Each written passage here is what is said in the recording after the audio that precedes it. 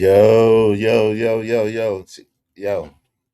I was a little tardy today, but see, it's still not. I don't know. It says I'm live, but then it says I'm not live. It's not showing up. Yo, put a one in the chat if y'all can see me. Y'all can hear me. Yo, put a one in the chat if y'all can see me. Y'all can hear me. Make sure y'all got your notifications on all. Put a one in the chat if y'all can see me.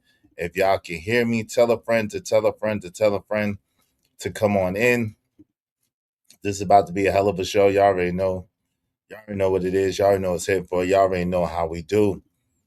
Y'all already know how we do. Where y'all at? Where y'all at? Where y'all at? Put a one in the chat if y'all can see me out here. Shout out to my man Kojak313, the great number one is in the building. What's up, number one? How you doing, good brother? Good to see you. Good to see you. Did y'all smash that like button? Yo, so man, oh man, oh man. It's been a hell of a week. It's been a hell of a week in the Carmelo Anthony trial. The Carmelo Anthony trial is here. Okay. Um, and we gotta talk about it. We gotta talk about it. I think what I'm gonna do is maybe do one show in the middle of the week on Wednesday, and then one show, and then the show on Saturday. I don't know. I think that's how I'll do it, so that we make sure that we're abreast of everything, and it's not too much. We're not doing it constantly, all day, every day. You know what I'm saying? So, um, I think that's how we'll spread it out, and for the for foreseeable future until this trial is done. Now we already know that the fix seems to be in. A lot of us are under the impression that the fix seems to be in. There was many people who spoke about it, who were there at the trial. Shout out to Neek at Night. Let me give her credit. I got to give her credit in the description of the video. But we're going to do a review of hers and some other people. But there were many people that already notified us that, the jury doesn't have any melanated people in it.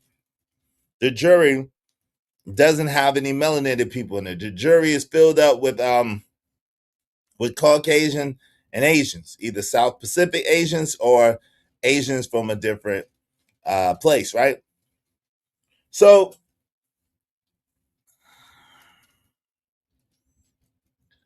I came across a video. And I need y'all to help me out. Y'all know I need y'all to help me out. I've been trying to research it and trying to see if it's legitimate, but I need y'all help. I really, really need y'all help on this one. I need y'all to let me know if this is a real thing.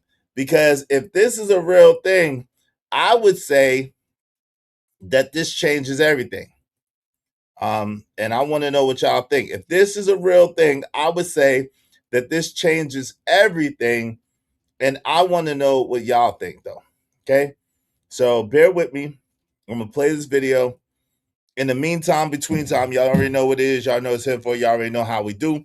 It's your man's Izzy Bands, aka Israel Mills. You know the drill. This is the Real Spill with Mills show. Let's go. Let's go. Let's go. Let's get it. Y'all already know what it is. Y'all just ahead, Phil. Y'all already know how we do. Yo, make sure you hit the like button. Likes are absolutely positively free. Likes cost you absolutely positively. Nothing. I mean, likes don't cost you. Nothing. No, they're free 99. So do like the homie Trish says, smash that like button. Come on, push a button. You heard her. Likes are free. Push the like button. Push a goddamn button. Now the LIKES, the likes are free, but the LIGHTS, the likes, they cost money and they cost money. So if you be so kind, if you feel so inclined, support the show, support the stream, you know what I mean? And show me the money. The spot for a Glock. I took a loss over floss, but still got a knock. Show me the money. shout out to my guy, Emperor Kojak 313, the great number one is in the building. What up, though? What up, though? Make sure y'all subscribe to Kojak 313 Gaming. And make sure y'all subscribe to Izzy Bands Reacts. That's what Dr. Izzy A. Doofus is. I tried to give y'all a members only live. Nobody was there. Where was y'all at? No F-bombs. Yo, what's up, Chris J? Good to see you. What up, big homie? Have a great show and keep keep kicking out the true fact 100 proof. Shout out to you. The fix is most definitely in. It seems like OG Do Dirty. Let's see it. We're gonna get to it. What's up? KG Dogfire said, I smell a mistrial coming on. You smell a mistrial coming on? Shout out to my man Marcel's in the building. What up? What up? What up? No fear, importance. Good afternoon. Good afternoon. Adrian Nicole is in the building. Good to see you, Adrian Nicole. Good to see you, my sister. She's in the building. I was there towards the end. Okay, shout out to that. Shout out to that. Shout out to that. All right, fair use, fair mother fudging use. We about to get to this. Let's see. So there was a gentleman, and he I guess he's claiming to be a an educator or some sort of school person of sorts, I guess. And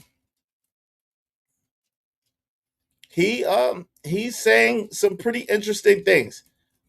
And the question is, if what he's saying is true, if what we're hearing is true, what were they expecting him to do? If what we're hearing is true, what were they expecting Carmelo Anthony to do? This is what I want to know. If what we're hearing is true, what were they expecting Carmelo Anthony to do? What should he have done? What should he have done? Your content creators are going to stop overpassing my comments. I'm going to take a sweet. I read your comment. You said good afternoon. I said good afternoon. I don't get it. I said good afternoon to you. I said, what's up? No fear, importance.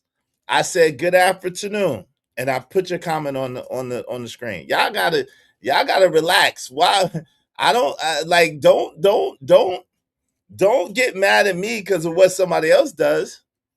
Don't get mad at me because what's now. Let me tell you, I'm not gonna read all your comments. I don't do that. If I read one, maybe two, and then if you want some more comments read, you put some paint in the chat, like my sister Adrian Nicole. Shout out to Adrian Nicole. Hey, support for the show. Thank you. Come on, y'all. Y'all don't be taking it out on me. Okay. I'm about to say I didn't skip your comments. You sound like you may be a lady. Lady, don't be upset with me. Hey, shout out to Adrian Nicole. Appreciate you, my Hope sister. you don't mind if I say this out loud. How wonderful life is, 'cause you're in the world. I love you. I love you. I love you. I love you. I love you. Okay, you good. You gotta let it know. Let it be known. You joke. Put some laughing emojis behind that motherfucker or something. Right. I've been hearing things about what really happened. If it's true, Carmelo was justified. We're gonna get into it. Only main mods over here is supposed to get all our comments read. And sometimes I don't even do that as what? Yo, man, you must want some problems early. Who you calling little Nick? Don't do that, urban landlord. You try to start some trouble. The Grinch that stole happiness and shit. That's you. The Grinch that stole happiness. What's up? Robert Platinum in the building. Brother is, you better read my comments or else I shall ban you from smoking Newport. Hey, listen, thank you. Because I don't smoke no Newports. Anyway, if you want your comments read beyond what I show you, what I show, then you need to put some paint where it ain't.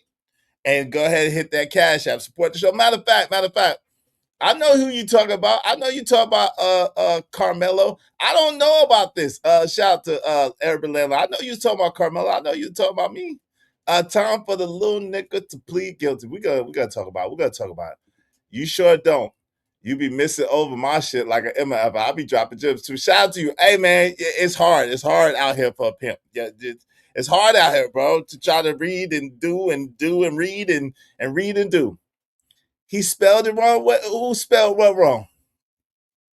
Shout out to No Fear Importance. Appreciate you for 5. Turns out those two young men knew each other, and there is a girl involved. Oh Lord, I don't know about that one. Oh Lord, thank you. Are you a lady? Are you a man? Are you a lady? I think you're a lady, but I'm gonna keep it. You can tell me, are you a lady or you a man? No fear. Are you a lady or are you a man? Let me know. Let me know. Let me know. All the witnesses have testified for the state is over. That's not necessarily true. We're gonna get into it. We're gonna talk about it. We're gonna get into it because if this is true, it ain't over for Carmelo unless the daggone fix is in. So without any further delay, let's get ready for the show. Y'all already know. Let's go. We're gonna open up the panel early today. So support early and often. I'm gonna play this video after we introduce the show. Let's go. Excuse me. Did I hear someone say, wait, hold up? He said, dope conversations deserve dope donations. Ladies and gentlemen, let's show love and hype them up. You are locked in with Izzy Bands. Let's keep this energy going. Mr. Izzy Bands, Izzy Bands, Izzy Bands, Izzy Bands, Izzy Bands, Izzy Bands, who? Izzy Big Bands. Welcome to the Real Spill with Mills. Welcome everybody to the podcast with Izzy Bands. Make sure you support the show, support the stream. Now I mean, Let's welcome the host, Mr. Izzy Bands. let's go.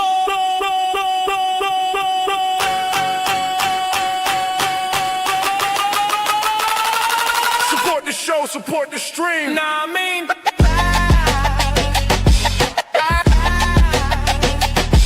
yeah.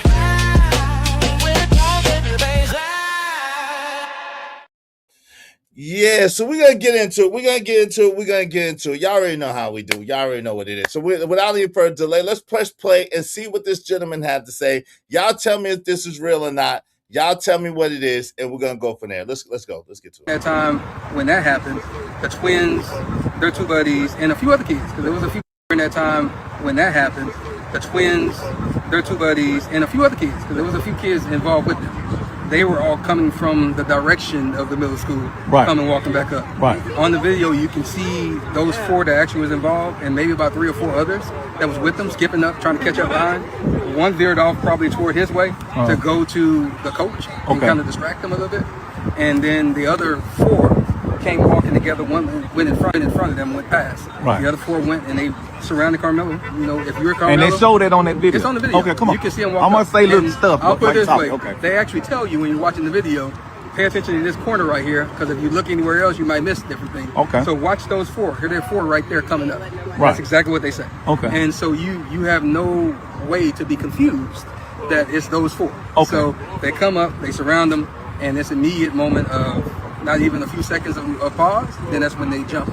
And so they was, actually did jump him. yeah, it wasn't just no touch. It wasn't just all that moment. Yeah, it was a push. It was all kind of things. But Austin pushed, Hunter hit, and then everybody swung.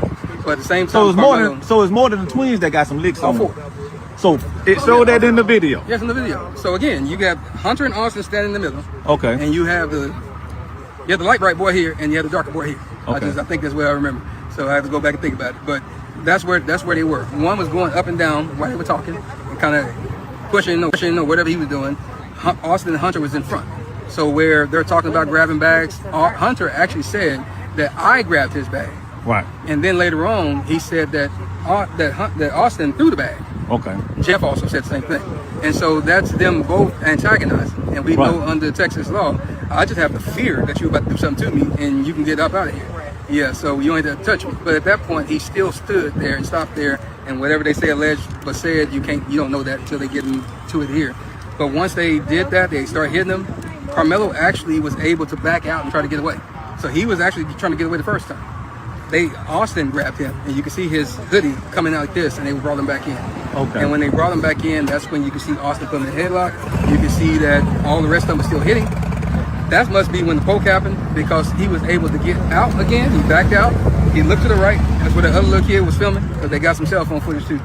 But that's where he was filming. He looked directly at him in his camera, and then he went this way to the left. He went down. He fell, and that's when they realized he was gone. They were still punching. And when he fell, that's when they all turned around. They started chasing him. Austin tried to go chase him too, but he grabbed his chest. I guess he realized that something happened to him. And that's when he went down a little bit and he fell down. But all 3 of them were chasing him. But Carmelo was so fast, he got away and went around to the coach. Wow. Wow. Wow. Wow. Wow. Wow. Wow. Wow. Can anybody confirm or deny this allegation? Wow. Wow. Wow. Wow. All I can say is wow. Wow. Wow. Wow. So if he got jumped first, if Carmelo Anthony got jumped first, assuming this is true, and Carmelo Anthony got jumped first, what were they expecting him to do? Now, as I suspected, this was not really about race, unlike what some race baiters and people are trying to make it seem like. It was allegedly some black kids involved. Now, I've heard rumors that black kids have testified against Carmelo Anthony, which would make sense. It was allegedly some black children involved. And so it doesn't seem to be about race as it does seem to be about, you know what I'm saying, probably territory, competition, and so forth and so on. But the question is, if he really got jumped, what were they expecting him to do? Everybody keeps talking about the knife. But what if the knife isn't the beginning of the story? What if the knife is the end? What if it's the end of it?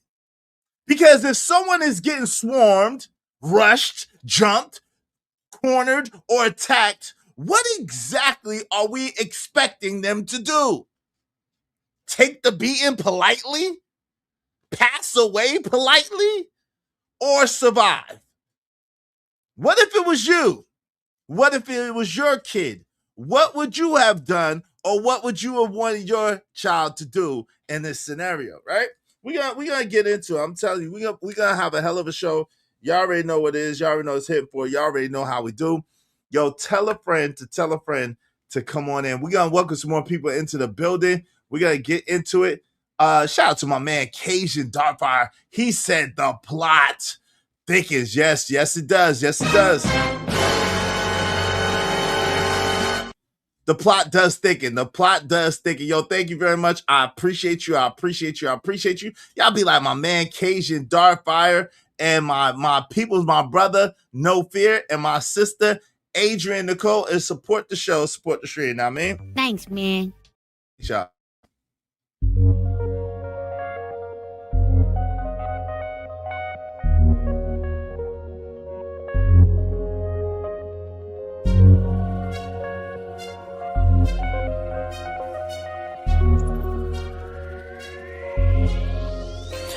It don't matter what the situation, I'm just tryna climb any obstacle a nigga facing. See it through in due time. It's a marathon, you gotta pace it. You can't press rewind, you get left behind. Just grind and the rest be fine. No matter what the situation. Salute. So. What's going on, Dream? Where you been at, family? Good to see you, Dream. Shout out to Shiesty Bum in the building. What you upset about, Shiesty Bum? Shiesty Bum said, if he got jumped, then it's self-defense. Yo, clearly. We're gonna, they said they had him in a headlock. They said all kinds of stuff. So we're gonna talk about it. We're gonna get into it. Some people may disagree. Deborah Leonetti said, this low-life degenerate in. Who's a low-life degenerate in? Whoa. Is that N-word? See, Izzy told you, skipping comments and ish. For shame, Izzy, for shame. Hey, listen. Hey, eyewitnesses have all testified for the state. Only way to save himself is to testify. Nah, that's not. No. He should not testify. If the video evidence should speak for him, and then his friend that he went to go see in that other tent should testify for him as well, right? So we gotta get into it.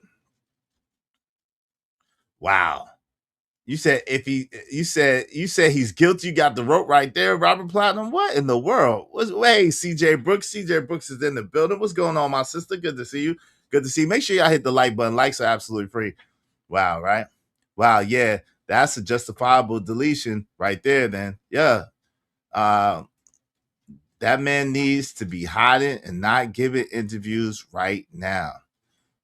And they were caught chasing him afterwards. Yeah, Carmelo is 1,000% in the right. Yeah, if it is, but we're gonna talk about. Hey, peace, what's going on? Make sure y'all, if y'all want your comments highlighted in red, yeah, they got some F explaining to do. Robert Platinum, y'all put your comments in the red. If y'all want your comments highlighted in red, put them in the super chat or through the Cash App. All right, beyond what I welcome y'all in the building. Shout out to 220 Love 07. All right, y'all support the show, support the stream. I mean. All right, let's get to it. So here's the question. Y'all know I really like to ask questions. I try not to make so many absolute statements. I try my best not to make a whole bunch of absolute statements. Y'all know that I'm a person that likes to ask questions. And here's the question that nobody wants to answer, honestly. If that was your son, your brother, your cousin, your friend, and multiple people were allegedly coming at him, what would you tell them to do? If that was your brother, your son, your cousin, your friend, and multiple people were coming at him, what would you tell him to do? What would you want him to do? Right? See, I'm on Lapeef, and I didn't get to this. Shout out to Lapeef, shout out to JR. On Lapeef the other time, these brothers were talking about that if their child committed a crime, that they wouldn't turn their child in. Now, I think that that's a little crazy. You know what I'm saying? If they committed a bad crime, a heinous crime, I think it's crazy that you wouldn't turn your child in. But again, if your child is getting jumped and they're in danger, they gotta fight back. Like OG Duder said, they gotta fight back. They gotta protect themselves. Self-preservation is the law of the land. Self-preservation is the law of the land.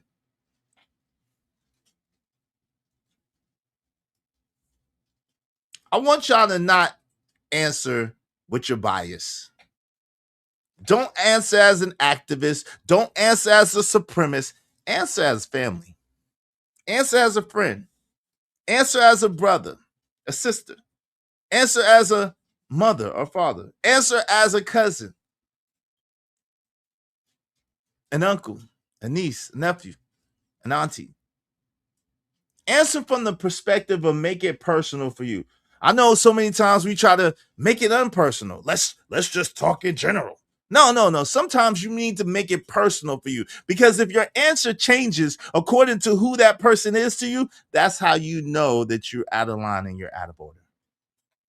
Let me say that again. If your answer changes because that person is close to you, that's how you know that you're out of line and out of order.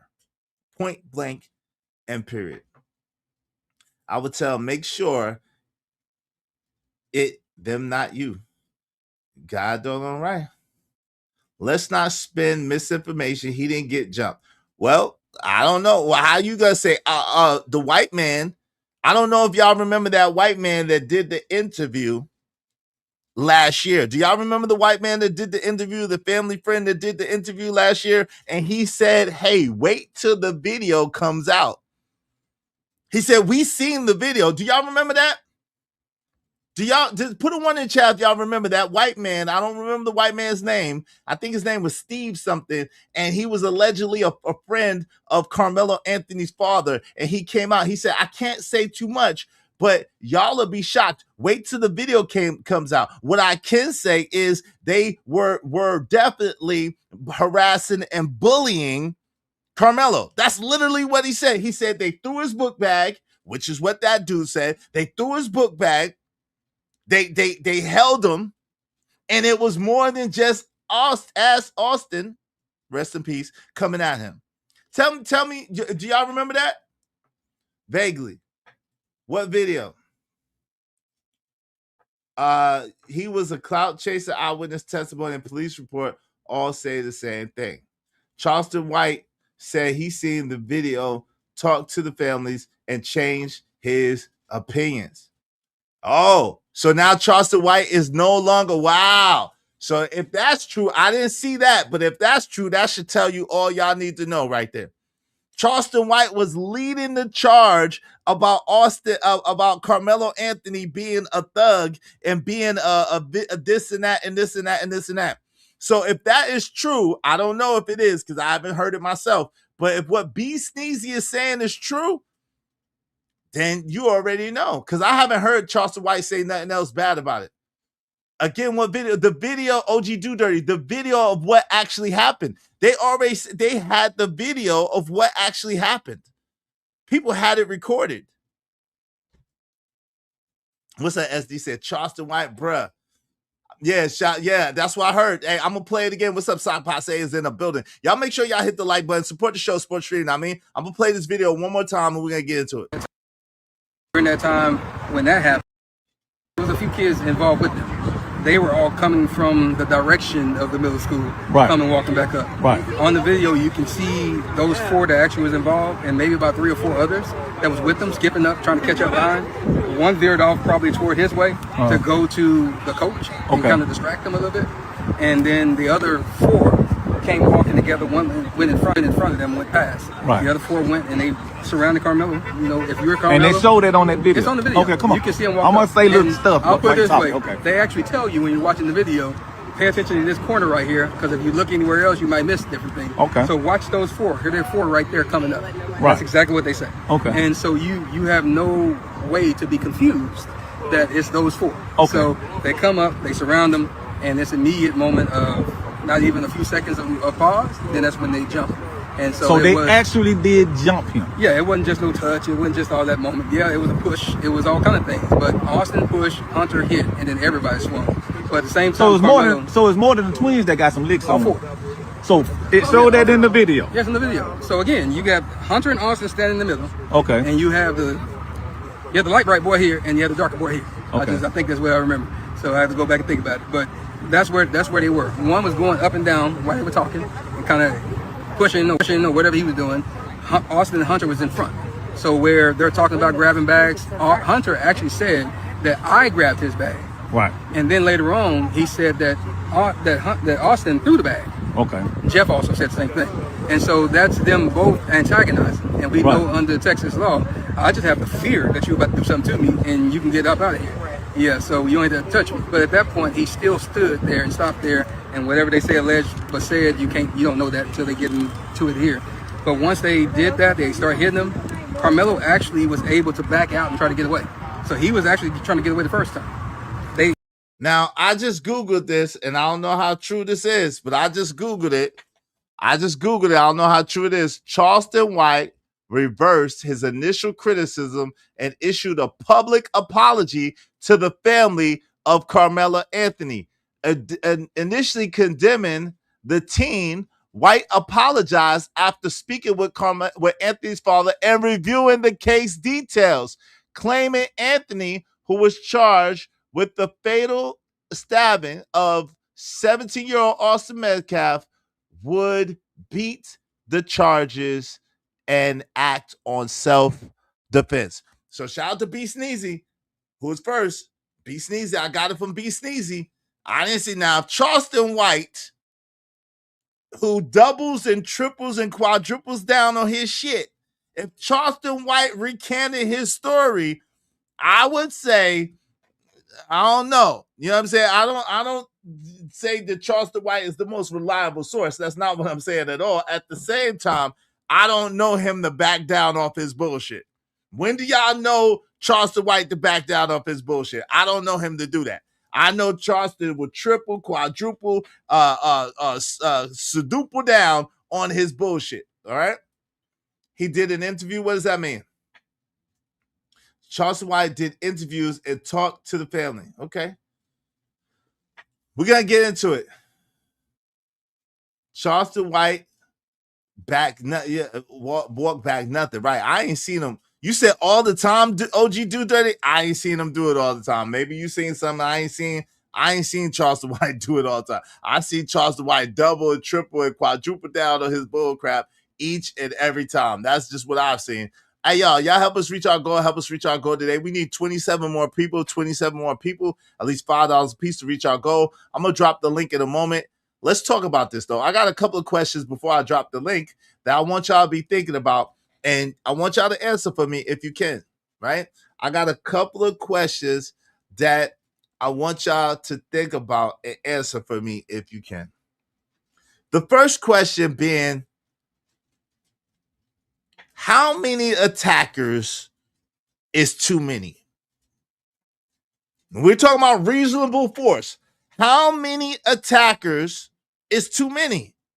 When we're talking about reasonable force, when we're talking about self-defense, we're talking about preserving and protecting oneself. How many attackers is too many? OG Too Dirty said 1. That's great. Shout out to OG Too Dirty. Why are they calling Carmelo Anthony the new OJ? He didn't beat the case yet, respectfully. Nah, he didn't. But if it's true, he will. A 1. Y'all said 1. 1 for me. Damn, Dallas. All of y'all said 1. Okay. 1 attacker is enough to shiv somebody. Okay. A whole lot of black conservatives, especially black men, have already asserted that Carmelo is guilty. Right. And we got one in the chat, John Gok. John Gok is one of the main ones trying to say that he's guilty. All right, so they say 1. My man Cation says 3 is too many. Okay. Does the size of the attacker matter? Does the size of the attacker matter? Or let me ask you like this. How much does the size of the attacker matter? Y'all tell me. How much does the size of the attacker matter to y'all? Y'all let me know. Let me know. Okay, Dallas said yeah.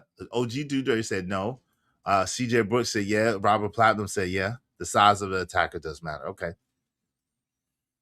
Should somebody wait until should somebody wait until they're unconscious before they decide to defend themselves to the death? Does someone wait till they're already knocked unconscious, got their screws knocked loose, got their marbles mixed up? Should someone wait until that in order to respond with fatal force? What do y'all think about that? You said size don't matter. OG Duder said size. My sister said none. 80 pounds or more, 80 pounds or more. What's that, TK? He said it matters. It matters for sure. Shout out to that. Weight and height matters also. Okay. Only if it's mostly muscle. Y'all crazy. John Gawk riding his bike around Southeast. Dallas said, hell no. 220 Love said, it don't matter. OG said it don't matter. So y'all, it don't matter. It don't matter if the person is 20 pounds soaking wet with a brick in their pocket. If they come at y'all, you think y'all should be able to ship them, or y'all think y'all should be able to blick them? If they weigh 20 pounds soaking wet with a brick in their pocket and come at you, you should be able to blick them, or you should be able to stick them, blick them or stick them. Size don't matter. So if a little kid... Yeah, OG said, yeah, y'all are crazy. I don't know about that one. I was with y'all until that one. I don't know about that one. I can't agree with that. Size should matter to me, but hey, that's just me. All right. Because we're talking about reasonable force. See, the law is reasonable force. You're able to stand your ground with reasonable force in Texas. So we got to bear that in mind, the legality of it. And we cannot just go off of emotion, right? We got to bear that in mind. The Army doesn't care what size an enemy is. You take them out before they take. Well, this is not the Army, though. Yeah, right. So featherweights should fight heavyweights, right? It's a good point, Robert Platinum. So if y'all think size doesn't matter, y'all think that featherweights or lightweights should fight heavyweights then. Come on, y'all. Let's come on, y'all. We got to tighten up with that one. All right. And the last one was the first one. Would your answer change if Carmelo Anthony was your child? Any answers that you give, any answers that you thought of, anything that you're thinking about your case, would your answer change if Carmelo Anthony was your child? That's what I need to know.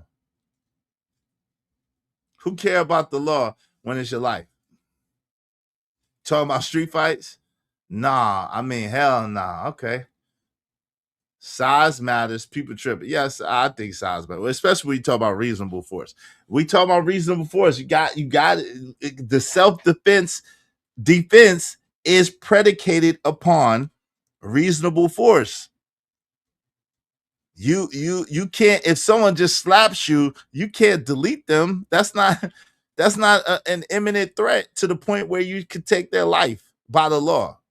So you got to have a legal perspective when it comes to this. Shout out to my people, Bucket 88. What's up, family? What's going on? Good to see you. Y'all capping? What are we capping? I'm about to drop the link shortly. What are we crapping about? So this is the question nobody wants to answer. What do you do? What do you do? What would you do? What do you do? What would you do? See, people have strong opinions about what somebody else should have done. Oh, he's a thug. He's a hooligan. He's a gangster. He's a this, he's a that. Because he wouldn't get out the tent? It wasn't even a tent. It was a canopy. Because he wouldn't move from under the canopy and get soaked and wet? But the real test isn't what they should have done. The real test is what would you have done? And really, the truth of the matter is really we don't know until or unless we're placed in that particular circumstance or that particular situation. Because it's easy to be brave on the couch. It's easy to be brave behind a computer screen or behind a phone. It's easy to be wise after the fact. They say 2020, you hindsight has 2020 vision. When you're looking back at something, of course, I knew it all along. Shoulda, woulda, coulda, coulda, woulda, coulda, shoulda, coulda, woulda. I knew it all. I knew it. Yeah, after the fact, your Monday quarterback. See, it's easy to be perfect when you're not the one in danger. It's easy to say what you woulda did, shoulda, could, when it's not on you. That's easy work. It's easy work. So we're going to drop the link right now. I want to hear what y'all got to say. Let's talk about it. We're going to get into it. If y'all got some facts y'all want to drop on me, y'all got some receipts, we can look into it. Let's talk about it. I'm curious because I haven't seen anything. Of course, I wasn't in a courtroom myself. So I have to rely, just like a lot of us have to rely on people who have transcripts or people who was there. So let's see what we can see. All right. So here's the link. I'm gonna go ahead and drop the link. Make sure y'all hit the like button so I could take that poll down. Make sure y'all hit the like button so I could take that poll down. And I could pin the link to the top of the chat or the bottom of the chat. I don't know. Now I think they're pinning it to the bottom of the chat, but give me a second, y'all. Give me 1 second. Let me go ahead and post that up for y'all. I want to hear what y'all gotta say. I'm about to take down the poll though. So make sure y'all hit the like button so I can take down this poll. All right, we about to end the poll. The poll has ended. So we'll go ahead and drop this. And I want to hear what y'all gotta say. The link is pinned to the top of the chat. Y'all come through, chop it up with your boy. Let's talk about it.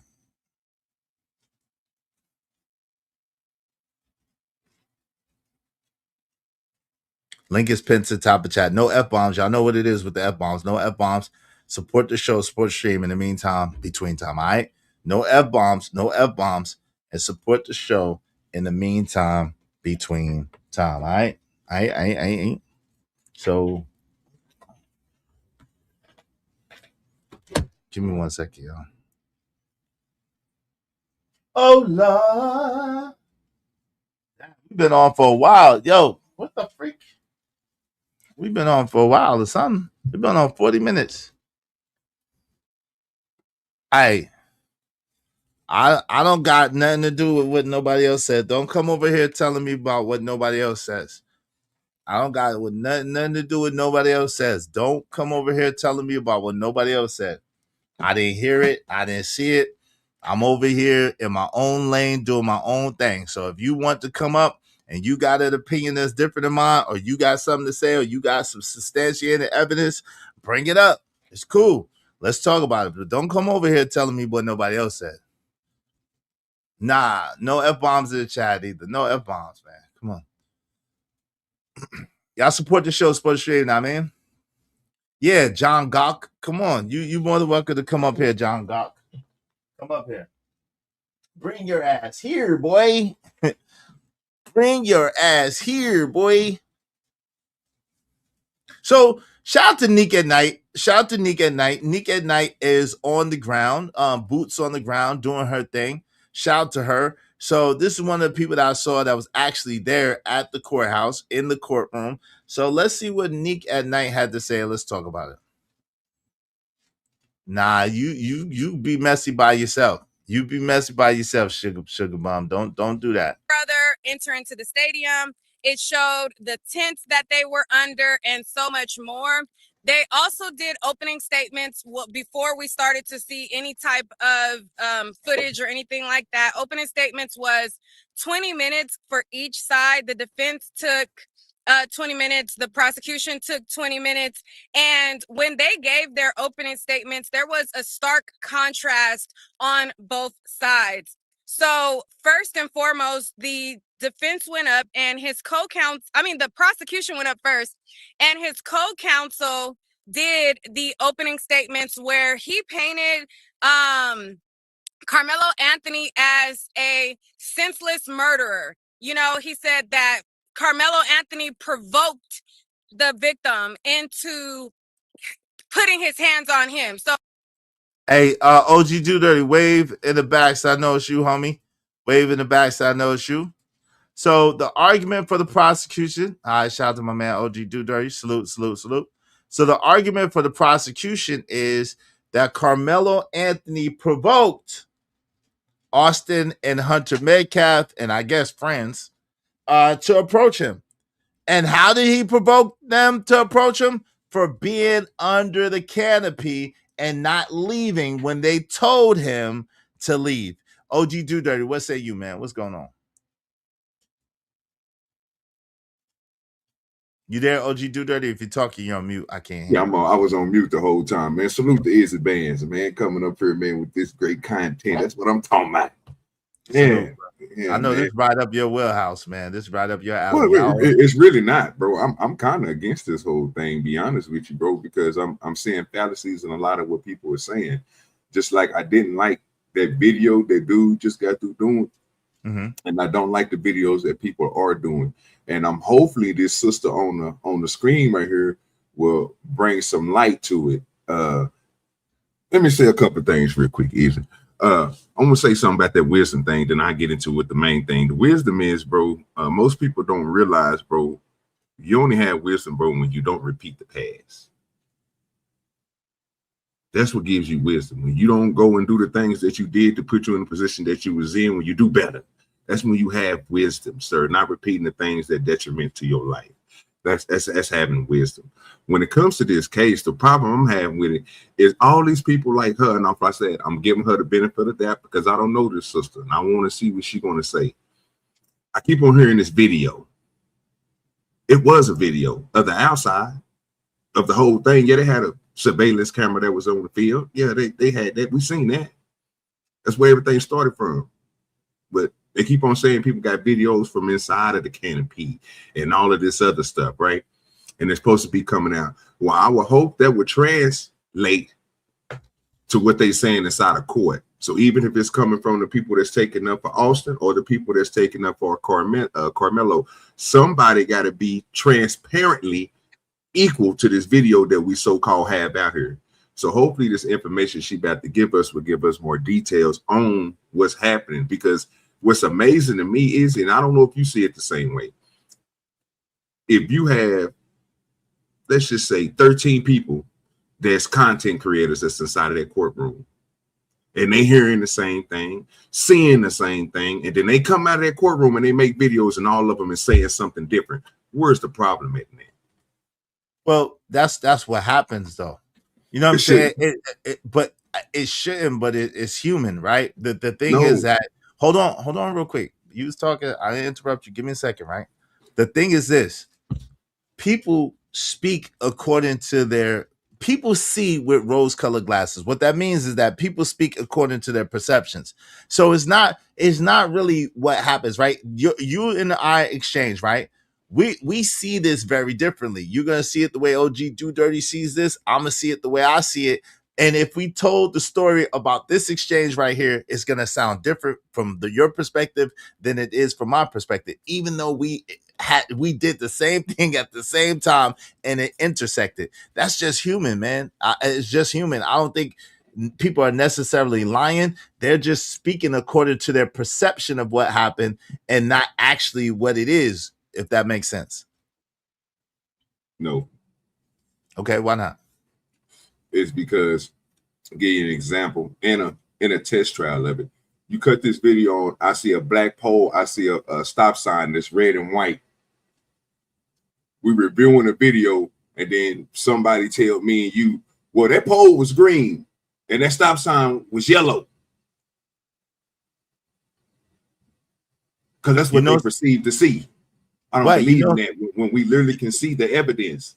You know, some people are literally colorblind, right? I don't care about being colorblind, sir. That's no, but that's the thing. They can't see. They're not gonna see. There's some people that their eyes do not catch certain spectrums of light, so the color is gonna look different for them than it looks for you. And if we was to just say blue, right? And I said this yesterday. If we was to say, yo, I had on a blue shirt, right? You might see royal blue. I might think aqua blue. Someone else might think navy blue, like when they hear blue. So, but that's all according to their perception and how they see things and how they view things. It's not necessarily according to what it is, and that doesn't necessarily make it a lie. Does that make sense? That still don't make sense? Okay. No, because I would think to see if somebody was colorblind and I wasn't. So just say if you was colorblind and you were looking at that, and every time that you refer to this stop sign that you see in yellow, but you know that you're colorblind. You see what I'm saying? Do you get where I'm going with this? I get so what you know it. You know it, but you keep on saying that it's yellow. I get that. That's your perspective, right? But in reality, it's red because you the one that's colorblind, not me.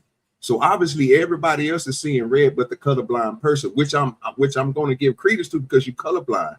But again, once you seeing yellow all the time, and somebody tell you, "Hey man, everybody else, since we're not colorblind, we see red," I would expect you to say red. I wouldn't expect you to go off your, because that would be what it is. So you would expect people to go along to get along. In other words, you would expect people. Hold on, real quick. You would expect people to accept what everybody is saying because everybody sees it that way and they see it a different way. So you would expect them to basically lie because when they look at that sign, they don't see red, they see yellow. And you know what's really trippy? The really trippy thing is this video is a perfect example. Look how that is upside. Look how that stop sign is really the opposite way. And it's because of how the camera's refracting. So if a camera shows you how it sees a picture, it's going to show you in the inverse of what the picture of what we see with our eyes. You know, you see that? See how it says POTS, opposite way? You see that? It doesn't say that. That in the background of her doesn't say STOP. It says POTS. And we understand that that is the camera's interpretation of what it sees. And it's inverting the image. You know how you fix that problem?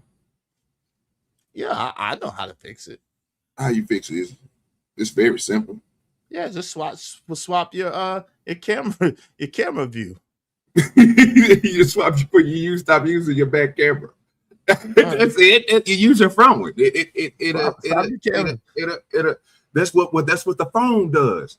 See, the part that throw me off with it is that we forget that the phone can do that. So when I see that, guess what I'm not thinking?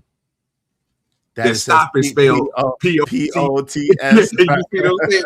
That's what I get what you're saying. I get what you're saying, but I'm just expecting that to happen, bro, with the people that's going inside of these courtrooms, bro, and reporting these things, bro. Like, you give us factual information. If 13 of y'all are coming out and 7 of y'all have the same goddamn story, and then 6 of y'all have all different stories, like y'all heard something totally different than what these 7 people heard, and y'all didn't heard the same thing and seen the same thing. It's crazy, man. You must not have never played telephone in school, boy. You must not have never played telephone in school. Y'all didn't do that. Okay, so hold on. So if you played telephone in school, you know by the time you get to that last little MFer, the story done totally changed from what the teacher told the first person. That's how that is. Whose fault is that? OG, it's not blank. It's not about fault, right? Yeah, It's about. Hold on, no, it's not. It's about what is. It's not about fault. It's about what is. People listen and see things through their perception. They don't listen and see things through how it actually is. They interpret through their own life's experience. That's how that goes. I like the way that you said that. I like the way you said it is, but you know it's differently, because if we can't realize this with our eyes, but we definitely call people out. I see people trying to say that you said stuff that you didn't even say, then you have to go back and show a video that you didn't say it. Of course, all the time. That always happens. All the time. That always happens. But what I do understand, though, is that they are hearing, and I've won money from this, because most people don't know how to listen. Most people don't have a proper perception. I'm one of the people who I've been trained how to listen so I could be a very effective salesperson. So I'm gonna win that bet 9 times out of 10. If you bet with me, oh, he said this, 9 times out of 10, whatever I said, he said, because I know how to listen. Most people don't. Most people hear through their own perception, and they see through their own life experiences. That's just the humanity. And unless you've been trained, or unless you train yourself, that's all of us. No, it's not. It is. It's not. Because obviously it absolutely is. Obviously, sir. I see the people that I'm around, the people that I communicate with, bro. We usually don't do that, right? And if we do say something misleading or what person said, we'll apologize. But I thought I heard this, right? It's different from doubling down on it and saying, no, that you said this. And that's the point I was making. Oh, now that's a fair point. That's the reason why you won, sir. That's what I'm trying to get you to understand. When you betted that money, it's a reason why you was like, you know what? I know I'm right, because I know the things that came out of my mouth, and I know exactly what I said, and they mischaracterizing what I said, or they missaying, or they're not saying what I'm saying verbatim because of whatever such bet was. And then listen, OG, it was other people. It wasn't even what I said. It was we were, hold on real quick. It was hold on, listen. We were watching a video, right? It's happened up here multiple times. We were watching a video. And then I'm doing the commentary. Someone would tell me, yo, you're wrong. That's not what they said. I'm like, yo, bro, this is exactly what they said. You're wrong. That's not what they said. Yo, you want to bet? To the point where nobody will bet me no more. But in the beginning, I used to get good money off of people because they don't know how to actively listen. And so they was hearing something through their own perception in their own mind's eye, not actually was actually said. And I'm of the firm belief that you have to either train or be trained how to really hear what people are saying, rather than hearing it from your perspective or your own personal biases or prejudices. Well, in that case, then they shouldn't be reporting things that's happening where they have to give us exact details on what is being said involved in the case. Well, now this is the other thing. In a place where they don't allow you to bring, that's what's gonna happen when they don't allow you to bring cameras in or recording devices in, and they don't want you to videotape it. The only thing we can go by is what somebody else says or what somebody else does. No, you can't. No, you can't. What you do is when you find out, bro, that they don't have, again, a listening skill, then you don't listen to them, because obviously what they're giving you is fluff. That's no, why I that's said fair. I want to That's see fair. what that's why I want to see what the sisters say, because again, this is the same thing that happens in all courtrooms. It happened during the Diddy case, bro. Some people that was on there, they was just giving their own opinions on what they thought of things and saying that it was facts. And again, this sounds like the same thing with this. These people, again, that's why I said I hope the sister going to give us a real account on what happened in there, because again, this is my first time hearing her side. I relate the other people I've been hearing talk about this. I don't really care too much about it because it always goes back to the white and black thing. And I'm not with the white and black thing. You know what I'm saying? I don't believe that we should be fighting over the white and black thing when it comes to this, because this ain't got nothing to do with, again, to a point, it ain't had nothing to do with white and black. We're talking about people that's coming after somebody and somebody defending themselves, or vice versa, however you want to put it, because I don't know the details. But it's videos out here that's showing the interaction, what happened, and all this stuff here. But this is what they so-called say. So my thing is, if I don't hear, if somebody is telling you this outside the courtroom who wasn't in the courtroom and saying that they seen certain stuff, but it's not in the courtroom to involve with this case, I don't think that they seen it. I think they coming up with stuff. I think they are inferring some of the things that they have seen, which is be the clips that we seen from the news and stuff like that, where they show where the ambulance came in, where they were sitting at, stuff like this, giving certain details, and people run with it because they putting two together, and they think that their brain is so fascinating and so bright that they can, you know what I'm saying, picturelate a whole, you know what I'm saying, situation. And they do it, and then they come out and they speak about it as if it's true. But then when you come out and you see something different in the video, if they have a video, and we just say in the video that they ran up on the boy, he defended himself, swat it, you know what I'm saying, put the swipe on him, and then, you know what I'm saying, he ran. Well, that will be different from what other people are saying, that the police officers and the accountants of other people that they did that was in part of the investigation that they had talks with said something different. They were saying that he came up on them rah. They wanted him to leave and all this other stuff. So we have several people saying I never heard that. Hey, give me 1 second. Shout out to Ismail.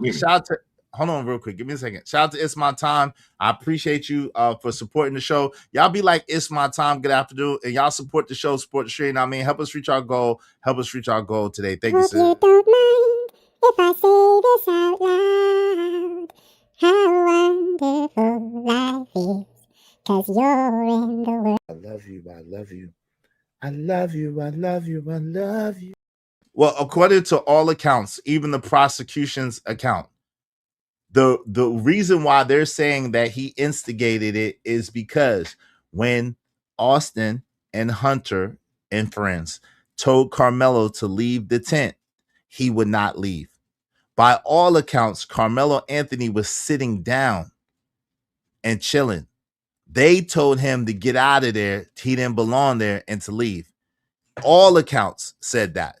So in different variations, all accounts said that. I've never heard the account where Carmelo Anthony was getting up in their face. He had no reason to do that. So I've never heard that particular account. But all accounts that I've heard, including the prosecution's account, was that Carmelo was under their tent and he wasn't supposed to be under their tent, quote unquote. And they told him to leave and he wouldn't leave. And that's how the prosecution is saying that he instigated or antagonized the situation, because he wouldn't leave. So that's what they're about to say. But shout out to Jay Lewis. She said, good point. Thank you, Jay Lewis. She said, shout out to Izzy, mods and chat. Shout out to you, Jay Lewis. Good to see you. Good to see you. Good to see you. Robert Platinum said Izzy is correct. He said, having to say, I thought I heard this proves Izzy point. It really does. But shout out to my man OGD Dirty. What's up, Lighthouse in the building? What's going on, Smitty? Smitty is in here. What's good? What's good? Y'all support the show, support the stream. I mean, shout out to my sister CJ Brooks, and Jay Lewis. Good to see both of y'all. She said, all I see is a little scared boy when I see his photo. You can see he had no idea what he got himself into that day, regardless of whatever happened before then. Okay? See? So she's seeing through her perception. Shout out to you, sis. So following another child's instructions, instigation, get the F out. And that's what I'm saying, but that's what they said. So let's let Neek at night say it, and then we'll break it down. OG Do Dirty. That's fair? Or did you want to add anything else before we got to the video? Bro, I didn't even know I was muted. Yeah, you mute. I didn't mute you. Yeah, I didn't even know I was muted, bro. I didn't mute you, bro. I didn't mute you. Go ahead. What say you, bro? Yeah, I guess, bro. Y'all hearing what y'all want to hear, bro. That's crazy. But go ahead. Okay. You accusing us of hearing what we want to hear. Okay. Hey, listen, would you like to take that bet, OG? Shout out to Jay Lewis. Jay Lewis, thank you so much. I'm always sticking to my guns, brother. I see. I heard what I'm saying. I know what I heard. I heard what the people said. I ain't interpreted nothing. I heard what the people said. That ain't what I was talking about, though. But again, you did something, bro. I'm not even gonna spill on that. I'm gonna let you go and continue, bro. I never said I was talking about what the people, other people was talking about. When you say you ain't never heard that, so since you ain't never heard that, what I'm saying, well, I'm gonna let that go. Go ahead. Excuse me. Shout out to Jay Lewis. Appreciate you, Jay. Hope you don't mind if I say this out loud. How wonderful life is, 'cause you're in the world. I love you. I love you. I love you. I love you. I love you. Y'all be like Jay Lewis to support the show, support the stream. I mean, shout out to Nick at Night. Let's hear. Nick at Night was actually in the courthouse. This is one of her takes. Let's go. Let's hear what Nick at Night had to say. So he's saying that, the victim in a case, he provoked him because he didn't leave when they told him to. So basically, they told him to leave and he didn't leave, and he told him that they better not touch him or whatever, or watch what happens if you touch me. That's provoking them to put their hands on him. So then once they put the hands on him, then he, used his weapon. He grabbed in his back. So that's from the prosecution. According to Nick at Night, and again, I wasn't there, so I don't know, right? But according to Nick at Night, OG Do Dirty, that's the prosecution. That's the prosecution's opening statement. Some variation of it. And she said she has said that she had to take some liberties because she was writing it down as they were talking. So she's not saying it's exact, but that's the basic gist of what the prosecution opening statements are. You muted if you're talking. No, I ain't saying nothing, bro. All right. So let's go for it. You didn't want to comment on that? No, sir. All right, let's move forward. Let's see. Had used his weapon, and the whole incident happened in a matter of 4 minutes. So the victim and his brother entered into the tent 2 minutes prior to Carmelo Anthony entering in the tent. The defense said that he didn't enter the tent because he wasn't supposed to be there, as far as like the way that they're trying to shape it, but he entered into the tent because he recognized one of his friends. He went to say hello to one of his friends, and he went to go sit down. As soon as he went to go sit down, it is being alleged that the twins came up to him and told him, "You got to go, you got to get up out of here." And he told them, no, he's not leaving. He's not getting up out of there at all. Now, that's what's happening on the inside of the courtroom. You guys know I took a lot of notes. I'm going to be giving you guys a very detailed breakdown. I tried to jot down as much as I can as far as what the prosecution and defense are saying and alleging. We're going to give the facts. Now, outside, there is protest on both sides happening right now. There are people here that are supporting. All right, so shout out to No Fear Importance. Appreciate you for the 5. I can't find the video now, but there is a video of a lady doing voodoo outside the courthouse. Oh Lord, a legend. That's crazy. Shout out to Robert Platinum. Izzy, you done made me sacrifice a fresh pack of Newport. Hey, congratulations, family. Congratulations. Shout out to my people, Robert Platinum. I appreciate you supporting the show, supporting the stream. And No Fear, thank y'all very, very much. Thank y'all. I appreciate y'all.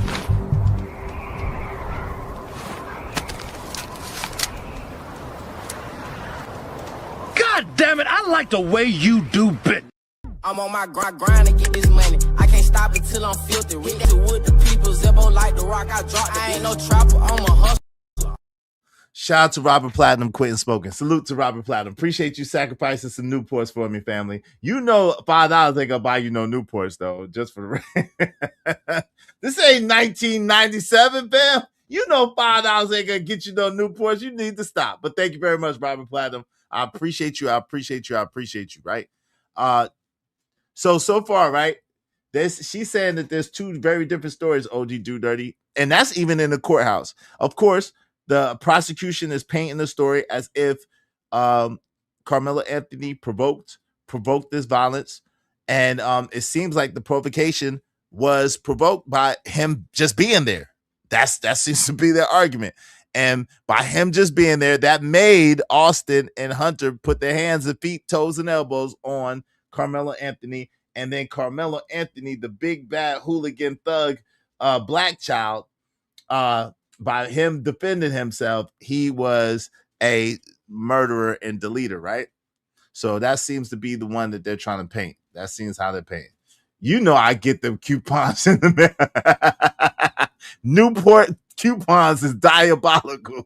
Yo, Newport coupons is diabolical. No fear said, hold on, Izzy. If she buys 2 packs of Newports, she can get them for $5 each. Really? 2 for $5? They got 2 for $5? That's diabolical, yo. That's crazy. I wouldn't know nothing about that, though. I wouldn't know nothing about that. What'd you say so far, OG Dude? A tale of two totally different things, even in the courthouse. And of course, that makes sense, right? Between the prosecution and the defense, which goes to your point of view and your perspective, what you're saying. But it's just like that's humankind. People see and hear with their own prejudice, with their own bias, and they see and hear what they want to. What do you think about that?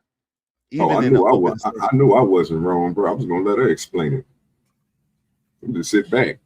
I'm sitting back chilling. I'm learning right now. You know what I'm talking about? But I kind of figured that. I mean, everybody showed, bro, what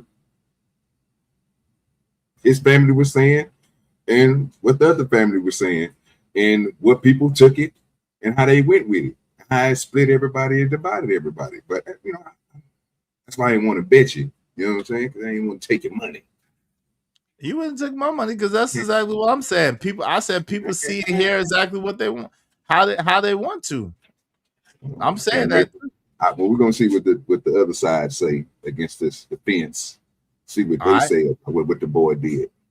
All right. Well, she kind of broke that down in the beginning. She's saying that they said that he provoked them by being underneath the tent. That was their side. That the plaintiff, the prosecution said he provoked Austin by being underneath the tent. He wouldn't leave when they told him to leave.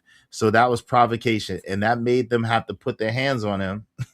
and his force that he came back with was unreasonable.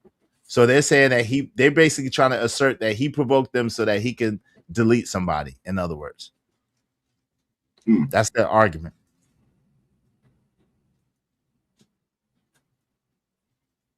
Shout out to Robert Platinum. Thank you for the $2. I'm in mourning. They closed down Schwartz. Oh man, I'm sorry about that, family.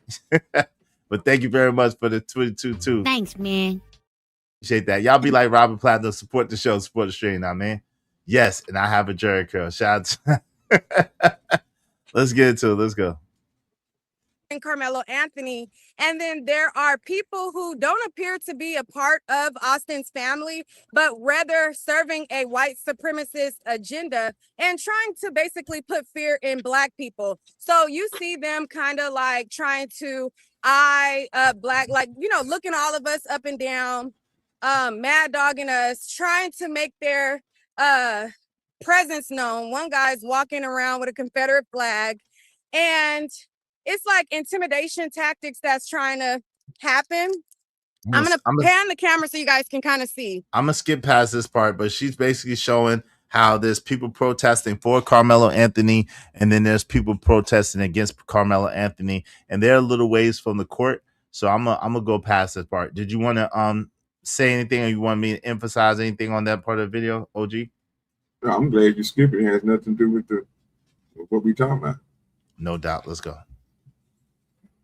To go run out. So when he runs out, like to the right of like a sheltered later, because they already have the first witness on the stand. They already, you know, they're admitting evidence and everything like that. The tents, like when people were describing the tents, I'm thinking like a sheltered, enclosed tent. They were not under like a tent. All right. They were under a canopy. Yes, sir. Okay, so she really don't know. So she went into this whole thing blind, I can see. So she went into this courtroom. She didn't know. She didn't look at none of the stuff that we see, because we had an extensive breakdown on it, bro. Like I literally got caught up on that in the beginning, bro, because that's the first thing I said, bro. The way that people talk and the way that people spell words, what goes back to my original point is people just be talking, right? And the crazy part about it is we supposed to be learning this stuff in school, how to take different things that people say and then figuring out what's the truth. You know what I'm saying? Using your own brain instead of letting other people just tell you what it is and then believing what them people are saying. She should have known this already. We seen it wasn't want to zip down. It wasn't the whole thing. It wasn't one of them. You know what I'm saying? So that's why I kept on saying to myself, like, I'm pretty sure it was a lot of videos out. You mean to tell me nobody posted the video? Everybody was it was a whole lot. Now you remember it was a court order. They couldn't remember the judge told anybody if they posted. I don't know if you remember that, but the judge told anybody. Yeah, listen. In the beginning, the judge told if anybody posts a video, they will be prosecuted to the fullest extent of the law. If anybody posted a video, they were supposed to turn in all footage, and they even took people's phones. You don't remember that? They took people's phones. From the beginning, it was like, listen, if anybody posts a video of this incident, we will prosecute you to the fullest extent of the law, and you will not see daylight. They literally put that threat out there. So that's why nobody really released any footage, because of that. They put a gag order on everybody. Man, you see, I don't. You don't remember that? Yeah, I remember all that, bro. But you know, when I remember that is when we went over it, sir, and that was after the fact, sir. The boy they had already went through the process and everything. Like, you know what I'm saying? The boy they had already took him into jail. I ain't talking about that, bro. I'm talking about when it happened. I'm talking about that same time when it came across our news feed on YouTube, and we were sitting here going over it. You know what? Guess what didn't happen? That judge didn't have no effect over that at that point in time. It wasn't. They was even showing the stuff that they wasn't supposed to be. Remember, they showed where the boy body was. They showed where the ambulance came into and how they had to jump the thing to get it because they didn't want to pull up. They had to cover him. They moved him from his spot, bro, and literally moved him down to another spot and covered him in like a little black tarp looking thing. Yeah, or, like the little tarp. It was a tarp. Yeah, it's a blue tarp. Yeah. You know what I mean? Black looking tarp looking thing. You know what I'm saying? Because one side is usually different color. Got blue on one side, gray on the other. You know what I mean? Yeah. We seen all this.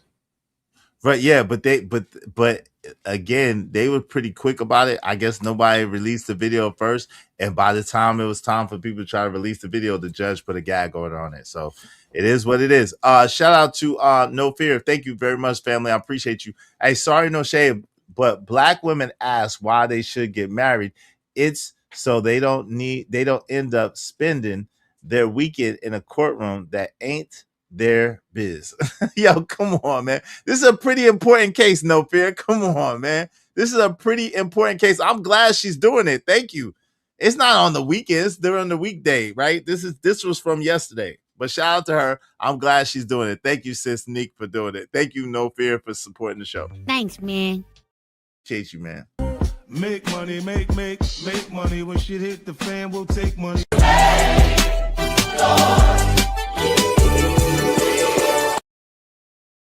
I don't know. I never complain about people who make sacrifices so I can know exactly what's going on. I appreciate it. Shout out to that.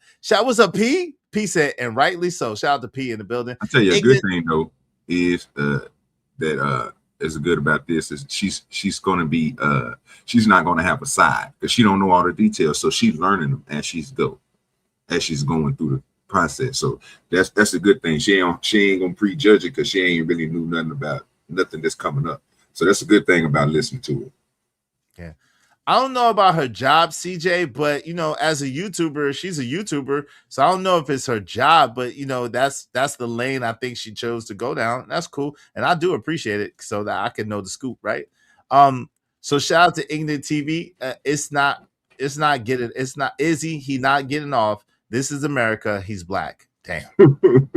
That's crazy, bro. That's crazy work. That's crazy work. All right, let's get back to this. Let's go. Support the show, support the stream. I mean, in the meantime, between time, help us reach our goal. Today. I think we only need 22 more people, at least $5 a piece. Help us reach our goal today. I appreciate each and every one of y'all. Thank y'all. So if you guys know, like whenever, like say you go to a barbecue or you put up a canopy is open. So basically what was happening was there was a lot of rain. You saw in the video, you saw people in ponchos. You saw people with umbrellas. You saw kids that were like to the right of the tent. There was another tent to the left, and these tents are canopies. So a lot of people, like the prosecution basically said like, oh, you know, their tents are, you know, where they keep their belongings so that people don't steal.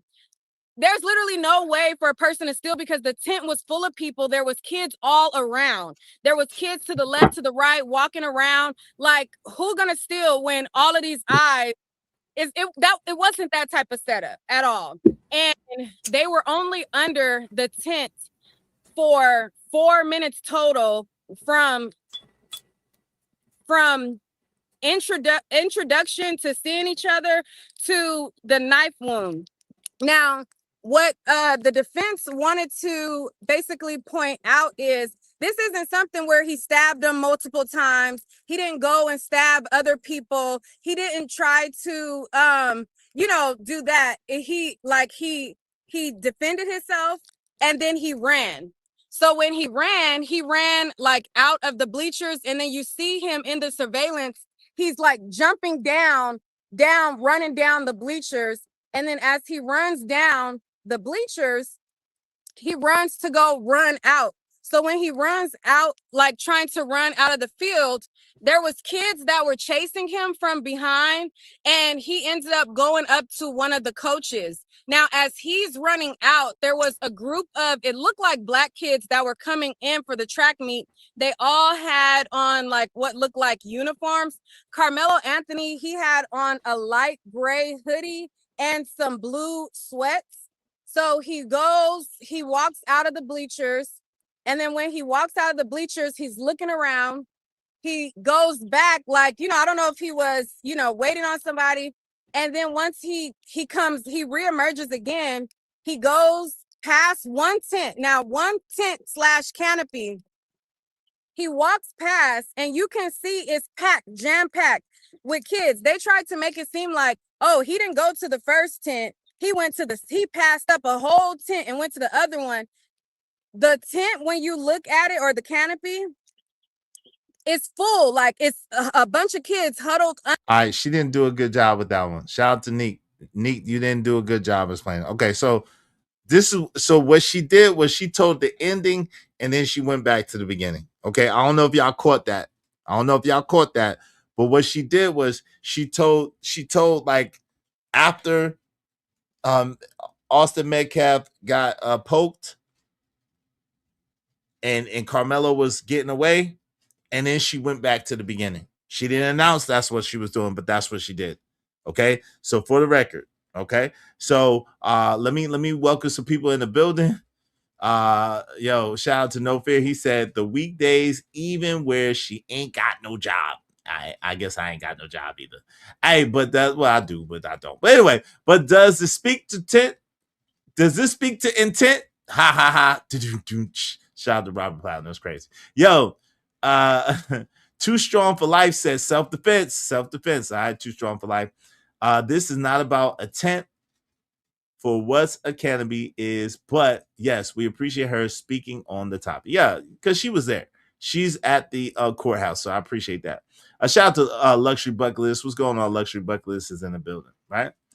Hold on. So the attorney's argument was that he was under the tent because his stuff was in there, so nobody would steal the stuff. I mean, sure, it makes sense, but that is no. It's happening in real time, man. Hold on. In real time. Well, so let me clarify. No, that's not what it is. What she's saying is the prosecution's The prosecution's argument is that the canopies are basically for the teams. They are under the canopy / tent because that's where their stuff is at. So they were saying that the reason why Austin and Hunter approached Carmelo is because he was a foreigner to that school and to that canopy. He shouldn't have been there because their personal effects and personal things were there. So that's why they told him to get the hell up out of there. You see what I'm saying? That's what that was, okay? So shout out to that. That's what that was, okay? You're not in the courtroom. I know. I'm not. But I just got to correct it. I got to correct it. Go ahead, OG Dude. You want to... No, I'm just saying it's happening in real time, brother. That's all I got to say, man. I know you heard the same thing I heard. You know what I'm saying? Right, but obviously we didn't hear the same thing that No Fear heard. That's what I'm saying. It's human. It's human, OG. Everybody, it's human. People do it all the time, all day. I get it, Izzy, but I can have discernment too, bro. I can listen to it and be like, okay, well, damn, Izzy, right? She did do the back end, then put the front of her, and then tell us, hey, well, let me take you back to the beginning of the story when they show from the surveillance camera, which I said just earlier, right? It's crazy to me that all these people out here, and when something like this happens, somebody don't go live. Oh my God, this just happened, and I don't know what. Or somebody got videos of just recording kids out there running and so-called swim past them and see it happen and don't post it online. Crazy work in this day and age, but it didn't happen. So when the first thing that she said is when she said, we watched it from a surveillance. Well, where do you think they got all them pictures from? Where do you think they got all? It came from their surveillance. It came from the school surveillance. They gave it. It's like, how do you think the news got it to show us everything? They didn't have. You think they flew? A helicopter over there and videotaped that from the air? No, that's a camera that's already there. So they got video of it, and that's why they showed her. That's why she keep on speaking up, because if you really think about it, how can they see something again? To what her point is, super packed down there, like you just got through saying. They under a small canopy. We already know they sitting them on bleachers, so you know it's at an angle. You know the seats go up at an angle. Come on now. Well, you can see. I mean, but you still could see under there. But we'll see. Let's see what's going on. We'll see. I get what you're saying. I get what you're getting at, though. You know. So she can't really say not to get wet. Huh? That's all I'm thinking. That's what I'm saying. She really can't say too much. That's all I was trying to say. She only can say what she's seeing on the video from the sky, looking down at the people. You know what I'm saying? Looking from the pole camera. Okay, go ahead. He goes to the other tent that is more open. It's like less people congregated, but it's a lot of them underneath that tent. And you see kids, like I said, on the outside, you see kids walking out with their ponchos. You see them walking past with their umbrellas. You see them with their hoodies on, and it's raining. You can see the rain coming down from the camera. So the videos that we're watching is surveillance from the school, and you can see the rain coming down from the surveillance as it's all happening. So they got a forensic analysis to come in. And basically what his job is to do is to look at the video, identify the suspect, which would be Carmelo Anthony, and the victim, which would be the brothers. And so he was supposed to walk through, okay, when did Austin and his brother walk through? When did Carmelo walk through? And based on the video, they wanted to know what was the resolution of the video. The video was a 4K video. It was a high resolution video. But what they explained to the jurors is that you can only get 4K video to come through a 4K TV. So the TVs in the courtroom are not 4K, but they said that they're going to bring a specialized 4K video, TV, so that they can watch the video in 4K and so that they can see it better. So and another thing that the defense wanted to note was every single team had a tent except for Carmelo Anthony's school. So it was several schools there for the track meet, and all of the other schools had their canopy tents. The only school that did not have a tent was Carmelo Anthony's school. So even if so it's not like his school had their tent and he went to the other people's tent. They didn't have a tent at all. He said the only thing that they had was a tarp. Okay. And so so he said, for whatever reason, he doesn't know why they didn't have a tent, but their school did not have a tent. Centennial High School did not have a tent. And so when he's walking around, he was waiting around, and he was there as a varsity, I think he's in varsity, and the track meet was for junior varsity, but he went to help out with the school. All right. Yo, you wish Mike from Boston. Why you Mike from Boston? Kid's gonna get 100+ years. You wish. That's not 100+ years. I mean, he won't get 100+ years, bro. That's not nothing that he'll get 100+ years for. You wish. That's crazy. Hey, Cynical One, how you doing? Good to see you, Cynical One, in the building. Cynical One is in here. Good to see you. Salute to the Cynical One. Yeah, ain't no way he's gonna get 100 years. Now he might get convicted, and I think. What do you think about the jury selection, though? OG, what are your opinions about that? I didn't even see it, bro. I heard some stuff about it. Like I said, this would be my first time really hearing any details. That's why I said I was glad I came up, bro. And I'm hearing it from her because I'm not hearing other stuff that, you know what I'm saying, that everybody else is saying. Like I heard people talking about it. I just move on, bro. I don't really get into it because I haven't went and checked it out. So I didn't know nothing about the jury selection. I seen titles on people's streams, but you know how that is. I be thinking most of that is clickbait. You know what I mean? I don't really trust people's titles like that no more, like I used to. You know what I'm saying? Thinking they're gonna talk about something, you get on there, they talk about something way different. So no doubt. So the jury was mostly Caucasian people, and then some Indian people, means South Pacific Asian, and then some Asian people. No melanated people on the jury at all. What? Yeah. No melanated people on the jury at all. I ain't know that is. You just blew my mind, fam. I ain't know they do that. They can do that. But they did it. They okay. did it. Okay. Yeah, they was the defense was trying to fight against it, but they did it. I don't know how they were able to get away with it.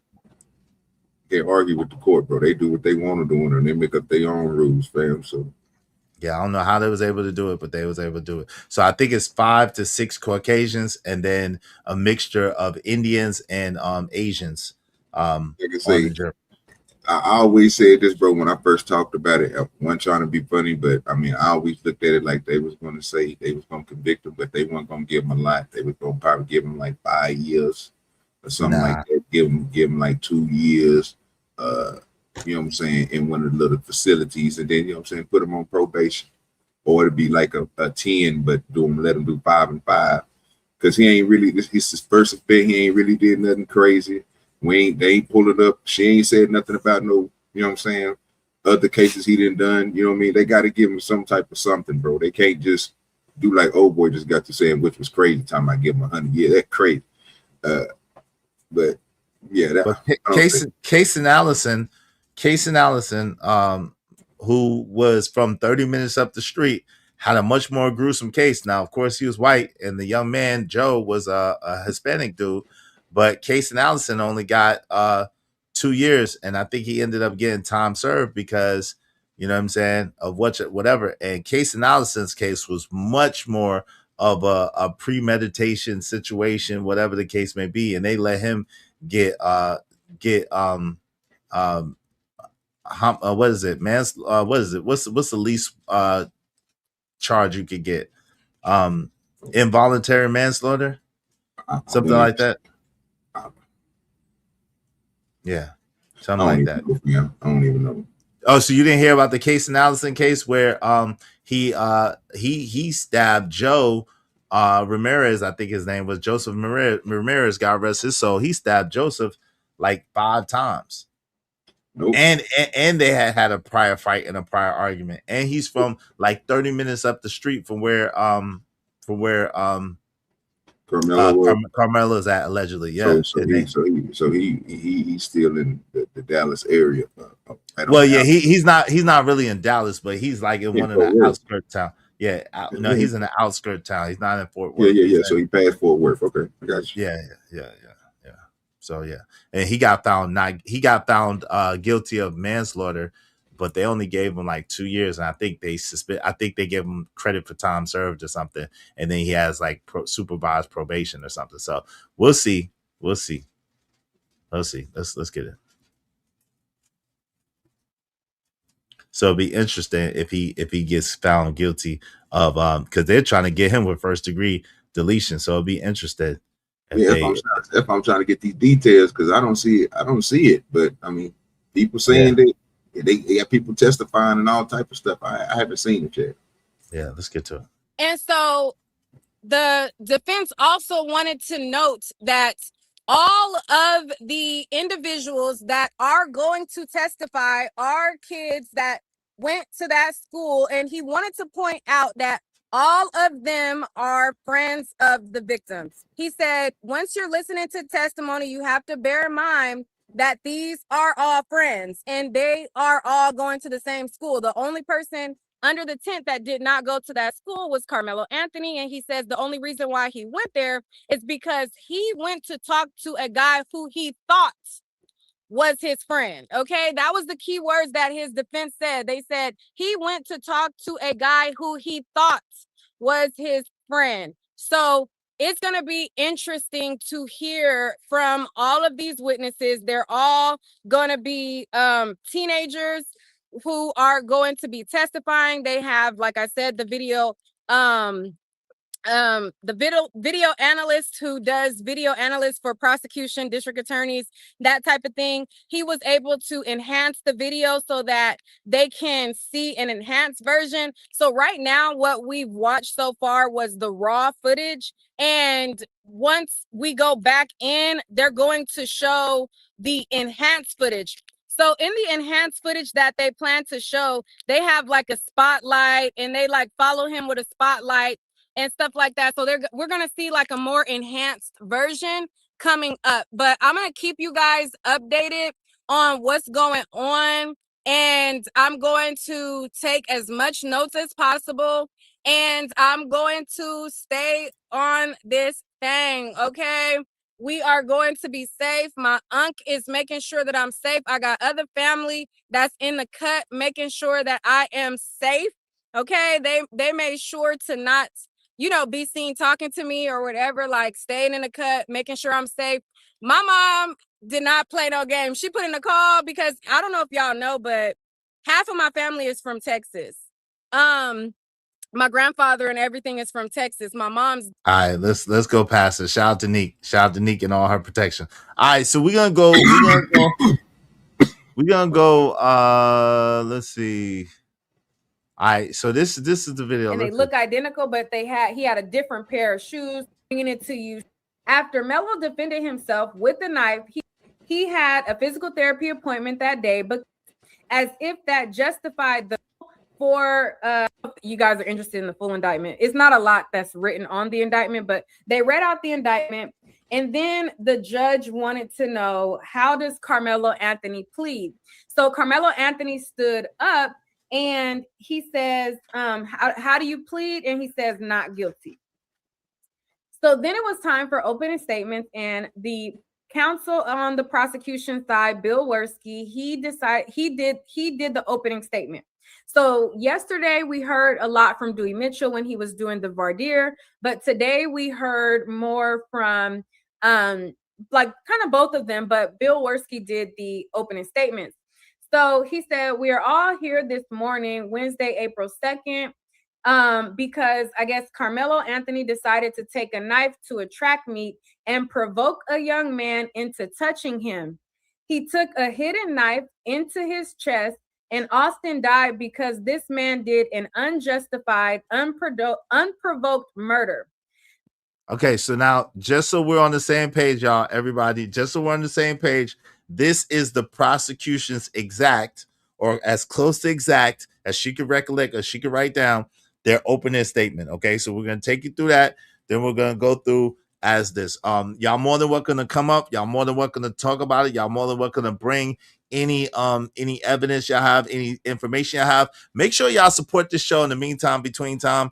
You know what I'm saying? We're breaking it down just for you. Make sure y'all supporting the show. Everybody throw $5 at us to keep us keeping our stream alive. All right. Shout out to Neek at Night. If y'all get a chance, go ahead and subscribe to her channel, Neek at Night. She's boots on the ground. She's in the courtroom. Shout out to her. And then she's reporting later because they do not allow any recordings in the courtroom. They do not allow any recordings in the courtroom, whether audio or video. All right.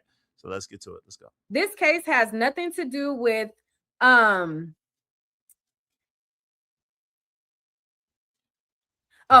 this case has nothing to do with race.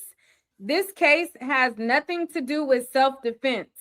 He launched a sneak surprise attack into Austin after goading him into a fight. Facts of this case are simple. Murder was simply senseless. You are going to hear more. You are going to see the surveillance video. That video shows the story. After he slipped into the tent, he wouldn't leave. Austin put his hands on Mello after he provoked him. He hit him with a knife. This was a provoked, unjustified murder. This is senseless. Let me reset. That morning, Frisco ISD, the track meet was set to begin. Austin was there with his brother, along with the other Centennial school for the track meet. Carmelo. Oh, no. He was there with his brother. And then Carmelo was along with Centennial at the school for the track meet. All right. Shout out to Dollar Washer. It's only senseless because it's a white boy. Yeah, that's what it seems like. Hey, shout out to the Knicks, though. On a lighter note, shout out to them Knicks, man. Shout out to them Knicks, OG Do Dirty, doing them Texas boys dirty. Them New Yorkers here you go. See, dirty, I was trying to see. We weren't even going there. See, of course you don't want to go there. Of course you don't want to go there. Because we weren't even talking about that. We were talking about this case. You ain't want to bring that up. Yeah, when y'all lose, don't say nothing. You know what I'm saying? Hey, but we winning. We winning right now. I know you did. Good job. Good job. 2 at y'all home court. Hey, so hey. How long has it been since y'all had a trophy down there up there? Oh man, yeah, up there 51 years. 51 years, man. You might get to see it. You hear me? Yeah. Hey, I hope they do. I hope they do. It's about time. It's past time. Let's get back. But it'll look crazy if San Antonio come back 4-0. It'll be crazy. You'll be mad too. Still gotta love them. All right, let's get to it. Let's go. The coach sent a text to Austin that he needed them to step up and help. The rain began to fall. Some teams went to the buses. Some were on the field. Some with their teams in the tent. 6 minutes and the murder. Austin and his brother. 6 minutes before the murder. Austin and his brother entered the tent. You will see normal activity in the tent. 2 minutes after Austin enters, Carmelo is visible. He makes a beeline into the memorial tent. You will see more normal activity in the tent. The other kids asked, why was he there? They treat the tent like a locker room to protect valuables from theft. Austin steps up to... Now you see OG Do Dirty, that's where it came in. The prosecution brought that in.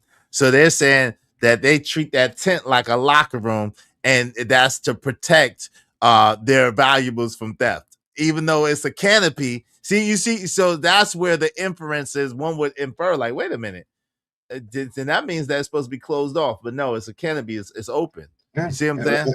That's why they want to call it a canopy. They want to call it a tent. Right. Yeah. Right. And I get that part. You know what I'm saying? Like I said, I already knew this was coming, brother. Like I said, they got to come up with some story, bro, to say, you know what I'm saying, why this dude was why he thought he was, you know what I'm saying, able to tell somebody they couldn't come under a place that didn't have no walls. Right. That anybody that was trying to get out the rain would have went under. Like, come on, man. I'm trying not to get wet. I'm trying not to drown out here. Come on. If you ain't got a plastic poncho on, you under 10. Well, you underneath a canopy. Let me say it like that. Let me not be like them and say 10, because it'll confuse somebody. But I'm listening, dog. It's just crazy. I'm with you. I just said it's crazy. You know, I knew this was gonna happen. But I want to hear what these 4 people said. All right, so this is the opening statement. Again, this is the prosecution's opening statement, everybody. Y'all support the show. Let's go. Let's get it. Tell him to leave. After several people told him to leave, Austin took the bait.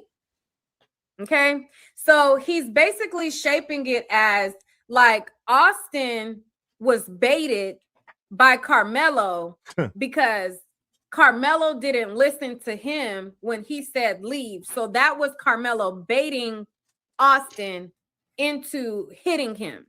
That's crazy. So he said that several people had told him to. OG, well, I'm curious. What do you think about that as a prosecution? So I know you heard what I heard. What do you think is that as the prosecution's tactic to say, because the man wouldn't leave, that was him baiting somebody else to put hands on him, because he wouldn't leave. So he was sitting down chilling, but because he wouldn't leave and they told him to leave, that was a justification for Austin Metcalf to put hands, feet, toes, and elbows on this young man. What do you think about that? Sounds like a disingenuous argument. That's what it sounds like. I mean, I heard it. I can't say it no other way than what you just got through saying it, sir. It don't make sense. So I made you mad so you can hit me. Exactly. When and that's the crazy thing. Would they, if the roles were reversed, would they allow a black man to get away with some shit like that? I told you to leave, so I punched you in the face because you wouldn't leave because I told you to leave. Would they allow a black man to ever get away with any stuff like that? You provoked me because I told you to leave and you didn't listen. That's wild. Oh my God. I mean, whatever, that dude. Hey, I'm just saying, they smart with their words. That's what I'm saying. That's crazy though. Yeah, like Robert Platinum said, the prosecutor is also communicating in dog whistles. That's 100% facts. Because that don't even make no damn sense at all. That's crazy. Let's get to it. Let's go. You leave and you don't leave, so I punch you. Right. So in other words, you do got a right to put hands on people if they don't do what you tell them to do. Oh, okay, I get it. Okay. Leave the tent. After several people told him to leave, Austin took the bait after he goaded him to hit him. He refused to leave and took his knife and plunged it into Austin. Then he runs and tries to blend in and slips out the gate. The kids, once they realized a stabbing, they ran. Once Austin realized he was stabbed, he lifts his shirt and shows he had been stabbed in the heart. The kids pointed Carmelo out right as he tried to leave. He told them, "He touched me first," as if that justified the murder he just committed. Officer Cortez heard the call of the stabbing. He runs. He hears the kids and activities.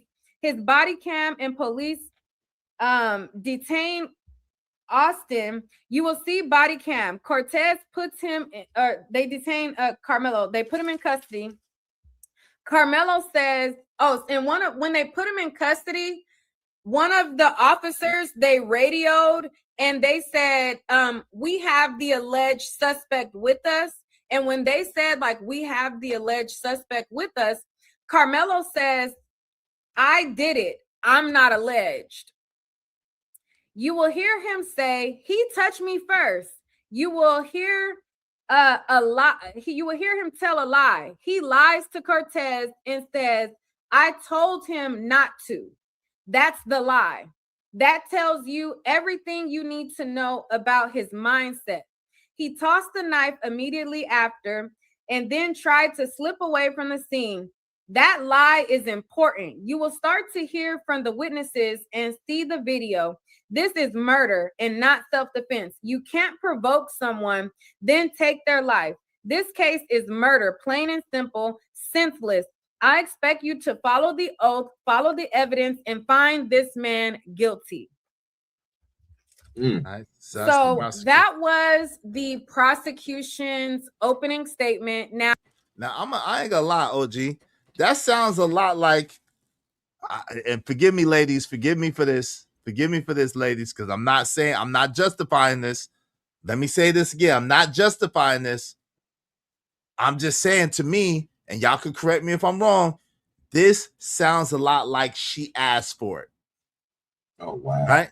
That's what it sounds like to me. It sounds like, yo, this woman was wearing these provocative clothing, something inappropriate, an essay happened or something inappropriate happened, and then the prosecution is like, well, and she deleted the dude, right? And then the prosecution's like, well, she asked for it because she was wearing those clothes. Yeah, that's how crazy. could she wear those? You know what I'm saying? That's what it sounds like. Am I wrong? No, but that's just crazy, though. That sounds, they don't even make sense on what they saying. But I mean, they, like I said, now it got me really want to see how many people is going to recall this video, right? Because from what they're saying is, he went over there, he provoked him. The boy swung on him. He provoked him by not leaving. That's the thing. Yeah, that was the provocation. He didn't leave. He didn't go up to him. He didn't leave, and that's the provocation. He didn't leave. And then he misled everybody by saying, I thought he ran to the coach. And he did run to the coach. But that's not what she just got through saying. The prosecution just got through saying that the boy was trying to escape and people had to point out him to get caught by the. And again, it should show all this on the video. If it don't come up on the video, then the prosecution is just talking blabber. Of course. It's blabber. You know what I'm talking about? We don't need to listen to them. But again, that's what I'm saying. This stuff should match up with what people are saying. It shouldn't be my side versus your side, what I'm saying against what you're saying. No, it should have some facts and you should have some details. If you got people looking at 4K cameras and you got them zooming down on everything to see everything that's happening. And again, it's not coming from a video that was anywhere on the bleachers with them. It's coming from a surveillance camera. Yeah. Hey, shout out to Losa Way 24. What's up, fam? Yeah. That's just crazy to me, bro. Like this is all dependent not on somebody in the crowd that's up there on the. Nobody had their phone out recording. Yeah, they did. That's going to be presented later, though. You know, the prosecution is not going to present that, right? They're gonna show it, I think, but the prosecution is not going to. Yeah, because I think they submitted it because allegedly, according to that black brother, that's a phone from the bleachers that the video that the brother's talking about what I played in the beginning is a phone for the bleachers because he said Carmelo looked directly at the kid that was recording. Yeah, that need to be shown, bro, because this right here and what I'm thinking about, they got somebody that's gonna come in, and the part that threw me off is interpret a video, right?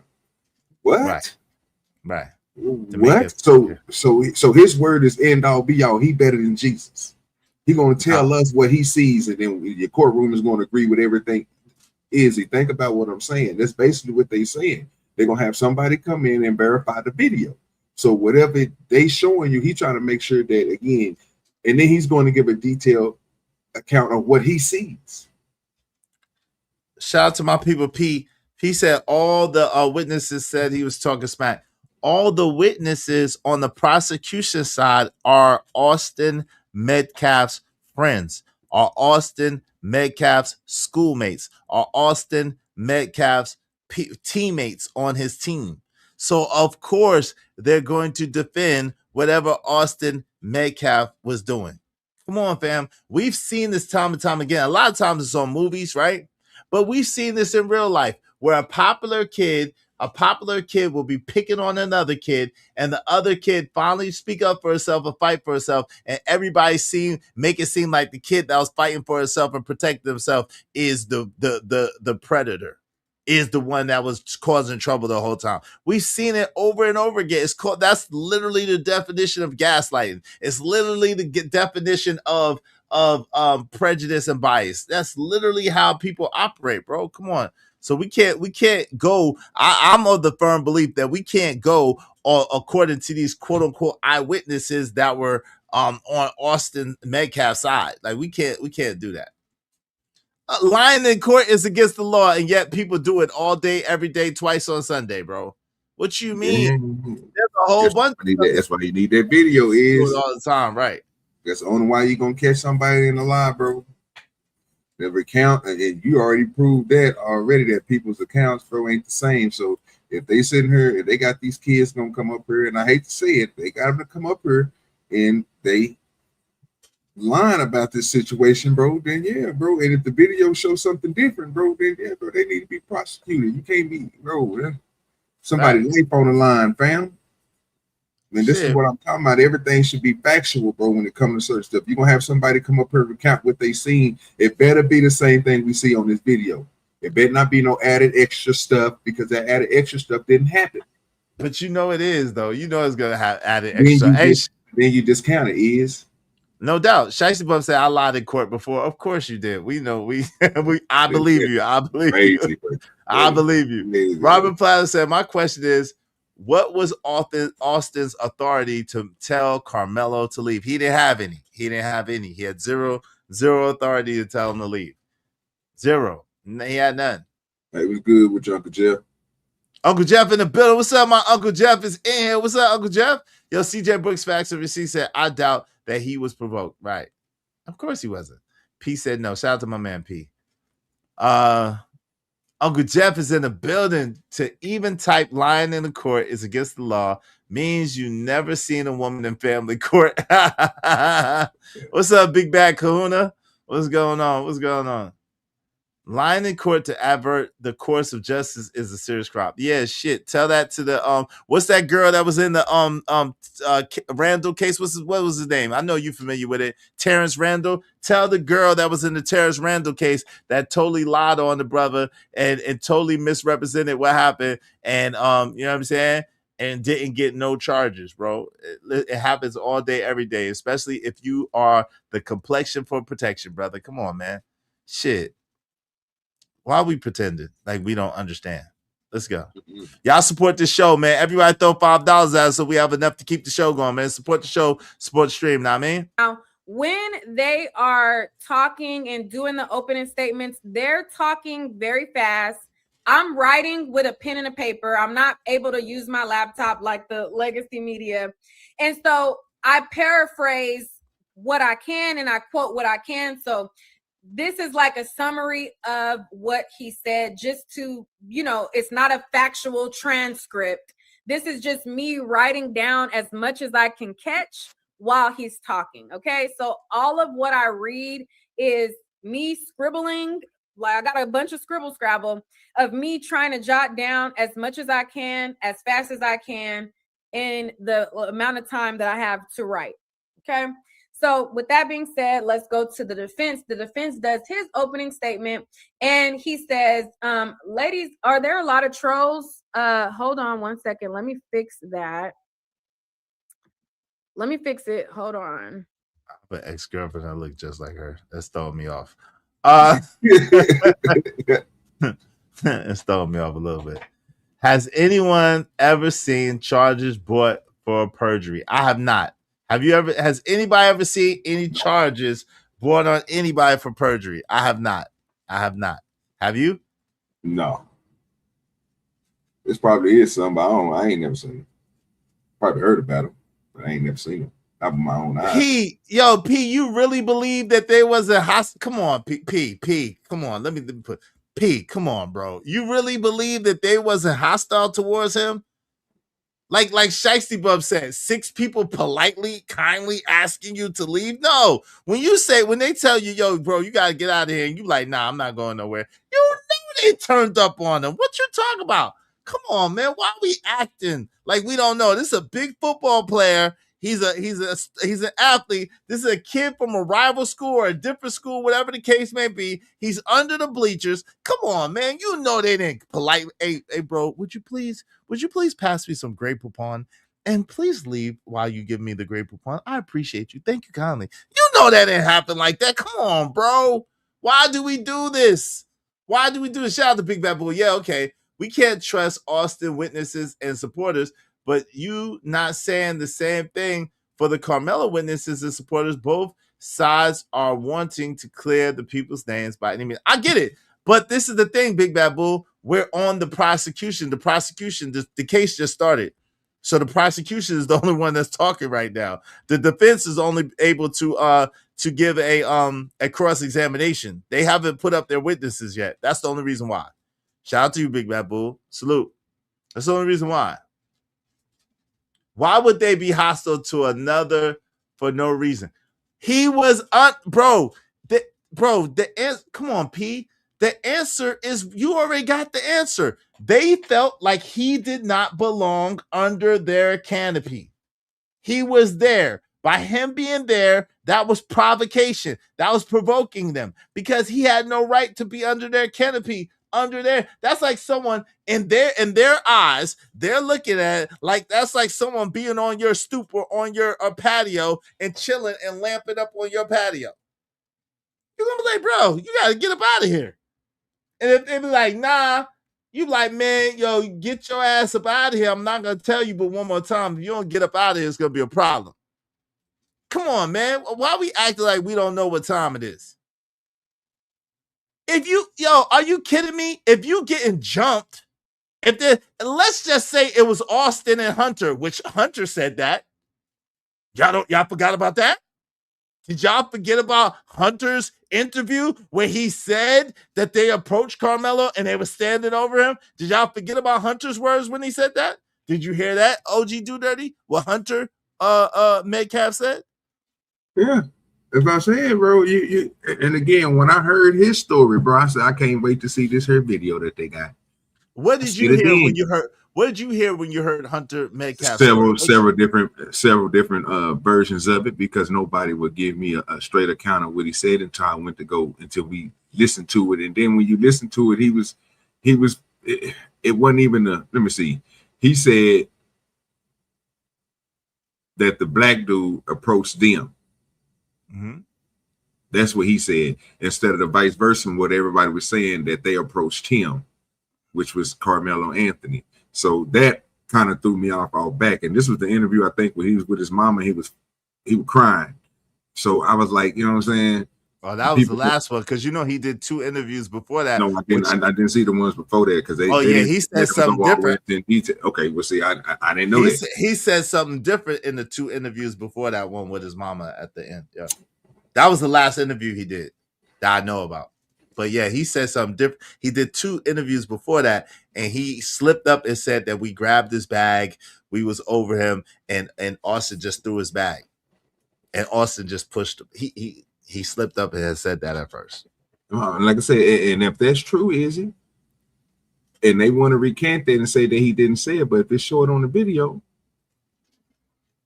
what can you know what I'm saying? It'll be going against what the prosecution is saying. How do you attack somebody when you go over there and take their bag from them?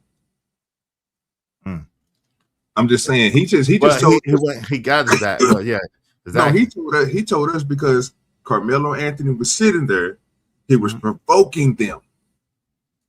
They came over, asked him to leave. He didn't want to leave, so they roughhoused him up, pushed him, whatever he wanted to say it is, and then he got yabbed, right?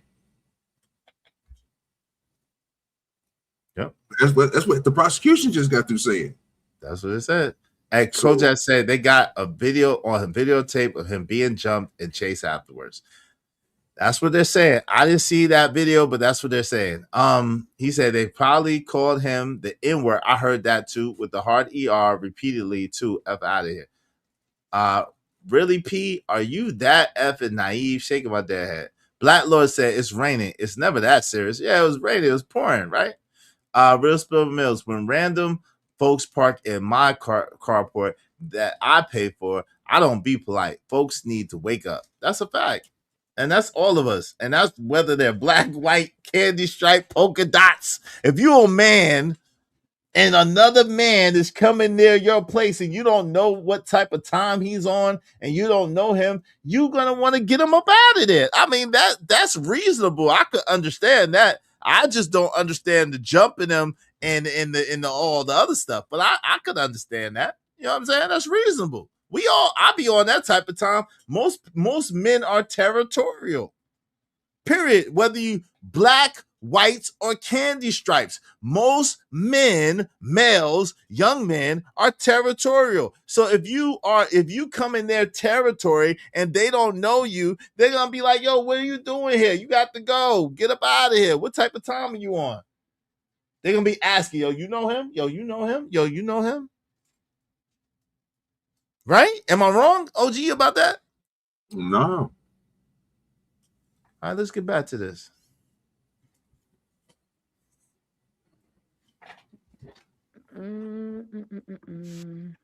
Just like Jesus Christ.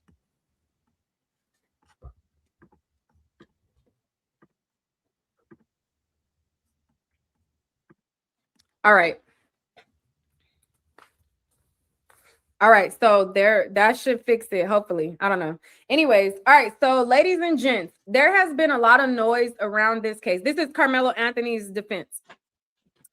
Ladies and gentlemen, there has been a lot of noise around this case. You say you believe less than half of what you see in the media. A lot of stuff is false about this case. You will hear the actual evidence. A lot of noise about Carmelo and his family. He is a son, the oldest of 4, and he graduated with a 3.7 GPA. He was a member of the chess team. He played track. He loved camping. There has been a lot of noise about his family. Well, but, and then he said, well, in both families, his mom is a nurse who. Shout out to Skywalker. What's up, Skywalker? What's going on, fam?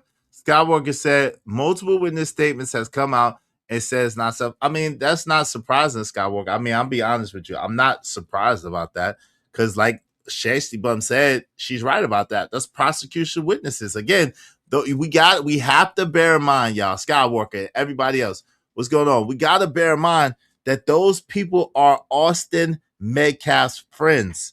Austin Metcalf's teammates. They're pissed off. They're mad. They feel like it's senseless for their friend to have lost their life over a fight. Come on, bro. Like that's not hard to imagine that they would feel that way. And I can't say I blame them for feeling that way. Because if you deleted my friend or my brother, I'll probably feel the same way they did. You see what I'm saying?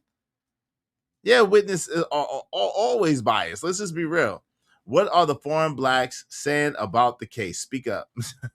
Hey, y'all support the show, man. We need, come on, man. We need at least 10 people, at least $5 a piece, and we'll be halfway there. We need at least 10 people, at least $5 a piece, and we'll be halfway to our goal. Y'all support the show, support the stream. I mean, even if I know you, if I did not give you a written invitation, your ass got to go now. What's up, Big Kahuna, Big Black Kahuna in the building? What's up, fam? Big Bad Kahuna's in the building. What's up, bro? Yo, chill. How many other schools attended? I think it's a lot of schools. You talking about that track meet? It was a lot of schools. I think it was like 7 other schools, if I'm not mistaken. I could be mistaken. OG, does that sound familiar? Does that sound about right? I think it was like 9 schools altogether. Does that sound right? I don't know how many. Can you hear me? Yeah, I can hear you. I don't know how many were there. Okay, I think it was 9, but don't quote me on that, y'all. Don't quote me on that. I think it was 9. I'm going off the cuff with that. Let me go. Gave up her career so that she can be a stay-at-home mom and take care of her children. His father was a finance manager for a car dealership, and they are originally from Baton Rouge, Louisiana. They wanted to have a better life, so they moved here midway. No, P, hold on real quick. P, no. You're missing it. The people who were eyewitnesses were all under the school tent. Austin Metcalf and Hunter Metcalf school. There's not, the witnesses came from Austin Metcalf and Hunter Metcalf school. May God rest Austin Metcalf's soul. The kids came from his school, P. What are you talking about, bro? I thought you was asking me how many schools were there for that track meet, and I think it was a total of 9, including Carmelo Anthony School and Austin Metcalf School, I think, if I'm not mistaken. But the witnesses all came from Austin Metcalf School, from what I understand, underneath that tent. That's all I'm saying.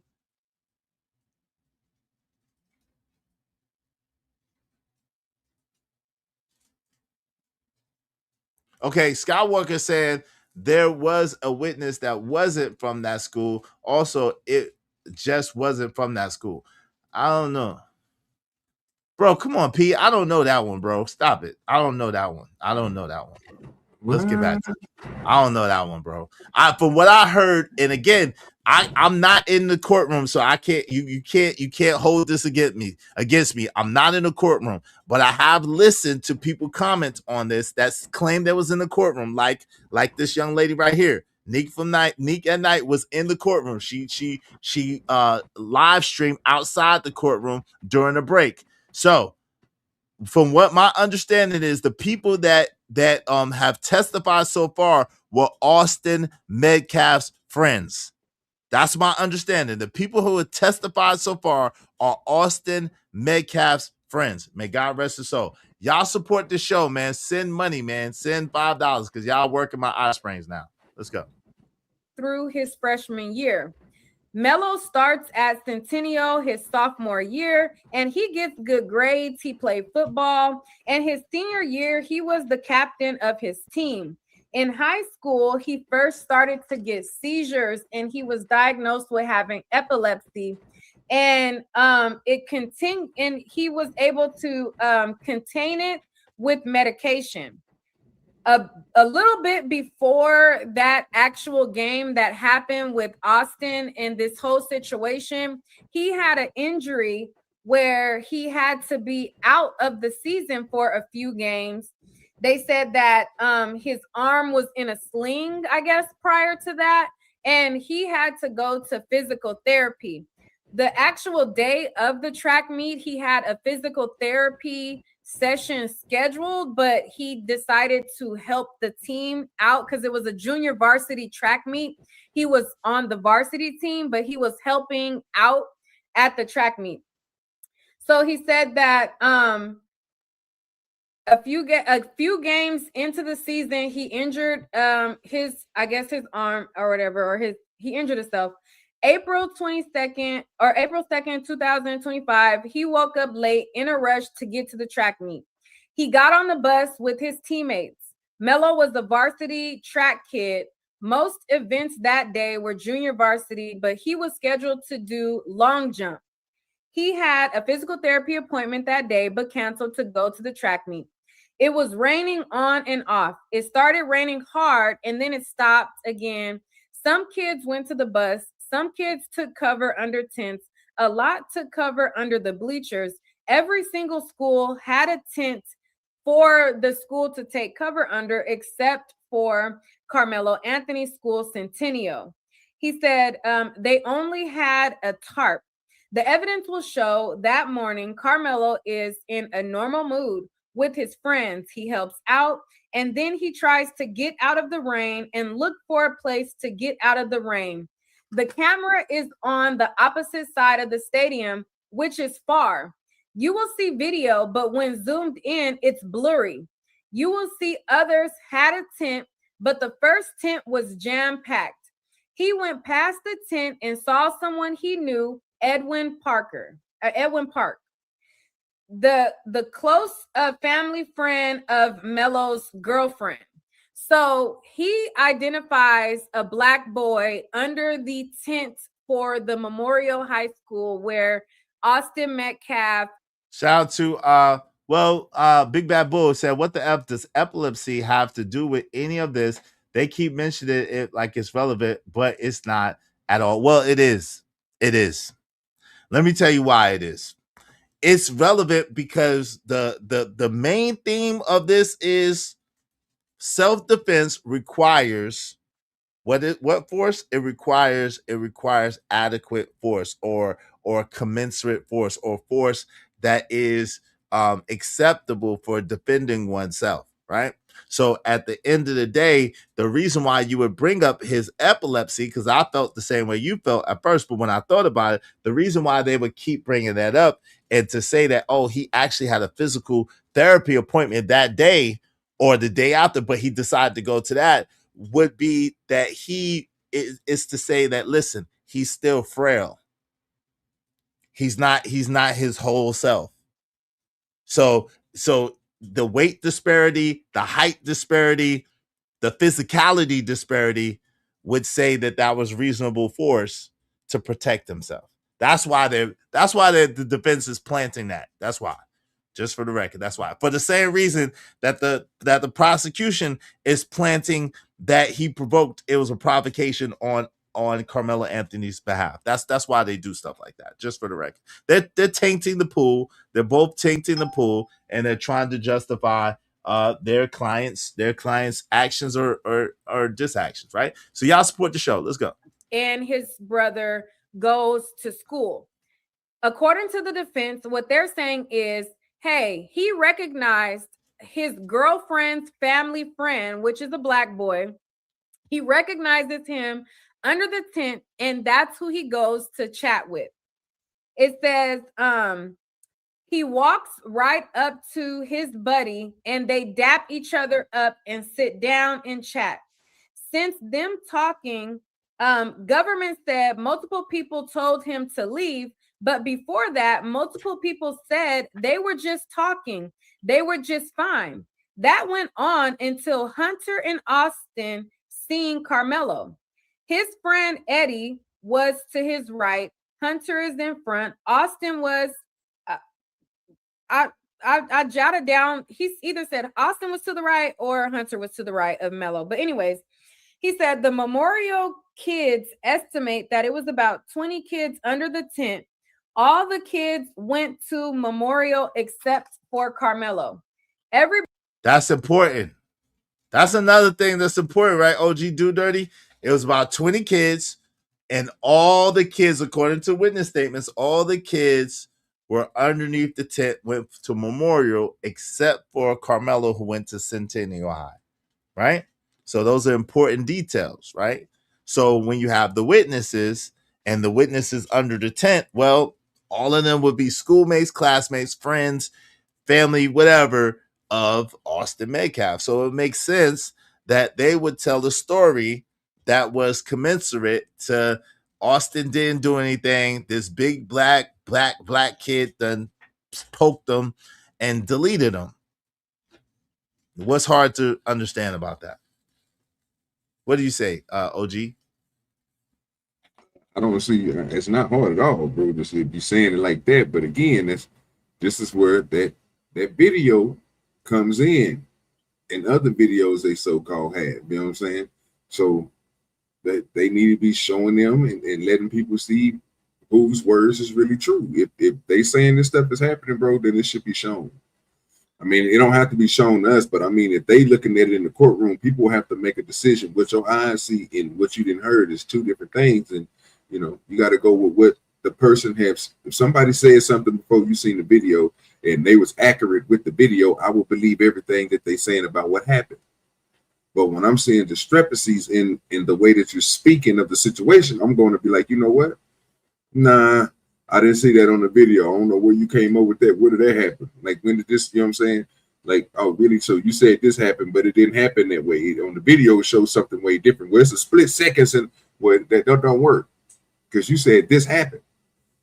And obviously it didn't happen. So that's what I'm waiting to hear somebody talk about, the stuff that they seen with their own eyes. So I'm waiting to hear her talk more about this video.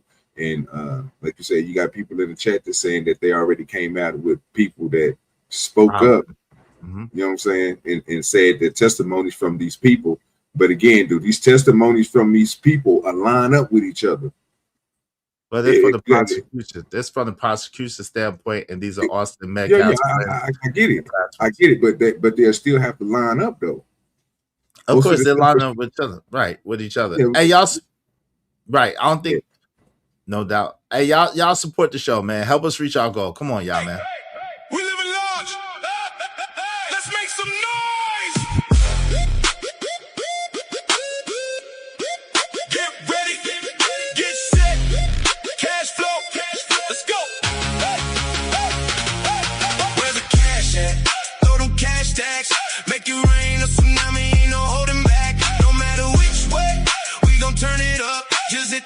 cash app. Like you don't what? Hustle all day, sweat dripping off the grind. Vision on the dreams, got money on the mind. Raise your voices, feel the bass line thump. We ride together, never stuck in slumps. Where's the cash at? Throw them cash stacks. Make it rain, no tsunami, ain't no holding back. No matter which way, we gon' turn it up. Just hit the cash app. Like you don't what? The cash app. Everybody. Hit the cash app. Yeah. Hit the cash app. Everybody. Hit the cash app. You know you love to make my cash app ring. You love to make it ring in the stream.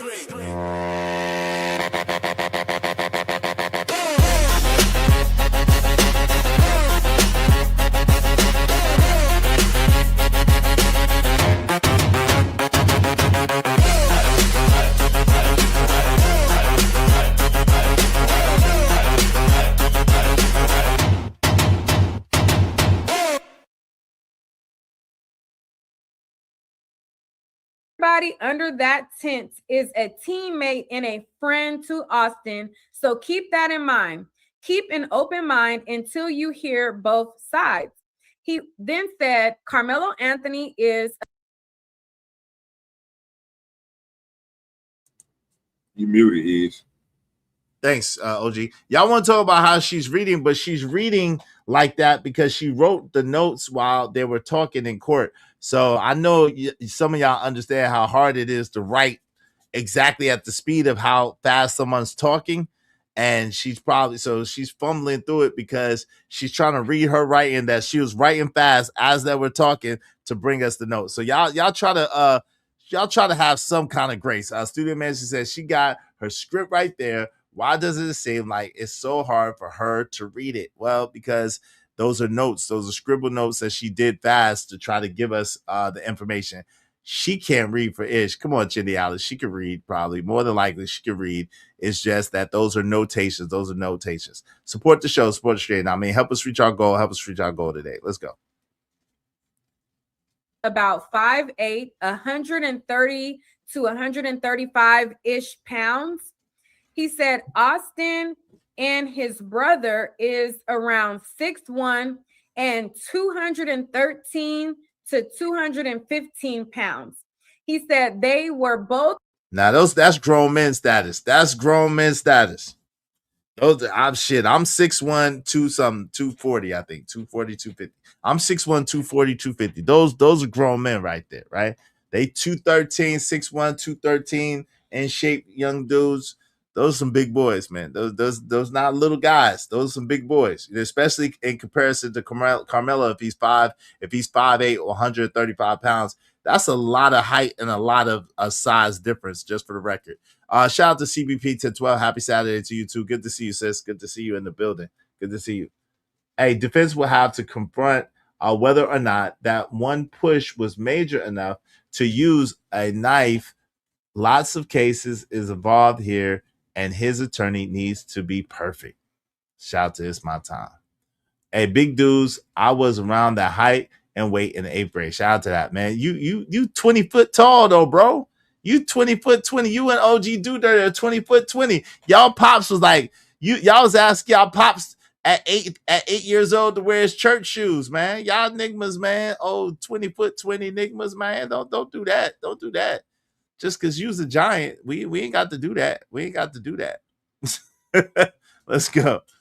Significantly heavier and bigger than Carmelo. They were about 83 pounds heavier than Melo when they confronted him. You will hear different accounts of what was said. Touch me and find out. But others say, as long as you don't touch me, we are cool. Multiple witnesses took Melo's hand in bag as a back off. So he says that there was multiple kids in the tent, and when Carmelo, there's conflicting reports from the kids. So some of the kids say that Carmelo said, as long as you don't touch me, and then other kids say that he said, touch me and find out. So he's saying that we're going to hear the different accounts from the different kids on one way or another saying two different things. Then he said that they saw Carmelo when he made that statement. He reached his hand in his bag or whatever. And he said most of the kids, when they saw him reach his hand in his bag, they took that as a sign of like, oh, let me back off. You know what I mean? Type of thing. And then he goes on to say everybody else took that as a sign for them to back off, except for Austin and his brother. So he says that Austin says, you ain't got nothing in that bag. And Melo stays seated the entire time. It says Austin makes the first physical contact despite the warning. He grabs, shoves, and punches and pushes Melo. In a split second, he has a decision to make, how and when to act. Self-defense is useless if you wait until it's too late to defend yourself. You will hear it was raining and Melo sat down out of the rain. In that moment, he has to decide what to do in the moment of fear and chaos. Why not walk away? After Melo defended himself with the knife, he ran and didn't stab twice or hit anyone else. He dropped the knife right by the tent. He ran, stumbles, and falls. People are chasing him. He falls down the bleachers. He goes along the edge. Instead of going out the exit, he goes on the track, which is not the way out, then walks straight up to a coach. You will see it on the video. Melo stayed with Vincent Cooper. He didn't try to hide. He told a cop when the cop had like detained him and radioed and said, hey, we have our the alleged suspect. Carmelo wasn't trying to hide that he was responsible for this, and he told the cop that I did it, like I'm not alleged. He said that has the government and then they said, has the government ruled out that Carmelo acted in self-defense? And so that was his opening statement. So basically he ended it off with like he wanted them to ponder if the government truly ruled out self-defense. Okay. So after that, they called their first witness, and the first witness was a guy by the name of Mark Porter. He is a forensic video analysis. All right, so here we go. So okay, that was the defense opening statements. What do you think about that so far, OG Do Dirty, for what you heard? If you talking, you're muted. We can't hear you, bro. Yeah, I was. I'm looking at, I mean, the defense ain't really that bad.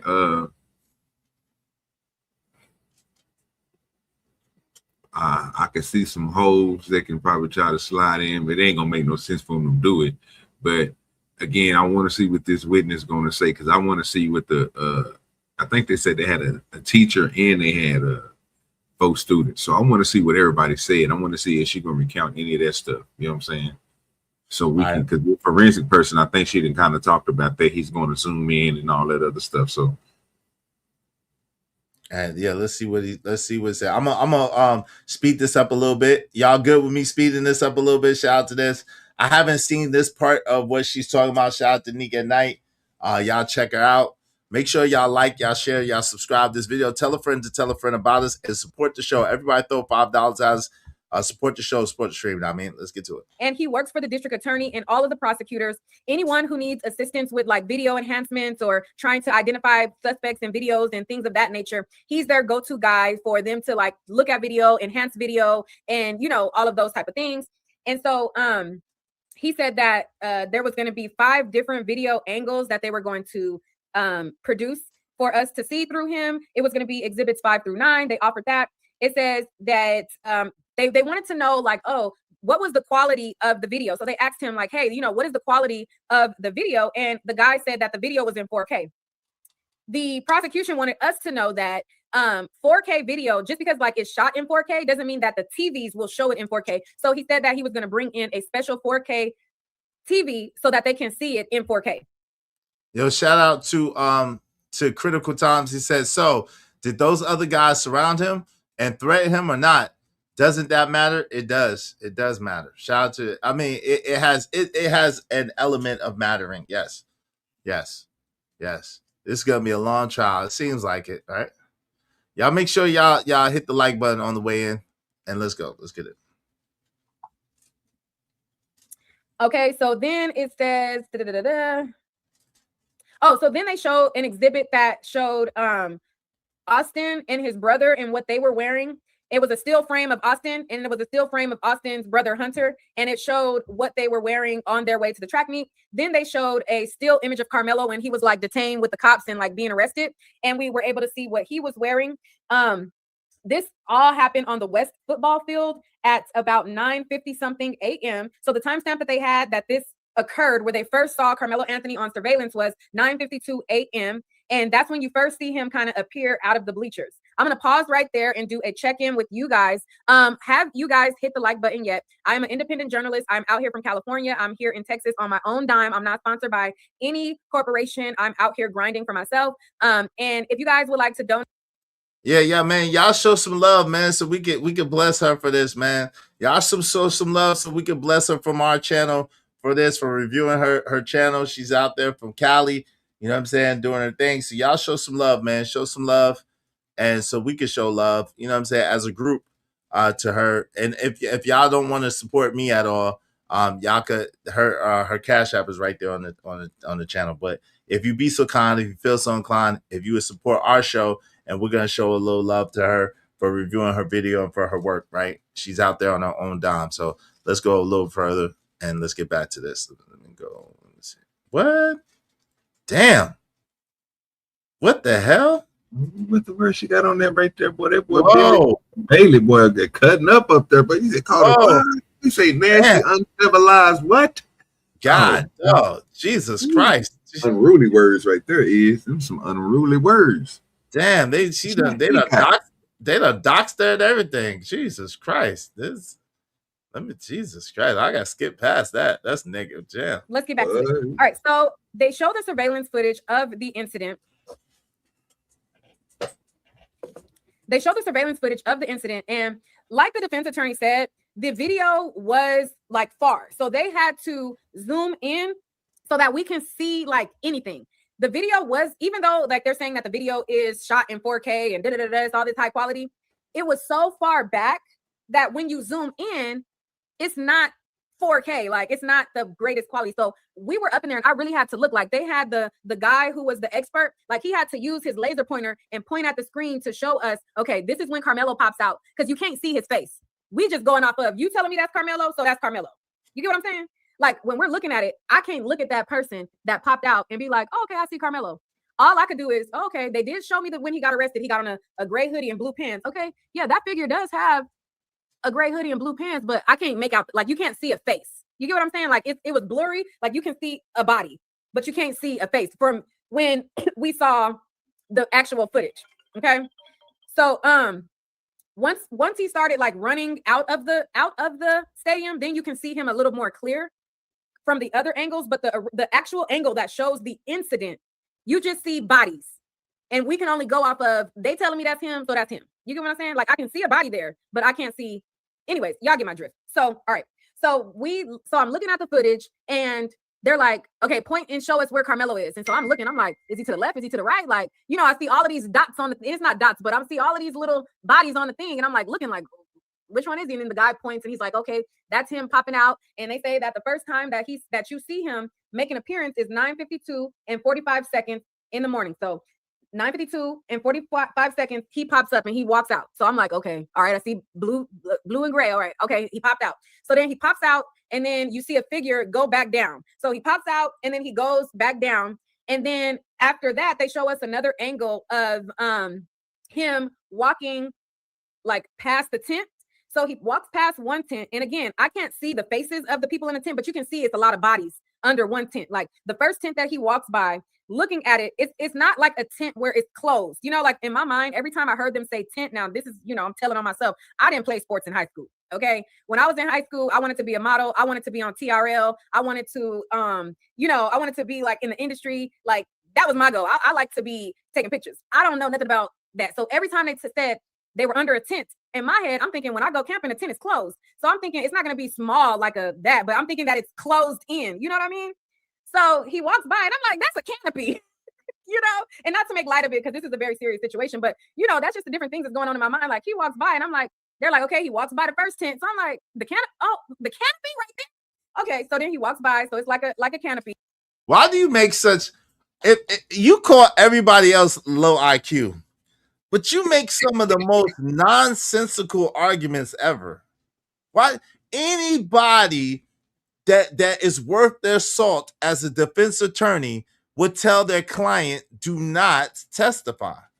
That's like right up there with a lawyer that that defends themselves has their a fool for a client. That's right up there.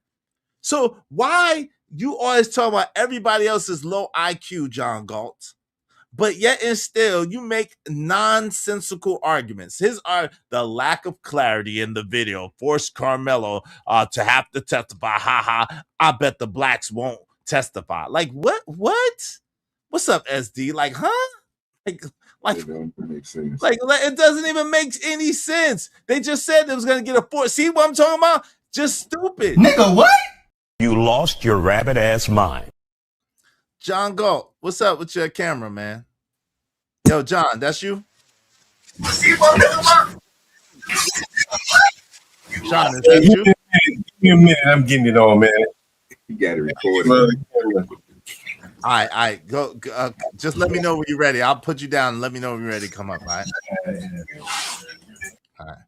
So, like, that's crazy, bro. Like, I'm gonna let him come up and say what he gotta say, so we can hear from him. Because I'm trying to understand what that argument is. That doesn't really make much sense to me. The argument that you're making, John. So when you're ready, just because it looks like your camera's not really working, so you could type in the back when you're ready. I'll bring you up or whatever the case may be. All right. Y'all support the show, support the stream. I mean, in the meantime, between time, let's get back to this. What do you want to say? Anything OG Do Dirty before I get back to this? No. I want to hear what John got to say. I want him to, you know what I'm saying, clarify with that statement he just put on the screen. That was crazy. Yeah, because that don't make no sense to me. I'm like, what? Let's go. Let's get back to this though. In the meantime, let's go. Or whatever. And in the canopy, again, I can't see their faces, but you can tell it's a lot of bodies under the first one, right? So then he walks down a little bit further, and then you can see the other one that is a yellow canopy, and it's the one for the school that the victim Austin goes to. And you can see that it's not as many people, and he goes to that canopy. So then after they show us that angle of him walking, then they show us a different surveillance angle of Austin and his brother walking in. So they were showing the timestamp of when Carmelo was walking, and then they start showing timestamps of when Austin and his brother walked in and how they walked in from the parking lot and walked in from one way to the stadium or whatever. And they were showing us their angles, and they were like, okay, this is one brother. They both had the same outfit but different shoes. So this is one Metcalf. He has the gray New Balances, and then the other brother had the same outfit as him, and they look identical, but he had a different pair of shoes. So they were showing us how to identify which twin is which. And then they were showing us that they were walking up to the area of the track meet. Now, when they get to the tent, they make it to the tent before Carmelo Anthony. So they walk into the stadium, and it's like a few of them together. I want to say it's like Austin, Hunter, and I want to say 3 other boys that are part of the track. They all walk in together, and they're walking to the tent. So they make it to the tent, and 2 minutes after they make it to the tent, then Carmelo Anthony appears at the tent. Yo, John, you there? Yeah, I'm here. Okay. Yeah, okay. Let me check this camera one more time, man. I was moving around, so I had my setup. There you go. Yeah, okay, this should be good now. You see my beautiful face? Where's Nah, I my can't. beautiful face? It's Oh, I all gotta black. put the camera on. My bad. God Yeah, damn. it's all black. I gotta cut it on. There you go. Now you're gonna see my beautiful face. Now you're gonna see what We just see T-shirt, man. Come on, pull that camera up, buddy. I know you, man. I was gonna do some street interviews today, so I kind of disassembled some of my setup. Go ahead, man. I ain't mean to interrupt you. Go ahead. No, I'm trying to make sense of that comment that you made, because you always calling blacks not a low IQ, but that seems to be a nonsensical argument. So make sense of that argument. Which comment are you referring to? The one that you said that because the video quality was fuzzy. Yeah. I'm surprised it doesn't make sense to you. Like, let me give you an example of what I mean.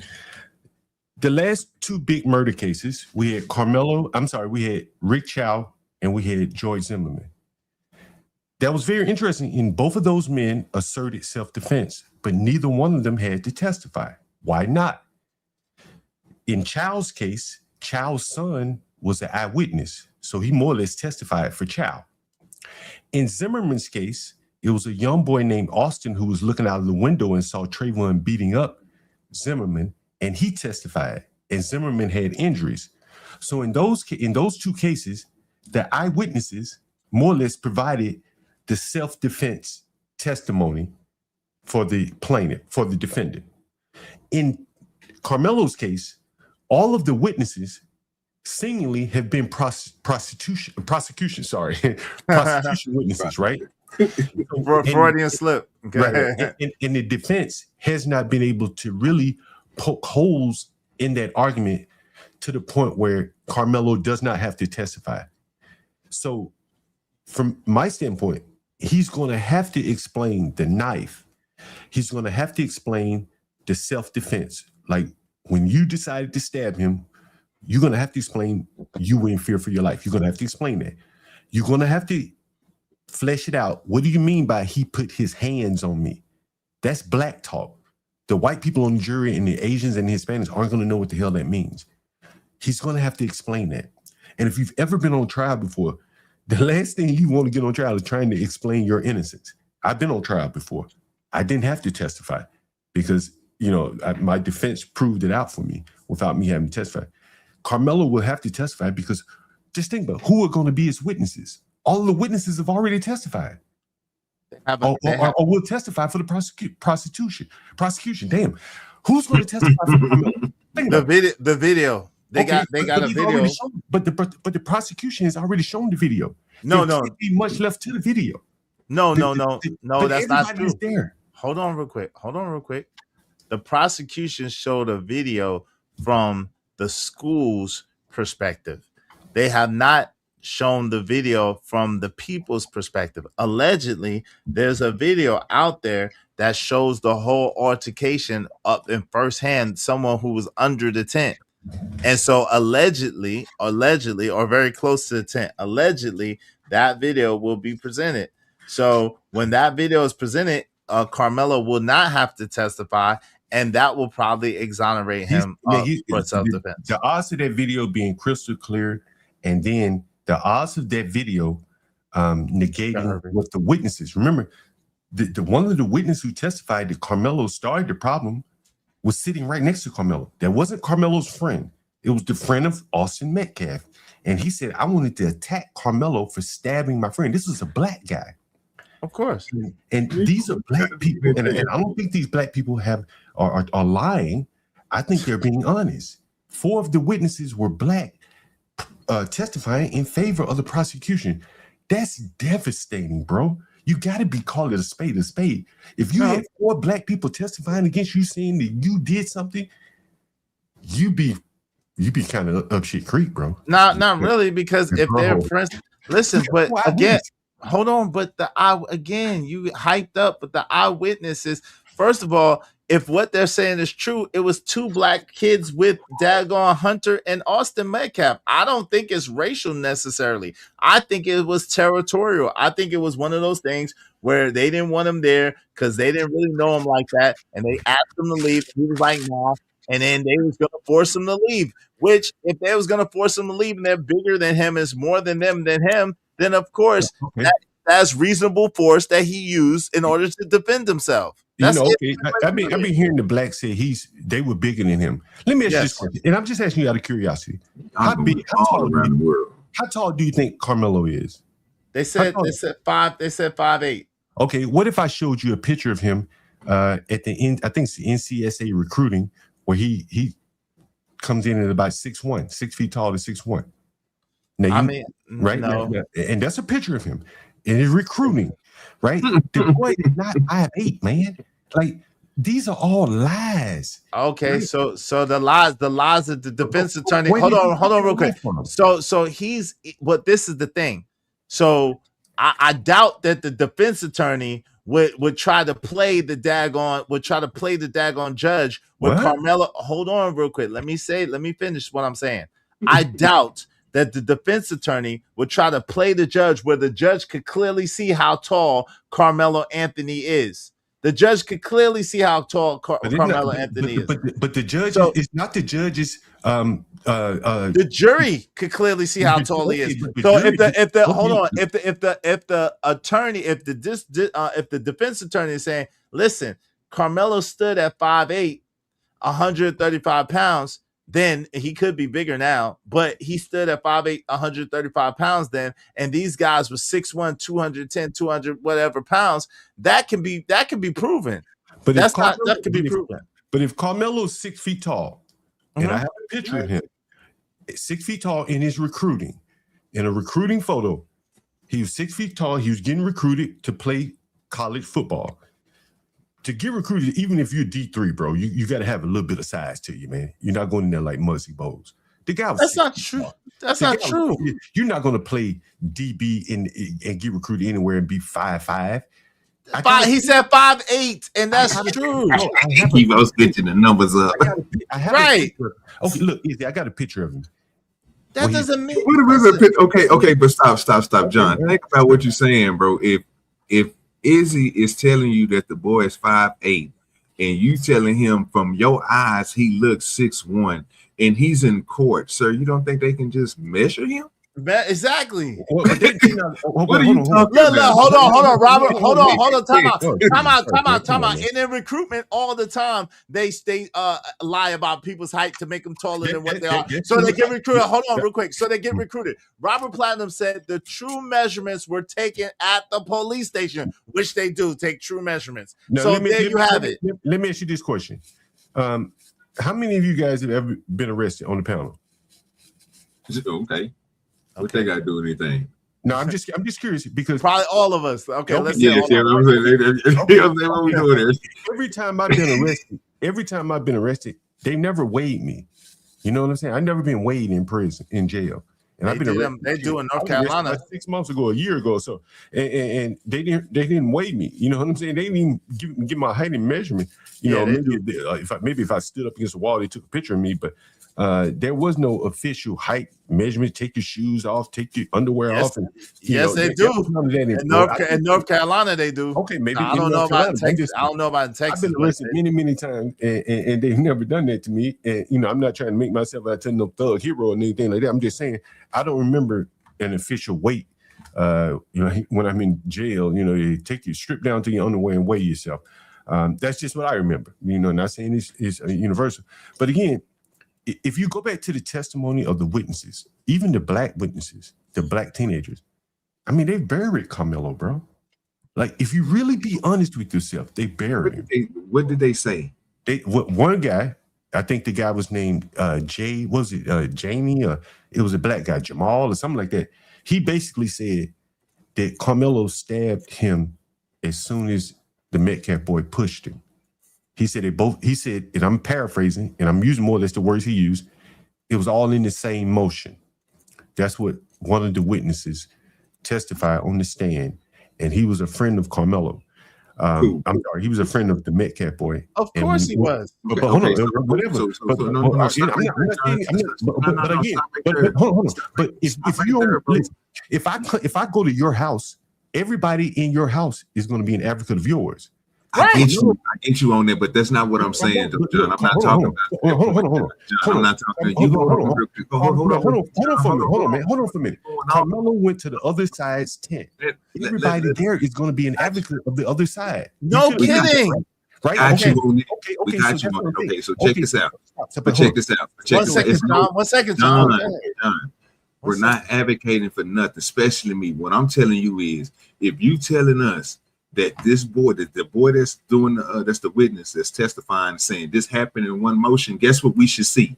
It happened in one motion on the video. Right. That's the problem with what you keep on talking about, sir. Because ain't no video. Has anyone seen the video? Obviously, the woman that we're talking to right now seen the video, sir. She's sitting there telling us about the video. I heard a black man say that he saw a video where 4 men were attacking Carmelo. Was they talking about the video? Wait, hold on. One mic. Hold on, real quick. One at a time. Go ahead. So I heard a black man say that he saw a video where 4 men were attacking Carmelo. Unfortunately, that's not being testified to in court. So you have to take what these people are saying outside of court with a grain of salt, because they're not testifying under oath. And that's not what's being testified to in the courtroom. Go look at the courtroom testimony. Right. Hold on right now. Hold on. Okay, John, this is the thing. This is the problem.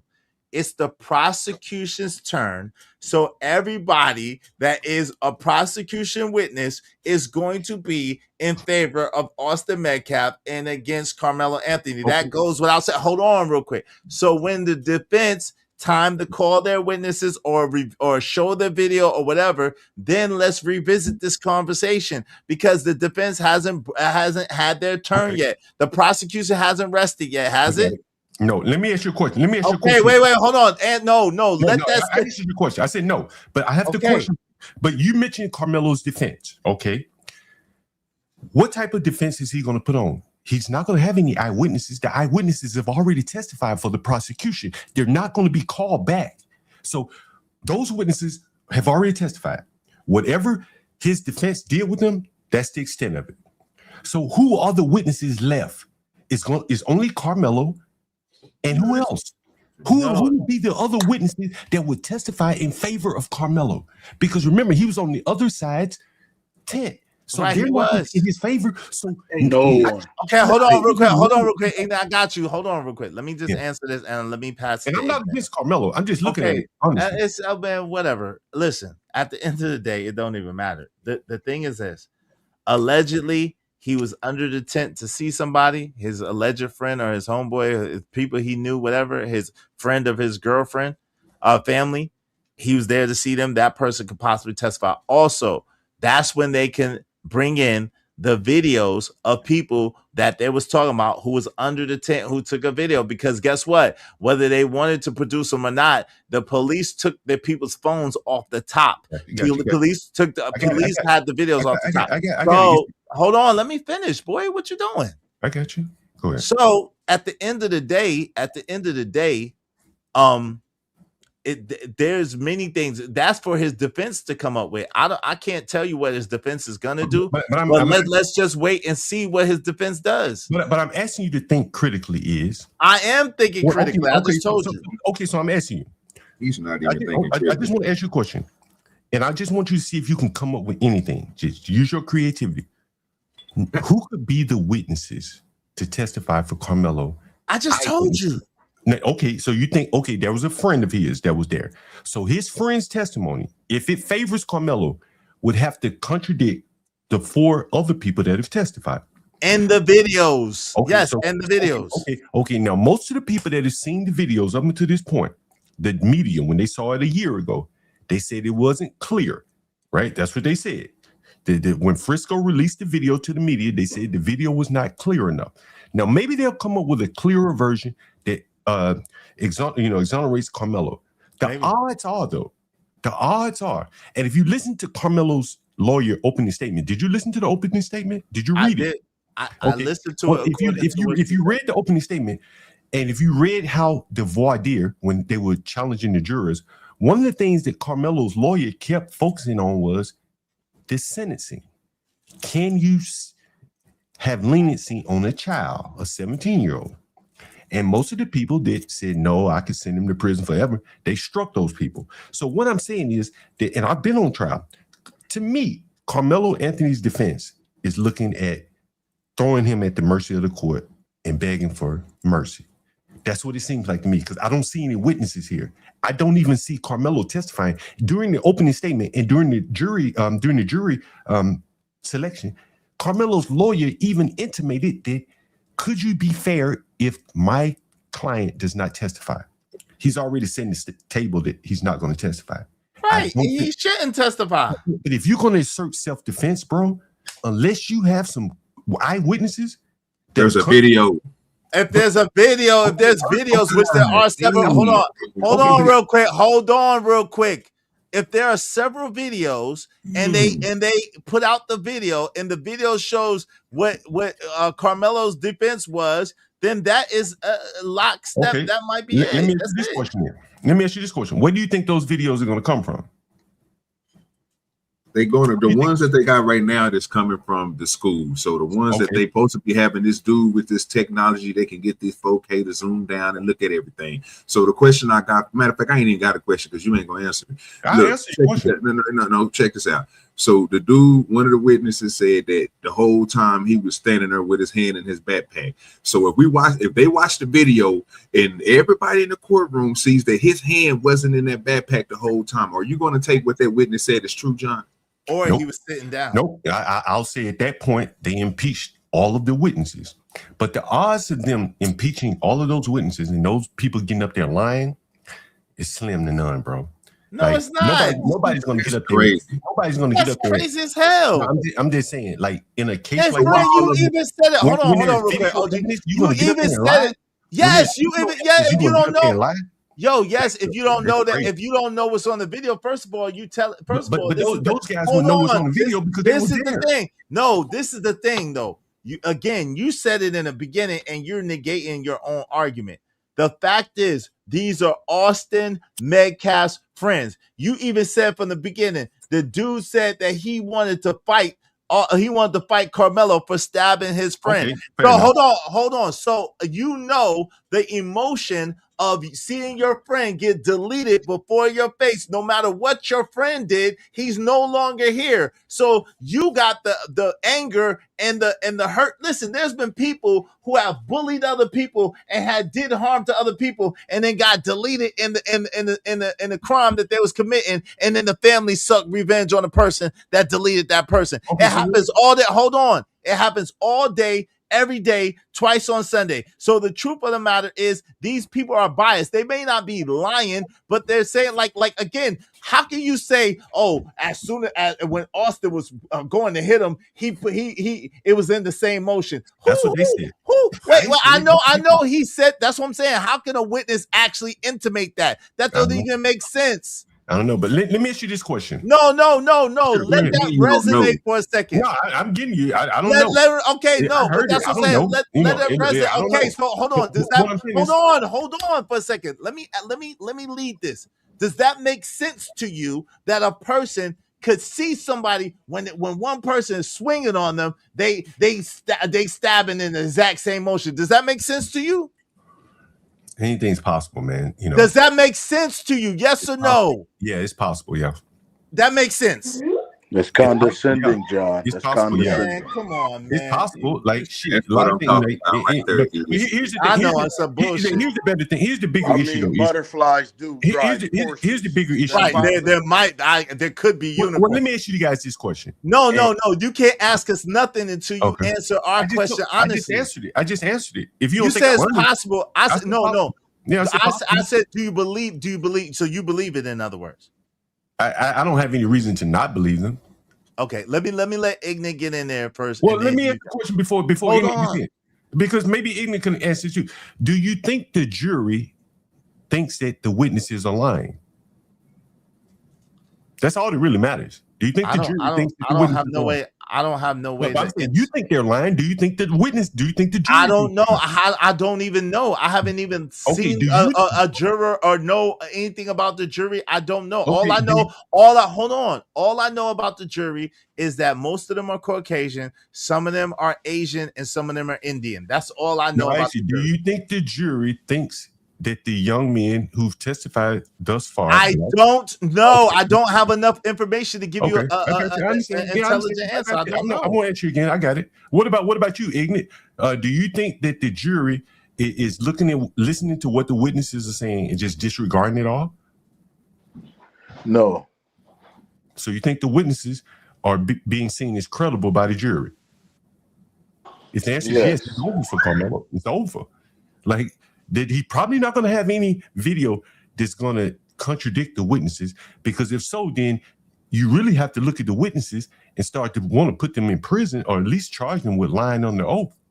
If the video comes out radically different than what the witnesses have said, then they lied. You'd have to admit that they lied at that point. And if they're lying to try to convict someone, I think we'd all agree that those people should be put in jail. Okay. Or at least charged. When you agree with that? If we caught these people, right. And so either they are outright lying, and we're going to find out, or they're telling the truth. Right? Or we may not know because the video won't be good enough. Right? This is one of those three options. Either they're telling the truth, or they're lying, or the video ain't clear enough. What do you mean the video ain't gonna be good enough, bro? They already got a fuzzy picture. They already said that maybe they got some better video. They gonna okay it up. Hold on, 1 second, John. Let somebody else talk too, man. Jesus Christ. So they already saying, bro, that they're gonna have the forensic dude coming there.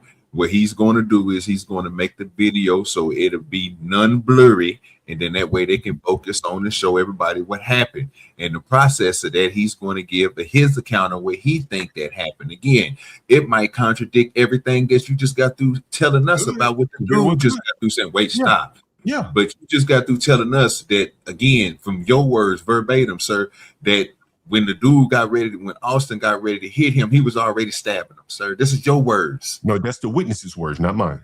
Yeah, that's what I said, John. That's what you said. The witness said. Yeah. I don't have a dog in the hunt. You're not listening to what you're saying to us, bro. So if you're listening to what we're saying, then this woman on the video just got through explaining again what the prosecution, the people that's taking up Austin Metcalf, said. They said again that this wind came over. Matter of fact, I'm gonna let Izzy explain it to you. Provoking. How did he say that, Izzy? He said that. How did he say it is? Explain it to John. What is the witness testifying trial? Hold on real quick. Just what the prosecution the prosecution is saying that Carmelo Anthony provoked Austin Metcalf and his brother because he wouldn't get up and leave when they told him to leave. That's their argument. That's the prosecution's argument. So listen, at the end of the day, that's a highly stupid argument to make, a highly easily refutable argument, and that's what it is. Give me 1 second. Shout out to my sister TMKC. Thank you so much. Y'all be like TMKC and support the daggone show, support the stream. Not me. Hey, TMKC is in the building. Good to see you, my sister. Thank you very much. You don't mind if I say this out loud. How wonderful life is, 'cause you're in the world. I love you. I love you. I love you. I love you. I love you. Good to see you, TMKC. Let me let my man Ignan get in here, and then John, you got it after that. Go ahead, Ignan. What say you, man? I'm just gonna say they're gonna smoke that boy respectfully, and that's all I really wanted to say. They're gonna put his lights out. We're living in the crazy times, and what John does is we all agree on something. So it's simple, and he said that's what's gonna be the verdict. No, it don't work like that. I don't know if they taught you that in Coon School, John, but that's not how it works, okay? What's going to happen is they're going to put his lights out. That's what's going to happen. They're going to give him like 15 to life, and you can quote me on this because this is what's going to happen. And this is how it's going to be. It's just the truth. It's a racist government. It's a racist. I mean, I feel like you old heads failed, so that's that's where we at. The old heads felt like, I want to wear Timberlands and sit in a house in a closet like John and say I got DOPE, and I'm selling this DOPE all day while I'm smoking, and I just think it's just messed up, racism. They're gonna put his lights out. Yeah, John, okay. you know they're gonna put his lights out. Hey, you keep repeating yourself now. You said it 3 or 4 times. I'm on 30 seconds, John. I'm almost done. No, it's take your time. Say about your coon chip is activating because you don't want to hear a real black man speak. The soul of a real brother speaking is hurting the coon chip inside of you right now. So listen, brother. Listen, John, put down the Mary Jane. Put her down. Okay, brother? Please put her down, Johnny boy. That's all I'm saying. Put her down. I think he did the best thing he was supposed to do. God sent him to deliver that demon back to hell. And that's what this brother. Come on, man. Come on. Hold on, ignorant. Hold on. Time out. Come on, bro. Listen. I do not appreciate, nor do I advocate for anybody's loss of life, whether they be black, white, candy stripe, or polka dot. It doesn't matter to me. A life is a life. You know what I'm saying? And I don't think that young man deserved to lose his life. You know what I'm saying? I don't believe that. I also don't believe that Carmelo Anthony deserves to lose his life either. God makes no mistakes. Hold on real quick. So listen, hold on. Listen, I'm not gonna do that, bro. Listen, that was a loss of life. It was unfortunate. It was an unfortunate thing that happened. I don't think Carmelo even wanted that to happen like that. So let's be respectful. Let's don't be crazy with it. That does not reflect the views, opinions, or thoughts of me as a channel host or this channel. Those are Ignorant TV's thoughts and thoughts alone. But please don't do that, bro. Let's don't do that. I got respect for the deceased. They're not here to defend themselves.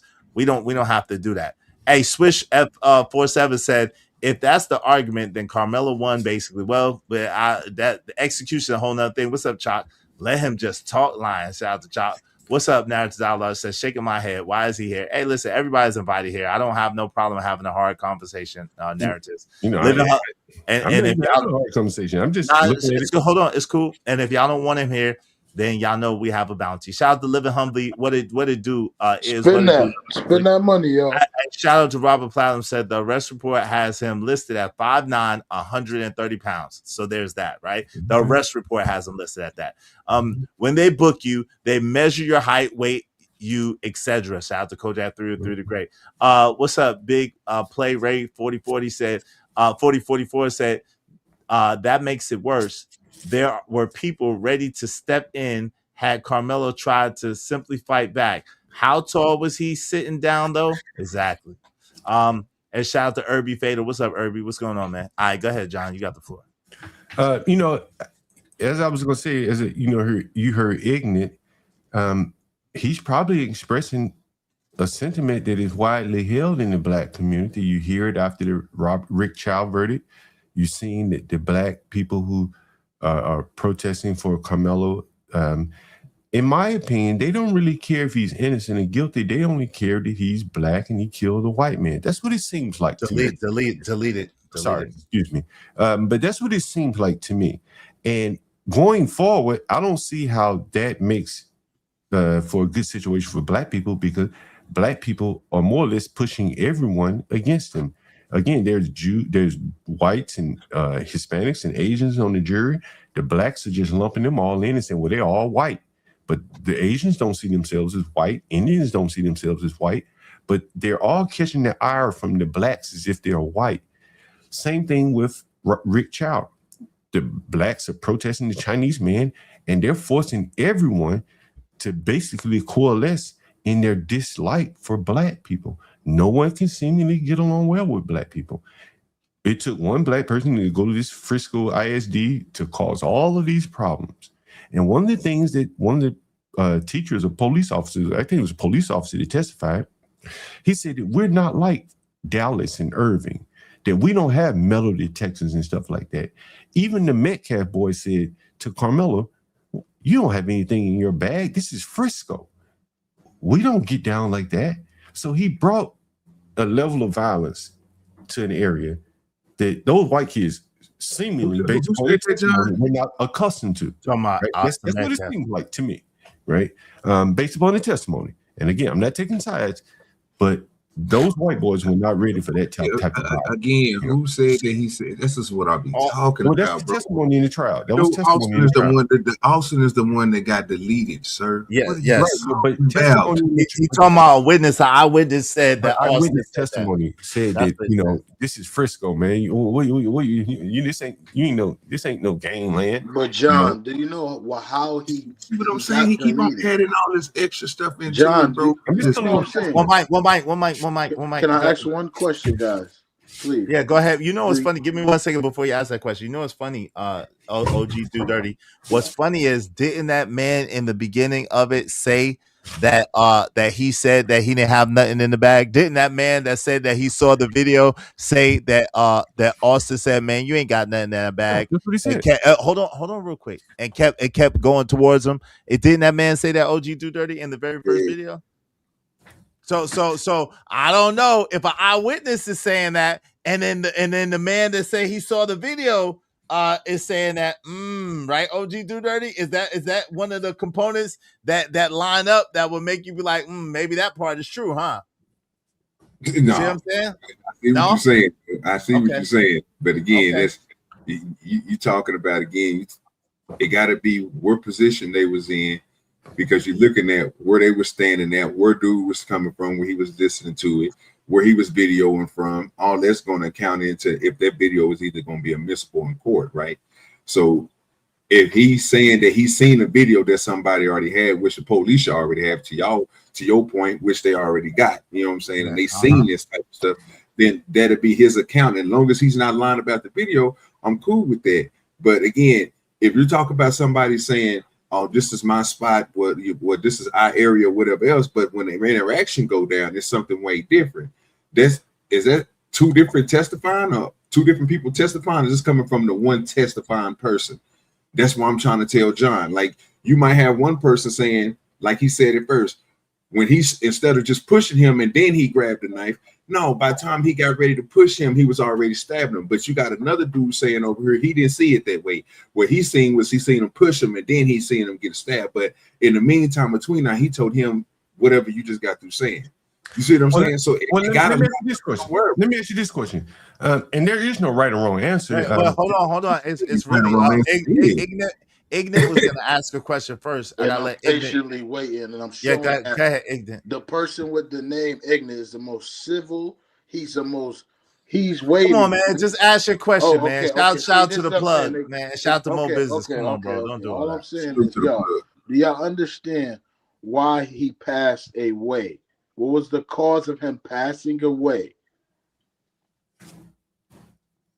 Because it pierced his heart. The knife pierced his heart. So what you're saying is immediately when he did what he did to the guy, that he was out of there. That's what. No, not instantly. It took a little while, but yeah, I think he ended up bleeding. I think he ended up bleeding out or something like that. Hold up now. Hold up. You just said something. Now you saying something else. No, it's the same thing. He pierced his heart and he ended up bleeding out. That's the same thing. Izzy, what caused him to expire is what I'm asking, right? Because you could get poked, right? And then you're saying that did something happen after that? That took place? Not that I'm aware of. Is what I'm asking. That's all. Not that I'm aware of. Okay. They're alleging that it was that single poke that made the brother die, and he died eventually. He didn't just die right away, but he died shortly thereafter. Okay, they say he died later at the hospital.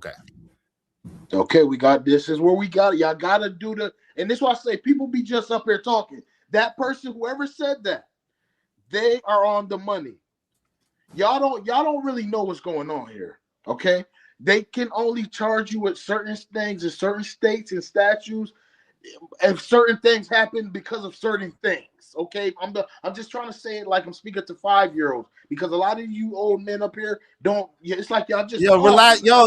It's not just talking. He did get stabbed in the heart. Relax yourself, man. He did get stabbed in the heart. If you ask me why did he die, he died because he got stabbed in the heart. That's why I answered you. And I said he bled out, but it's not just talking. You know what I'm saying? That's the reason why he passed away. That's what the autopsy said. So if there was anything else in it, I'm not aware of that. Okay? So I don't know what you talking about, Igden. You doing a lot. You know what I'm saying? So let's get back to this, man. Good, John, you said you had the question, and then we're going to get back to this.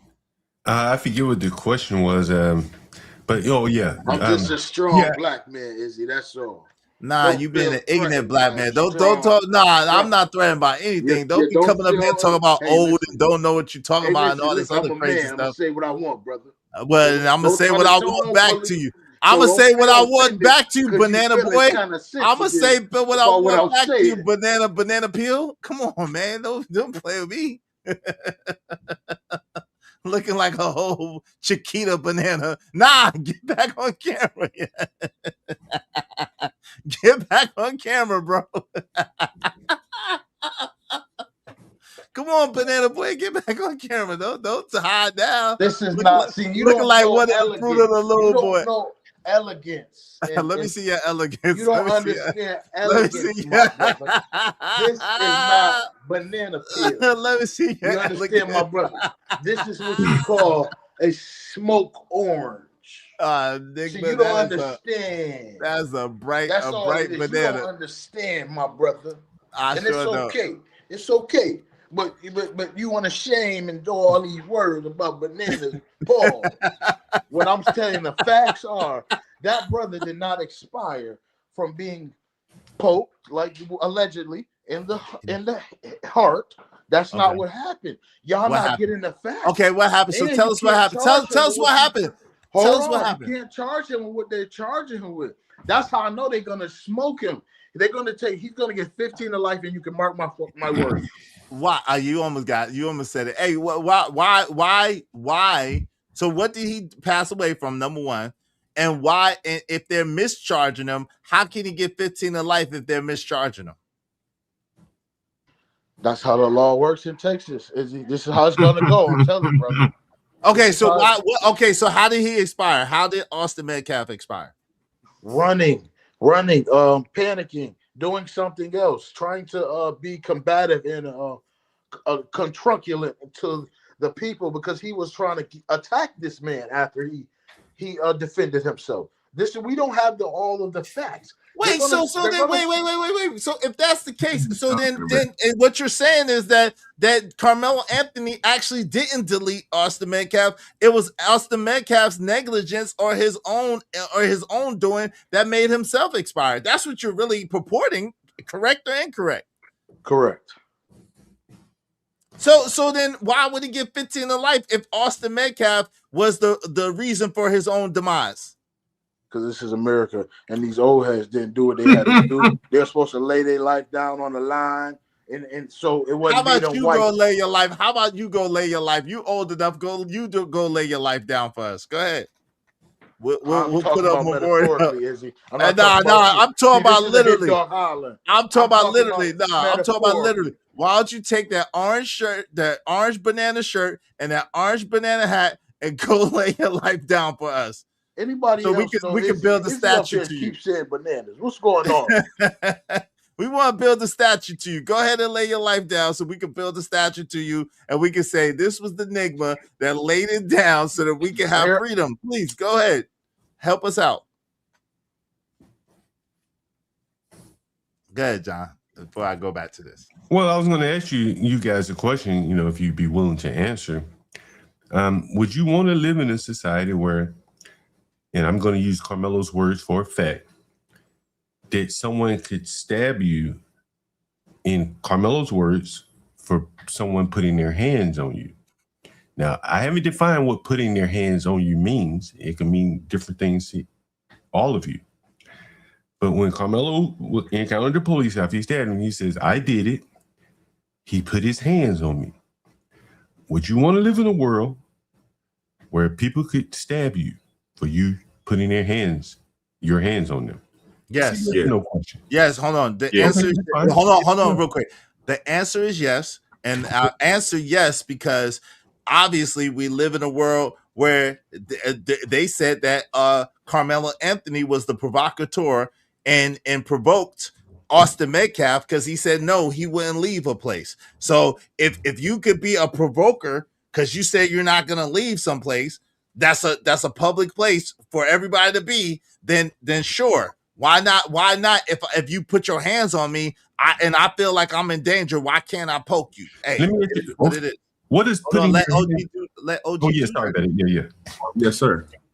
Yes, sir. I do believe we should be living. Matter of fact, we live in that world, sir. Yes, Okay. sir, we do. That's fine. What does putting your hands on? He put his hands on me mean to you? Both of you. I'm just curious. What it means is that I felt threat. He physically accosted me.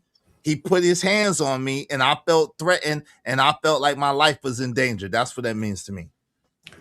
And so for the jury, has heard the words Carmelo says that the Metcalf boy put his hands on him, and these are whites and Asians and Indians. They're not going to understand what does that mean.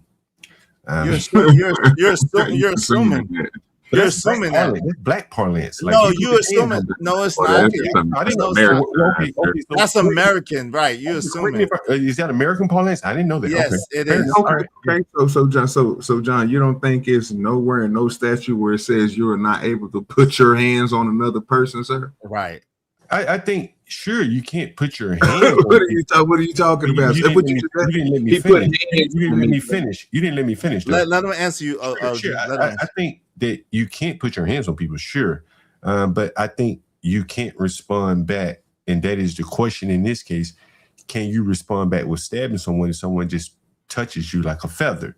If someone pushes you, can you stab them? I don't think you can. We're gonna find out. But you know, Carmelo wasn't injured. Apparently, he was not being jumped by multiple people. Nah, that's not apparent. That's not apparent. But I mean, you know, according to that's not apparent. According to the testimony, and I see black people fighting a lot. You know, on videos you'll see that all the time, and they just take their ass whooping. Should they be able to jump up and just start shooting people? Bro, it happens, yo. If you feel like there's an imminent, it happens all the time with people. When people get jumped by more than one person, or there's more than one person. Listen, at the very least, Hunter Metcalf already admitted that him and his twin brother Austin approached Carmelo. He already admitted that. Hold on, real quick. Hold on. Hunter on an interview, 3 different interviews, already admitted in 3 different variations that Austin and himself approached Carmelo and told him to leave. It was already stated by multiple people that Carmelo Anthony was sitting down. They were towering over him while he was sitting down on the bleachers. They walked over to him and told him to leave. When he said no, they started throwing explicatives at him, and they started getting aggressive. So if I think that my life is in danger and you go to attack me, you goddamn right. I'm not gonna wait until you delete me to try to do something. Nah. If you coming over there and you put your hands on me and you acting like you gonna try to beat me up or do something to me while I think my life is in danger, hey, God bless you for what you're gonna get. Now let me ask you this question: has Hunter Metcalf testified in court to what you're saying? Not that I'm aware of. Okay, so that may never come into court. Okay, right. So what you're saying is, you know, something that was said outside of court that may never come into court. So. That means that hold on, time out. But you asked me a question, and then you tried to say that our answer was the fact that he said, "Put your hands on me," is a black superlative, and it's not. Okay. At the end of the day, it's American saying, because we know that it says in a lot of daggone rule books and HR daggone things, you can't put your hands on people. Literally, it says don't put your hands on people. Look, I stand corrected, but again, I think that furthers the case when I'm saying he's going to have to explain exactly. No, he's not. Okay, I think he'll have to effectively assert self-defense. He's going to have to say, I felt my life was in danger. These people put their hands on me. What do you mean by put their hands on you? They start pushing me. They start shoving me.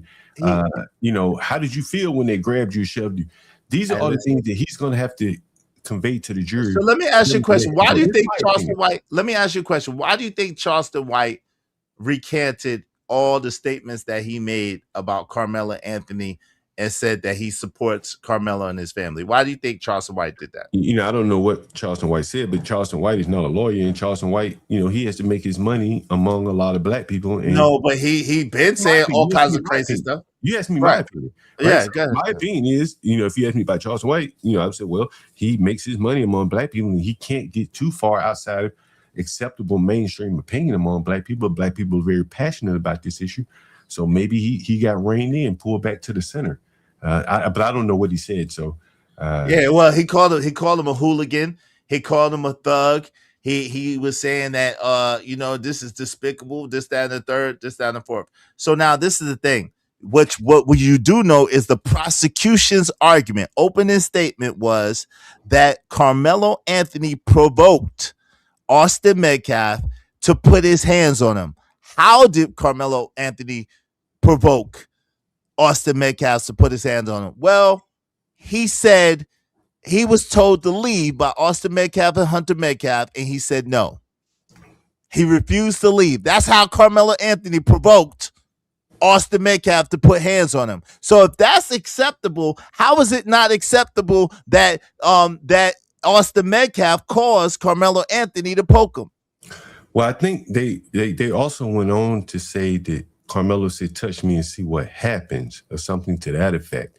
And I think that's what the prosecution is alleging was the provocation. Look, I'm not for or against Carmelo Anthony. That's not what the But again, prosecution look, said I in the want to beginning. get it clear. I'm not for or against Carmelo Okay, Anthony. but that's not right? what the prosecution. I'm just telling you that's not what the prosecution said initially. The prosecution said the provocation was the fact that he was asked to leave and he refused to leave. That was the provocation. Okay, well, fair enough. That's what they said. Those are the opening statements. Those are not facts. You can pretty much say damn near anything in the opening statements within reason. But it's the facts within the testimony and stuff like that is what you have to prove.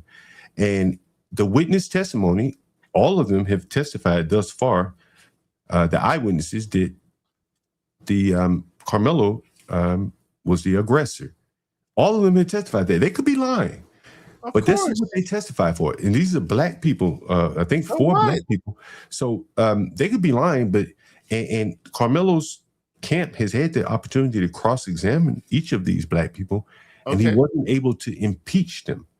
And so that, again, is why I say Carmelo is going to have to testify, because if there were crystal clear video that proved his innocent, I don't think he would be on trial. That's not true. Well, that's my belief. I'm not saying it could be true, but I think if there were crystal clear video and they still put him on trial, then I think black people really have a legitimate argument about the system being rigged against him, because they've uprooted a school system and black-white relationships in this country. When they knew that the proof absolved Carmelo, why put him on trial? You know, I think if he's innocent in that regard, if there's video to prove that he's innocent, he should not be on trial. And I think that should be the black people's argument, as opposed to finding him not guilty, being mad that there are no black jurors. They should be saying, hey, he shouldn't even be on trial. Because Right, but you can't. But you have a right in America to a speedy trial, habeas corpus, and you have a right to be tried amongst a jury of your peers. But right?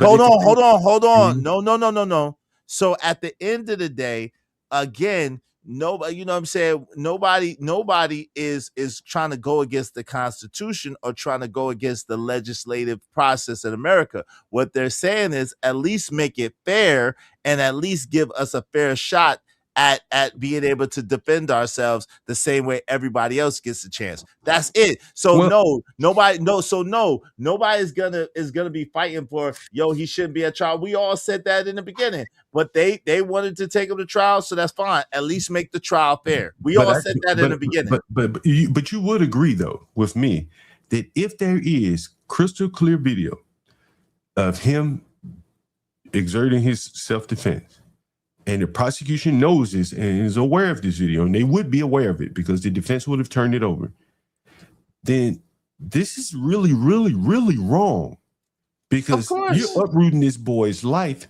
when you had evidence that he was innocent. Like this takes you back to the 20s. No, it doesn't. Not the 20s. Try 1955 in America. Try 2013. Right, I got you. Right. No. I'm agreeing with you. No, try 2020 in America. So the whole thing is, and this is and this is the problem that we have with you. That you act like this stuff doesn't exist, like this stuff doesn't happen all day, every day in America to people. Hold on.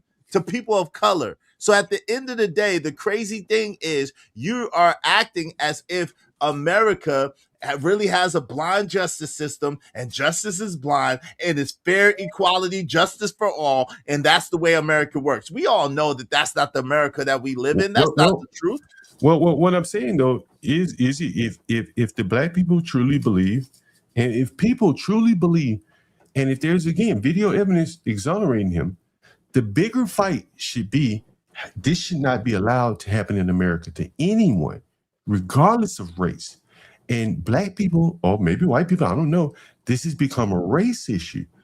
And again, this should be a justice issue. If you guys think that there's video exonerating this man, white and black people should be marching saying this man should not be on trial.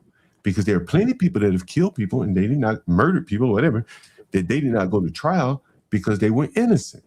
And if what you're saying is Carmelo is innocent, he shouldn't be on trial. No kidding. But again, no kidding. And again, that was what everybody was saying initially. But unfortunately, there's two different Americas, right? So Scorched Earth said, ask him about the staff member who had a different story than the friends. They explained the video. Willie D did a live early on it today. I'm not aware of that, Scorched Earth. I didn't see that yet. That person testified. It all matters if they testify. You can say whatever you want to say out in the streets. Well, maybe they might testify for the defense. They very well could. Yeah, they very well could. But up until now, I'm just going off what I've heard, right? Not in the courtroom, not like, outside of the courtroom. Yeah. Hey, shout out to Easy One. What's up, Easy One? Hey, listen, if y'all want your comments highlighted in red, do so through the super chat, through the cash app. Hold on real quick. Give me a second. I apologize. OG, you get in here in a second. If y'all want your comments highlighted in red, do so through the super chat or through the cash app. Support the show, support the stream. I mean, if we don't get no more support, we're going to close this down because, I got to get some support for some headache medicine dealing with John. So I need y'all to support the show, man. Why is this a headache for you? Because I'm just asking legitimate questions. I'm gonna tell you if you that's why it's a headache. Because number one, you espouse all these things that are nonsensical, and then you speak as if you're an authority figure on them. You don't allow anybody else to get a word in edgewise. You try to dominate and take over the conversation, and you're loud and you're wrong a lot of times. That's why it's a headache. Shout out to Bridget M shaking my head, right? She said Fox News withheld the proof, all right, allegedly. I got a question for John. Give me a second. You got it. Give me 1 second. I just answered that. Give me 1 second. I'm going to read these. You got it. ASE2X said, you don't have to get hurt to defend yourself. I know, that's crazy, right? Don't play dumb, John. White people have, for real, fit it a hand touch, they shoulder, they will say you assaulted me. Same thing with white cops, which gives them the right to go ahead and take you out. Yeah. I don't know if you know, John, if you walk towards a police officer in an alleged threatening way, that's called simple assault, just for the record. Go ahead, OG, you got the floor. Yeah, so one thing I just noticed that you said is what you've been hearing from this trial. Who you getting your information from, John? A couple of reporters that are in the courtroom, and assuming they're telling the truth, you're correct. They could be lying, but they're reporting the testimony, and you assume that they're being fair with their reporting. But a couple of people, they're all kind of saying the same thing. So you say, okay, that sounds like either they're putting their heads together to lie, or they're being fair and honest. So. There's just a couple of people reporting it. Is actually one of the ladies is black, Queen Sheba.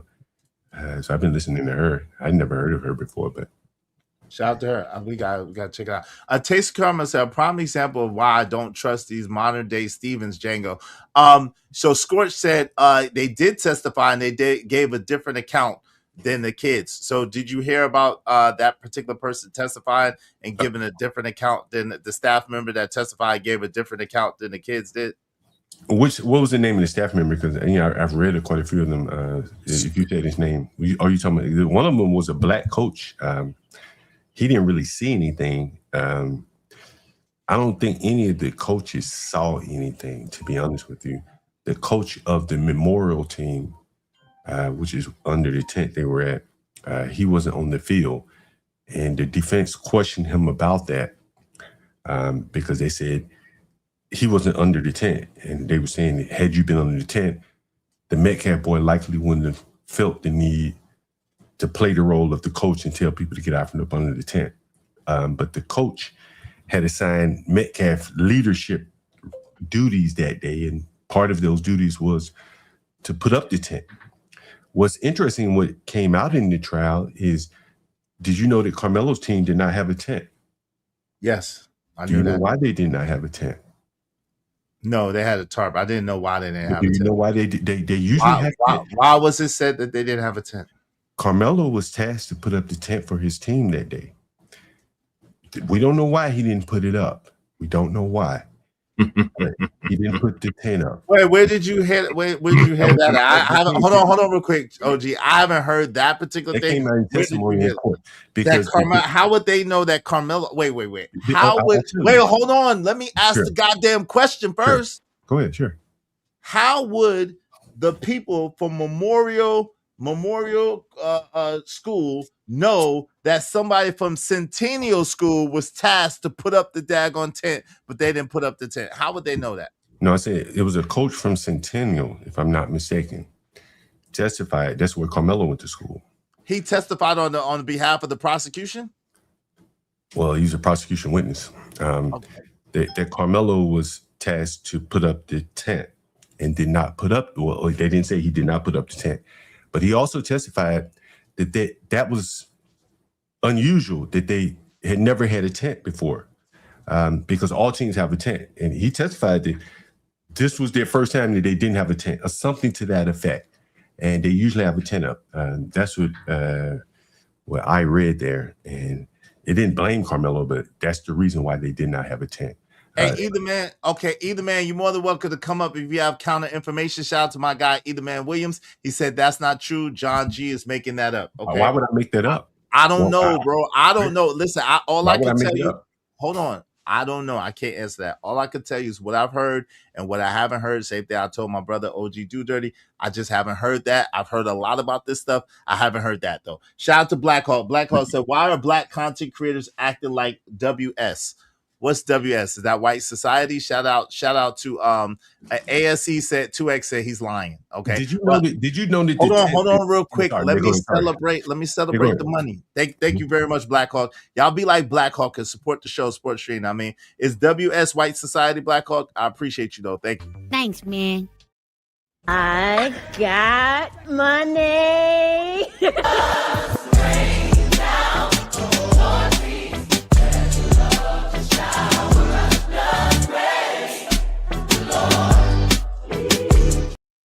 I appreciate that. Go ahead. What were you saying?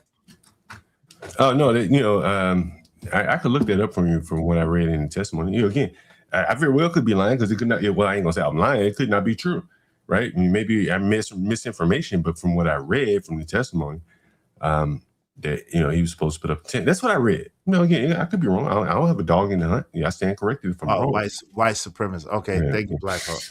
I don't know, Black Hawk, why black content creators are sounding like white supremacists. I don't know. I don't think that I sound like a white supremacist, but I Maybe can't he's speak talking about you. No, I don't think he is talking about me, but I can't speak for anybody Well, else. if someone say if you did not read the transcript, you stupid ass N-word. Again, there is no transcript. There are reporters who are. No, it is a transcript. It is. I mean, they're not. I don't think they're releasing transcripts every day. Reporters are tweeting out. There are a few reporters allowed into the courtroom that are tweeting out what they're hearing. They can't even record anything. They have to type it out. So that's what all the information we're getting is from more or less what the reporters are typing out. So which reporter did you hear that from? Do you remember? I don't remember because I've read quite a few of them. I've followed quite a few of them. It may have been Queen Sheba. I can't remember though. Hey, shout out to my guy Scorch. I appreciate you, Scorch. Check out Willie D. He did a live stating what the staff member said off watching the video. You got a 14-year-old get deleted, and it's his fault. Shaking my damn head. Yeah, that's the fact. We're not talking about that right now. We talked about that earlier, but yeah, that's the fact. It wasn't that young man's fault. But that's the crazy thing. I want to talk about this, OG Do Dirty. Let me let you get in here first, OG. Let me celebrate Scorch. And OG, I want you to be able to say what you want to say. And I want to say something, and then I'll open it up, John, if you want to say something. Then we'll go back to the video. Let me just thank him. Thanks, man. Just Scorch. Make money, make money. When shit hit the fan, we'll take money.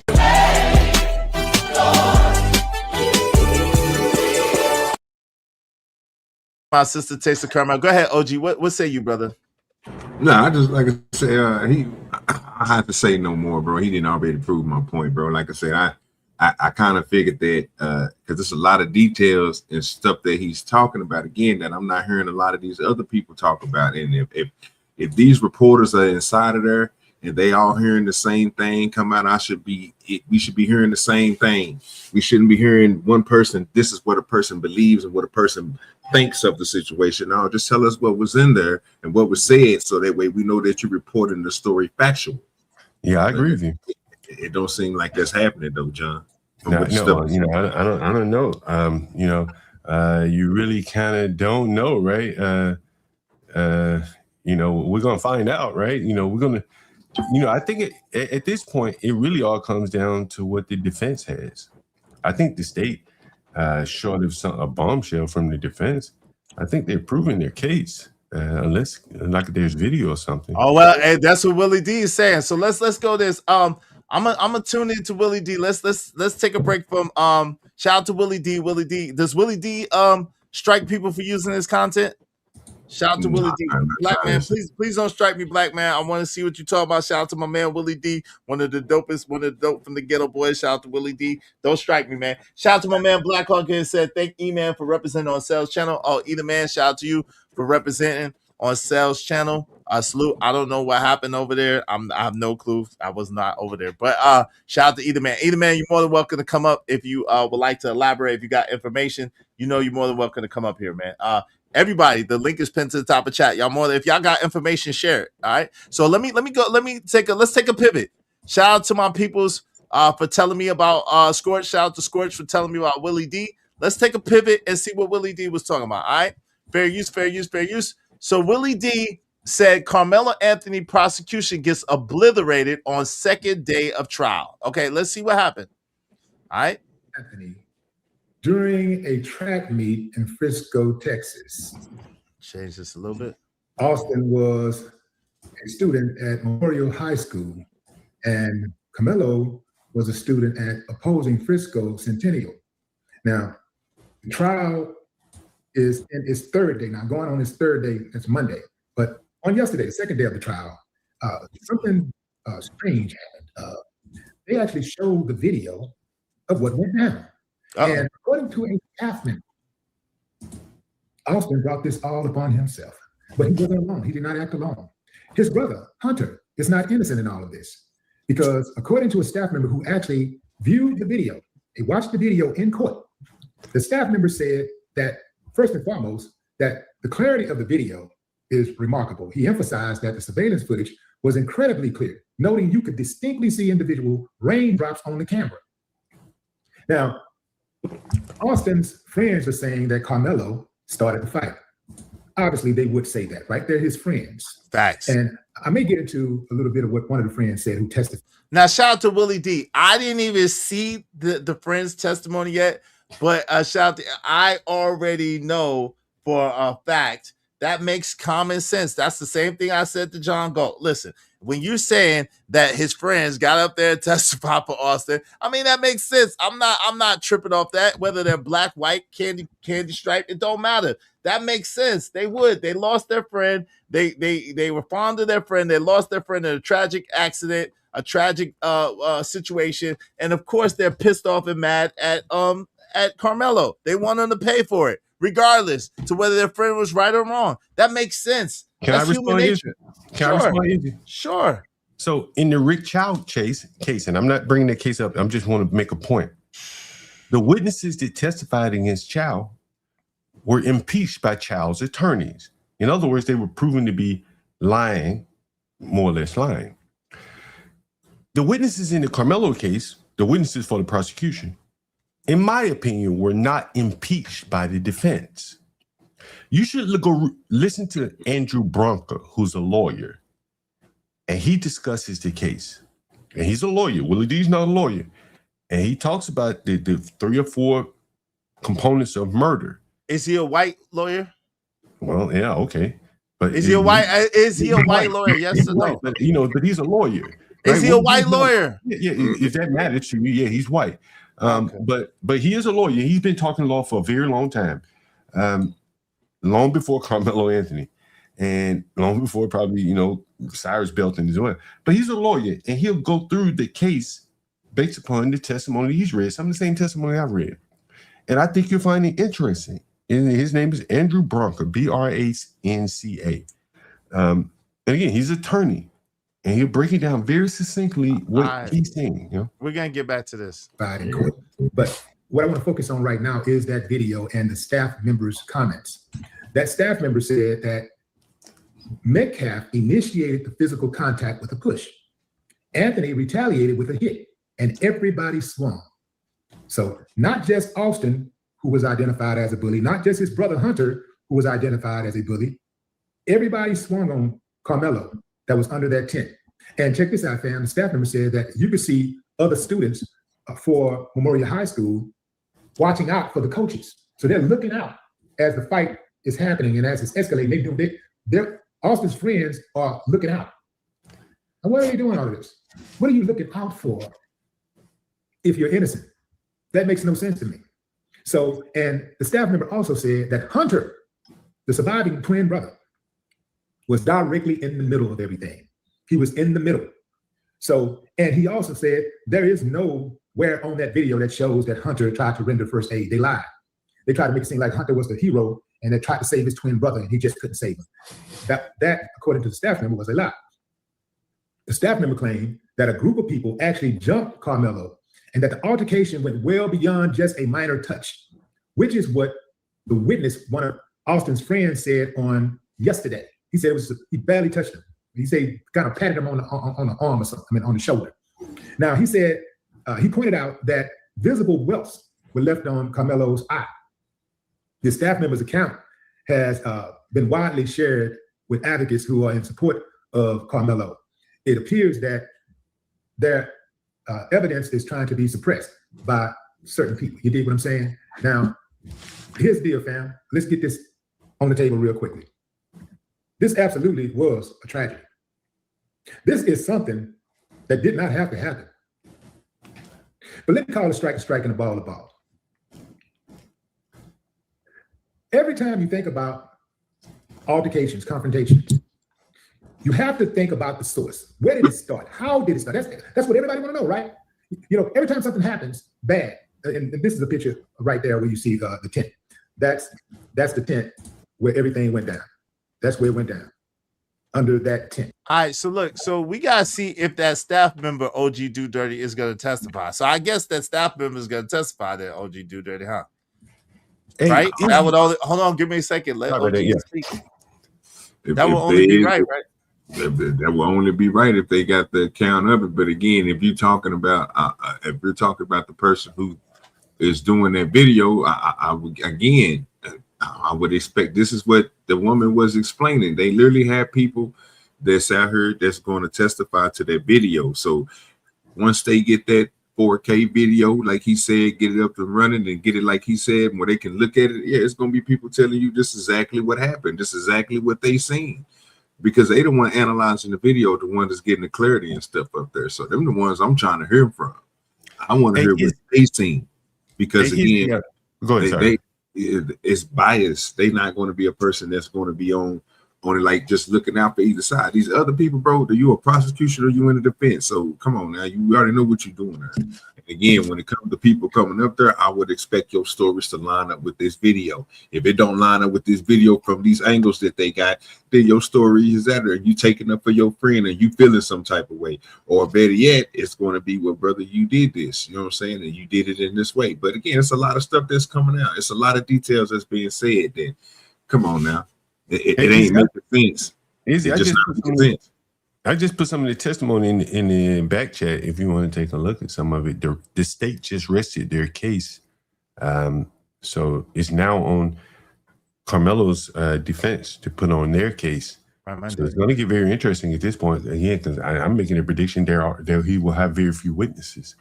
Well, we'll see. We'll see. Yeah. Hey, shout out to Ashe 2X said Hunter will be impeached. He's told the story too many different ways. Yeah, I've seen him personally tell the story at least 3 different ways, 3 different times. That's what I'm telling you. Hold on. I heard what you said, but I know what I'm saying. I'm responding to somebody in my chat, brother. Yeah, Hunter would be impeached because Hunter got on TV and did 3 different interviews. And all 3 of those interviews, he said something a little bit different. Shout out to Black and Proud. Say, either man, thank you for standing on business about the Carmelo Anthony on sales channel. Shout out to that. Yakub said, let's hear from the room temp IQ Willie. Who is that? Who's the room temp IQ Willie? You talking about damn, y'all. Not all of the witnesses in the child case were impeached. Shout out to Dawn. Listen, that man. So this is the interesting thing. Hold on. This is the interesting thing. I don't know why every time I start talking. My bad. That's not my bad. This is the interesting thing, right? When it comes to a black man and a black young man gets deleted, that black man is always on trial. It's always his fault. They always find a reason why it was justified, why he got deleted. The young man Cyrus was 130 yards away from the store. He was polite in the store. By every video in the store, he was polite, he was cooperative, and he just left the store peacefully. He was not arguing. He shook his hoodie to say, look, I didn't take any water, and he left. They started chasing after him. They chased him down, gunned him down in his back, and somehow that's self-defense. But when it comes to a black man, if he deletes somebody that's non-black, if anything, any reason, this person is a hero, they're a martyr, they're an angel, they were perfect, and this dirty, bad, thug, hoodlum, gangster black person decided to delete them in cold blood. It's the most ridiculous, asinine, ass-backwards thing that I've ever seen in my life. It's so crazy. They find any way to demonize and to weaponize our skin color against us. For what? If it's a white person or a non-melanated person, they were an angel. If it's a black person that get deleted, oh, they must have done something. How could they did something? They was doing this, they was doing that. Nah, when does it stop? When does it stop? Go ahead, John. Well, let me ask you this. Did you watch the Rick Child case at all? I've seen pieces of it, yes. Okay, so you just, how much of it would you say you saw? I've seen pieces of it. Did you see the black man who said he was an eyewitness to the murder? I did not. Okay, if you had seen that, now that was one of the eyewitnesses. There was no way you were going to convict the man off of that eyewitness. He was a liar. He was a felon, a criminal. I'm just telling you. I'm just telling you what it is, right? But this is the crazy thing. Why, if you're 130 yards away from the business, and the thing was you got a videotape that shows you was in no danger at all when the kid left, why isn't it? Why didn't they call the police? Why didn't they get the police involved? Why did they have to chase after the kid? And when they chased after the kid, why didn't they pop him in the back? If they popped him in the back, it shouldn't have been no court case at all. It should have been he's guilty at all. Period. Okay, well, we have court cases here in America, but one Now, of the things we got court cases in America. One of the things that it was five black jurors on that case. That is true. I forgot. So what? Here's the thing: is it that that case came down to not about the chase. It actually came down to Cyrus Belton running with the gun. He dropped his shoes. He dropped his backpack. He dropped his gun. The gun was the only thing he stopped to pick up. And that's when he got shot. And the eyewitness was Mr. Child's son. Now, maybe Mr. Child's son was lying. Of course he was lying. Okay, look, I'm not going to. I seen his testimony. Of course he was lying. I'm not going to disagree with you. But what I'm saying is that the other witnesses were impeached. How do you get shoot? How do you get? Okay, cool. How do you get shot in the back? How do you get shot? How? Hold on. How? No, let me ask the question. How you gonna tell me something I haven't got my question? You said how did you get shot in the back? I didn't complete the question. Okay, sure. Go right That's ahead. a piece of the question. If you're pointing a weapon at somebody, how do you get shot in the back? And how did they? If you point a weapon at somebody, how do they have a chance to pick out their weapon, unload on you, and you get popped in the back? How does that even make sense? Again, at that point, what I'm telling you though, Izzy, is in the courtroom. The only I'm asking you a logical question. You got to answer the question. I can't explain it. I don't know. But what I'm telling you is that what happened is that in the courtroom of the eyewitnesses, does that make John, stop with that. Does that make sense or not? And then you can tell me whatever you want to tell me. I'm asking you, does it make sense that someone that was pointing a weapon at someone directly gets popped in the back, gets popped and the weapon is magically on the floor, but they get popped in the back? Does that make sense? You describe a situation that probably doesn't make sense. So I say no for the sake of moving on. But what I'm saying to you is that it was a little bit more complicated than that in the trial. And if you had watched the trial, see, you're speaking on ignorance because you didn't watch it. I watched every day of it. I watched every day of it. And so you're talking like you know more than me, and I watched every day. Listen, I know for a fact. Listen, bro, I know for a fact in America, you're not supposed to let your black ass chase after somebody for 130 yards and pop them in the back. You going to jail for life, bro. Sure. I thought he was I thought he was going to be found guilty too. I said that the same, but I think there were some complicating factors to that case. That's what I'm saying. He had some juice. He got some juice. I don't think he had much juice, bro. I don't think he had much juice. But you should answer the question from your super chat. They found the gun on the scene. It was the boys, and the boy was pictured with the same clothes and the gun the night before. The prosecution, bro, the prosecution even had to admit in their closing statement that the boy dropped the gun and picked it back up right before he got shot. That's very true. That's true.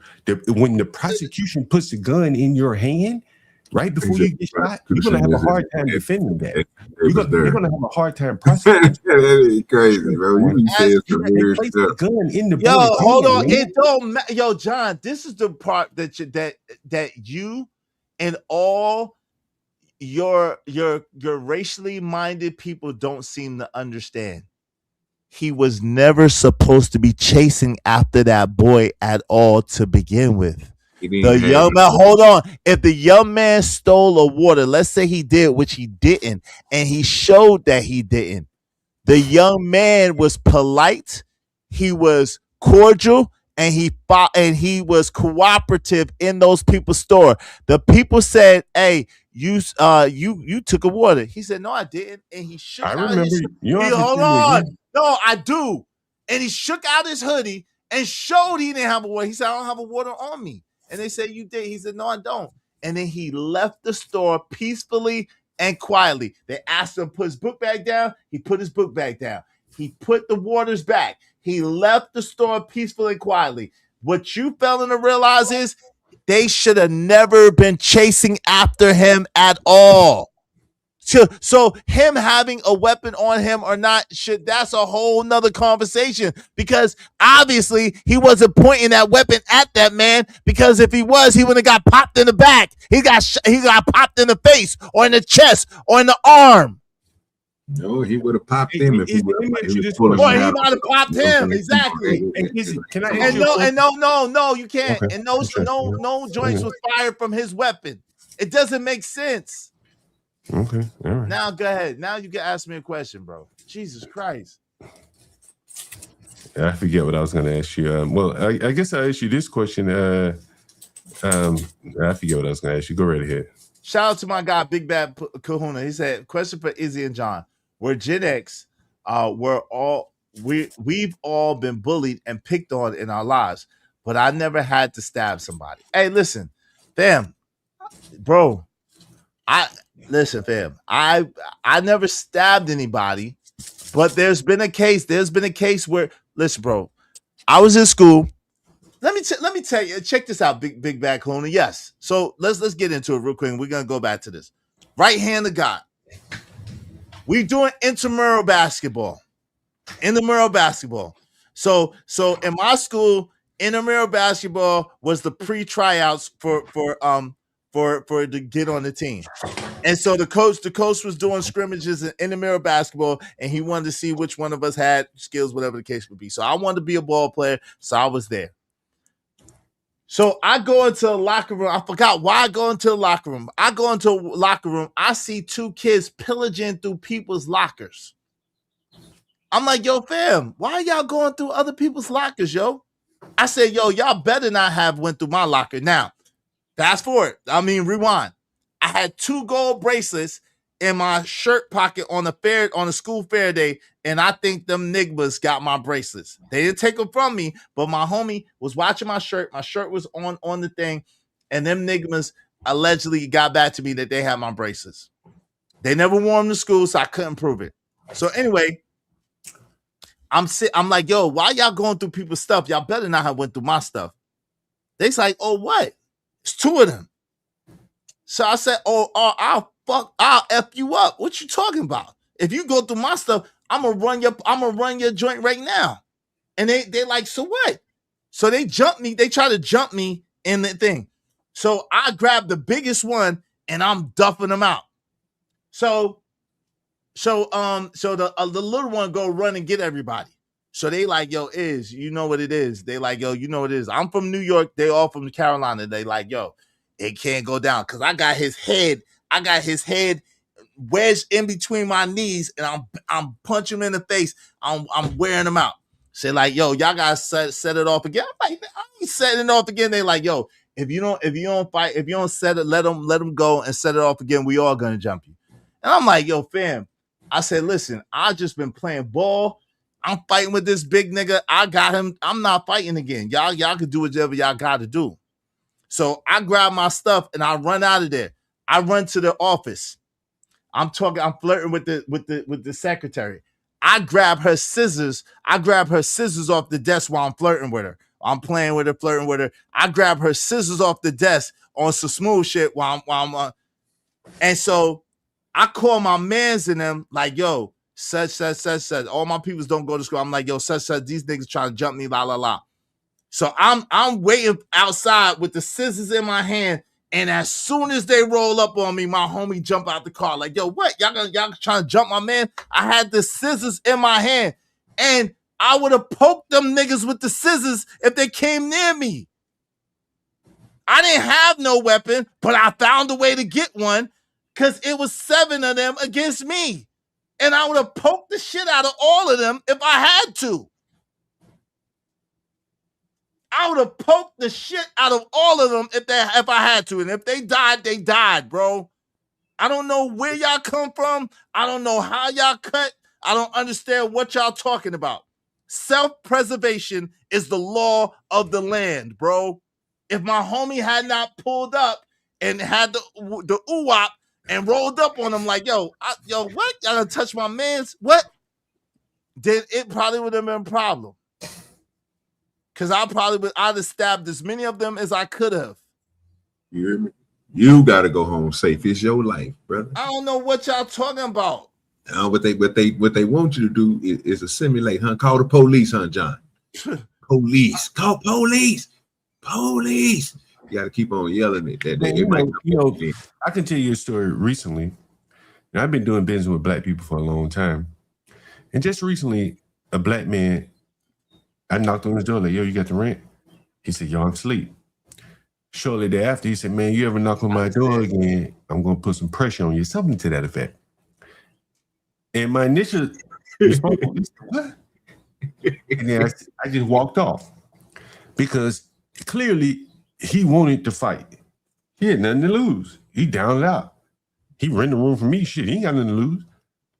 But it's on me to bring the temperature down.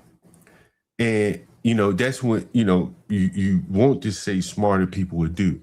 Because if I had just been as dumb as he was, then we'd have been fighting right there in the hallway. So, again, when they, when you carry around somebody smart or something like that, you would expect them not to be so quick triggered. Bro, are you crazy? There's always a way to talk people off the ledge. It's not a way to talk. If people are physically, are you stupid or you dumb? Listen, hold on, John. If you have someone physically assaulting you, you cannot talk them off the ledge. Talk them off the ledge. No, he was trying to talk. He told them, he warned them, yo, don't put your hands on me. You good? Hold on. He warned them. He said, yo, as long as you don't put your hands on me, you good. The dude put his hands on him, so he wasn't good. But I guess what I'm saying though, is I've carried a gun most of my life, and so I tend to avoid conflicts. If someone came at me and be like, yo, bro, I need you to get up out of here, and I know I got my gun on him, I ain't trying to press it there. I'm like, all right, man, should I go somewhere? Yo, it's pouring raining. Now that's me. Now, what came out in trial is that they asked Carmelo Anthony 15 times to leave the tent. Knowing that you got a weapon that you probably shouldn't have on campus, you probably should leave. What right do they have? Yo, are you crazy? Yo, if they ask them 5 times, John, if they ask them 5 times, it's pouring rain. If they ask them 100 times, it's pouring raining down outside. All accounts, right? If there was a damn tornado warning, like, yo, what right do you have to tell me to leave? I ain't going nowhere. I'm sitting right here. Like, go ahead. John. Hey, John, you can't. Where you end up on trial for murdering somebody. Hey, John, you can't give them 0.3 surface area up your canopy just to stay out. Just have their body stay out of the range. Just the right side of his body stay out of the range. You ain't gonna give me. You're asking me, right? I would, but I've never been in track before. And a parent, you asked me a question. You asked me a question. Can I answer? Or you got more to say? Let him fully ask you the question. Let him fully ask you. Okay, sure. I thought he was done. Okay, so look, I'm just gonna bypass the question because it seems like every time I ask you a question, you give it. So if they don't want to give him 25, 50%, 75% of their canopy tent, they wanted him gone. So he couldn't be. Basically, you telling us that he can't be under it, so they don't want him under it or nowhere around it. Apparently, they didn't want him anywhere around it, and it was testified. Let me finish. It was testified in the trial. I've never run track, so I don't know anything about that. But it was testified in the trial, and these were the teenagers were testifying that they don't like anyone around their tent. It's track culture. I don't know if that's true or not, but that's what they testified to. Even some of the coaches testified to it, that they don't like people because things can get stolen. That's what they said. And they equated it to like being in the huddle. Like you wouldn't want somebody coming in your huddle if you're in football or sitting on your side of the bench if you're in basketball. That's what the coaches equated it to. Is that true or not? I don't know. But that's what they testified to in front of the jury. And the jury heard that and likely took their word and believed it because they were the coaches. They're credible. Presumably, they have no reason to lie, although they could, right? But that's what they were saying is the tents. And he even went so far to say is that the tent business in track is a multi-million-dollar business. I didn't even know that. What's that got to do with anything? If it's raining outside and you're looking for shelter, like, yo, what are we talking about? It's raining and you're looking for shelter. But I mean, that doesn't give you the right, even though it's raining. Someone can't come in your house because it's raining. That's not a house. It's a daggone. It's a daggone track meet. It's underneath a canopy. But you can't go in someone's football huddle. If you went in someone's football huddle, not a football huddle. It's a canopy, for God's sake. To get out the rain. But is it? They have all of their personal possessions there, their watches, their phones, their wallets, and they were all sitting there, bro. But what was testified? I'm just telling you what was testified. You can argue with that all you like. I hear you. Hold on. You already told us what was testified many times. Let me just say this again. If you want to get out the rain, it's no deeper than you was just trying to get out the rain and keep from getting wet. Now, someone tell you, yo, you leave, and it's like, yo, fam, it's raining. I'm not going nowhere. I'm not going nowhere. Like, yo, they don't have the authority. They don't own that bench. They don't own that land. They don't even own the doggone teepee. It's the school's teepee. They don't even own the damn canopy. Okay, let me ask you this question. If you say, listen, I'm not going nowhere. You telling me that they got a right? I'm asking you first. You telling me that they got a right to put their hands on him because he didn't want to leave from underneath the canopy? They got a right to assault him for that? I'm not saying that. So do they have a right to do that? That's a yes or no question. I said no. I didn't say that. Okay, if they don't have that right, and then if they don't have that right, and then they assault him, then he's wrong for defending himself and trying to protect himself? Well, I think the reason why he's on trial is because the prosecution is seeing it, his actions is being disproportionate based upon what the witnesses are saying what actually happened that led up to this stabbing. For instance, here's one of the things that, again, why I think Carmelo should testify, but I don't think he will. He shouldn't. Do you know what type of knife it was? And there's a reason why I'm asking. They said it was a cleat knife. That's what I heard. No, it wasn't. It was a folding knife, a 5-inch folding knife. Okay. The reason why I say that's important is because you don't carry a folding knife unfolded. You fold it up. So the question that many people will have is, when did you unfold the knife? When did you decide to unfold the knife? And if he doesn't testify, then people are left to their own thoughts. I think he needs to be able to tell people, because it happened, the killing happened in such a quick 2 or 3 seconds. They weren't fighting for an extended period of time.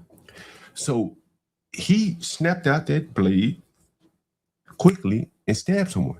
He has to explain that to save his life. Understand?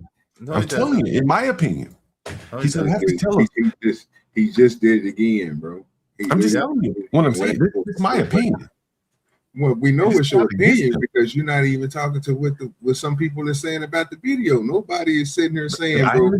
But I'm saying, hold on, let OG 230 finish. Come on, John, one at a time, bro. Ain't nobody saying the same thing that you saying, bro. That's why we keep on asking you where you getting this information. I just put the testimony in the back chat.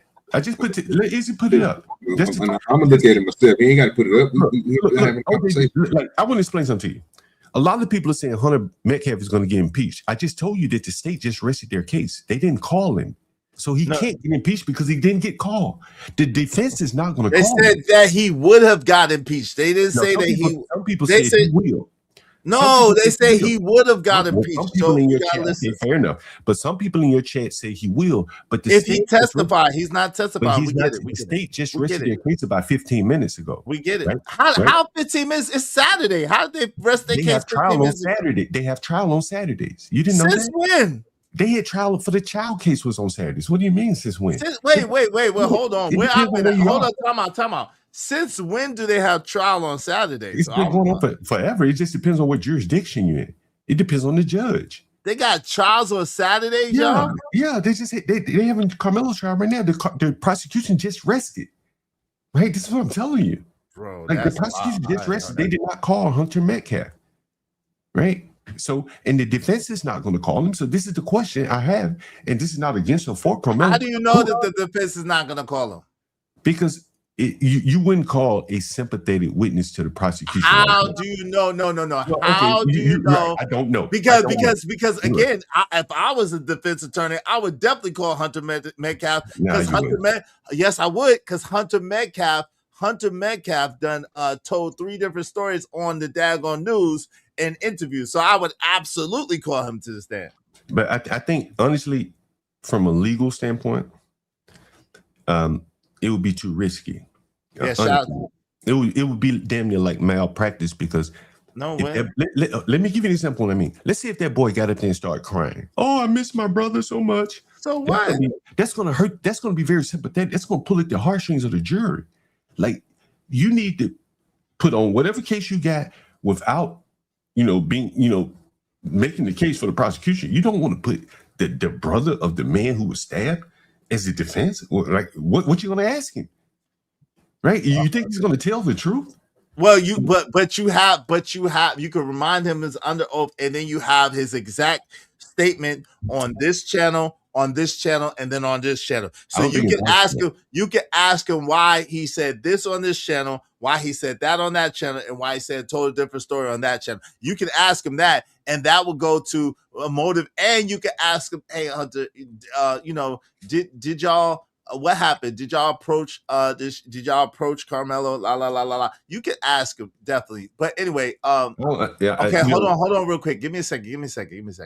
Shout out to Either Man, said the only thing John Gold said was true. That's all. Either Man, you're welcome to come up, bro. He said I would call him. You would call Carmelo Anthony? I definitely would not. That is not a good idea. Call a victim. He's saying he would call Metcalf. I don't know if I think he was saying that he would call Carmelo. That's what he said. He said that's the only thing that you said is true. Come up here, Either Man, so we can have the conversation. Kojak 3 and 3 the Great said, yeah. This is not a conversation, bro. He said the trial was today. Huh? Yeah, trial today. Wait, huh? Wait a minute. Go ahead. What are you talking about? What are you talking about, OG Do Dirty? OG Do Dirty, talk to me. What are you talking about? That's not a complete sentence. I don't know what you're talking about. I say, why would you believe? So John, so what's all the dates that they had for the trial so far, John? If you don't mind. I guess all this week, right? Probably started Monday. It started June 1st, and so the prosecution gets arrested. I thought it started Wednesday. It started June 1st, whatever day it is. No, it didn't. It started Wednesday. No, I'm saying the trial started Wednesday. What are you talking about? Jury selection started on June 1st. The trial he asked you what day did the trial start? Is what OG. Hold on, OG. My bad. Did you ask him what day the trial started, OG? Well, I included jury selection as part of the trial, but my bad. I've been looking it up. There's nobody got that live today saying that they was in the courtroom today. Okay, let me see your clip and you'll see it for yourself, man. Jesus Christ, man. Look, yeah, the only thing John said that was true is that they had trial today. Okay, in California, they do have trials on Saturday. Right? There you go. That's why would I lie about that? Right? I'm not saying, but that's the only thing that you said was true. You lied about everything else, according to Either Man. Shout out to Raj Will. What's up, Raj Will? Shout out to Big Bag Kahuna. Shout out Raj Will said facts 100. Yo, my man, thank you very much, Scorch 2 Did they recover the weapon at the scene? I think they did. I want to say they did. Do you want to know the actual facts about how they found the weapon? Hold on 1 second now. We're gonna go through all this mistruth you did for the last. Let's go through the weapon. No, hold on. No. Come on, John. You just had a super chat. I know, but I asked Either Man to come up here. Go ahead. I asked Either Man to come up here and let him talk. Go ahead, Either Man. So first of all, the prosecutor called all of his friends, right? And if you look at their statements that they wrote down versus the statements that they said on the stand, it was some discrepancies, right?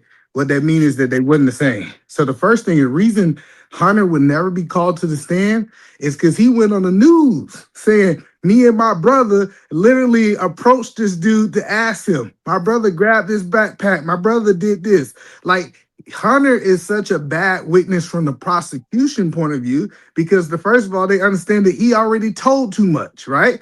So these kids have been coached. They had a year to coach these kids, and I wish the defense would have did a better job, but they start asking really simple questions. what John lied about. So let's break it down. First of all, I'm about to tell you. So first of all, I'm gonna tell y'all the truth, right? Because there's a lot of stuff. He's seen someone that was dating his cousin that he went to go dap up. This is why he didn't just go under their tent just because he wanted to go under the tent. We know that it was raining. He knew someone under the tent. He walked up to this man, and this witness was the last witness that he said he came and dapped me up because we know each other. So he wasn't just trying to find it was this idea of him just going places. I know John ain't never played sports, but this is normal that you build relationships in sports. And when you see people you know, you go dap them up and talk to them. That we know that for a fact. I didn't say you didn't do that. There's no lie there. I didn't say you didn't dap anybody up.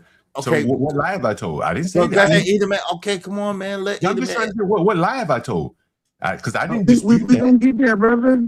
Okay, well, I thought you were going to get there. Like, you've been going for like 2-3 minutes. I thought Brother, you were we going let to you lie. talk.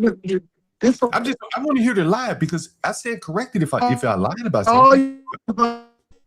Damn, E, your mic, you're going in and out, E. He spent all that time talking bullshit while accusing me of lies and didn't mention Either one Man, thing. you going in and out, Either Man. Say something now, E. Damn, come back, Either Man. If you having trouble, come back. Yo, shout out to my man. Just the lies, man, because I don't want to be up here telling lies. All right, shout out to my man Stan Autry. I appreciate you, Stan Autry. Salute. Y'all be like Stan Autry and support the show, support the stream. You know what I mean? My guy, respect, Stan Autry. Appreciate you, bro. Salute to you, man. Yeah, stop. What happened? What happened? Bridget? Hey, Either Man, come right back, bro. Yeah, Hey, you want to put the testimony up in the back chat? Give me a second. Not right at this moment. Give me a second. Cause go ahead. Cause my man OG was trying to say something too. Go ahead, OG, and then I'm trying to let him get it in, bro. I'm trying to let him finish what they was talking about. I want to see answer your super chat. Can I answer your super chat, Izzy? Yeah, go ahead. So the knife was found. Okay. It was apparently Carmelo threw it a couple bleachers up and took off running. That's going to present trouble, bro. Understand? Because there was a stabbing that was very similar to this, and the fact that he ran was used against him. But if you talk about Case, hold on real quick. If you're talking about Case and Allison, which is 30 minutes up the street, which was way more brutal, way worse, and it was premeditated. Case and Allison only got manslaughter, and he got basically time served with probation. He didn't get first degree nothing. Well, again, I'm not arguing because I don't know how they charge him. I know Texas has some interesting statutes as it relates to murder. They only have like first degree murder and then maybe one other. And no, they got manslaughter because again, Case and Allison. I said they got death penalty, first degree murder, which is what Carmelo is, and then they have something else. Carmelo, by 17, couldn't get the death penalty, but Texas doesn't do like second and third degree murder the way some other states do. Right, but they got manslaughter, which is a much lesser charge. But manslaughter probably doesn't fit the case. That's why Chow got off. If you that's a total different place. Chow was in South Carolina. But what I'm saying is, Izzy, they have to have the facts to fit the case, and manslaughter is different than murder, and so you can't charge someone with manslaughter if he committed murder. Right? But no. But yes, you can. They got the charge. The jury found him not guilty of premeditated deletion, but they found him guilty of manslaughter. I'm talking about Case and Allison, who was a high school kid, a white high school kid who did the same thing, but who stabbed the kid 5 times. He stabbed Joe Ramirez 5 times. And you know what I'm saying? But it was premeditated because him and Joe had an altercation before that. And he deleted Joe, make Joe rest in peace. And he was 18 at the time. And when he went on trial, he was 21 when he went on trial. Hold on. And so they gave him manslaughter, even though he was charged with first degree. They lowered his charge. They found him not guilty of manslaughter. Not guilty of first degree, but they found him guilty of manslaughter. He basically got time served and he got probation. Well, again, manslaughter is totally different from murder because murder has there are a couple components of murder that the state must choose. Like there's eminence, there's I forget the other factors. That's what I say. Andrew It's supposed Bronco. to be premeditation. No, premeditated murder is like totally different than I just committed murder. No, like first degree. What they're charging him with is a premeditated charge. But see, that's what I'm saying. Like, if you look at Texas statutes, if you just pull it up, like Texas state murder statutes, you'll see what I'm saying. That there's a like death penalty murder. There's the murder that Carmelo is charged with. Yeah, say degrees. And then there's one lesser one. Like, pull it up, Izzy. You'll see. I know that's. I already did pull it up before. Hey, brother. Is this what's your name, brother? Holiday. What's going on, brother? Holiday. How you What's doing, going on, man? brother? Welcome to the show. What say you? Hey, bro, your story. When you were telling your story, that's what made me jump on because the exact same thing happened to me. I was at a hotel. I'm a performer. I'm a singer. Well, I was at a hotel and some cats was hating on us, and they jumped up on the stage. And I went in the kitchen. It was about 10 or 15 of them. I went in the kitchen and grabbed some scissors, some big old kitchen scissors, and came out with the same mentality you had. Anybody run up, gonna get it. And my homeboy took the Mac and popped it in the air, and everybody started running. So I didn't have to do nothing. But the same story. But what I'm listening to the other brother that's talking all soft and smooth, he it's like he thinks because he talk like that makes him some validity to what he's saying. And the fact is don't nobody know what the hell they talking about. Everybody's speculating.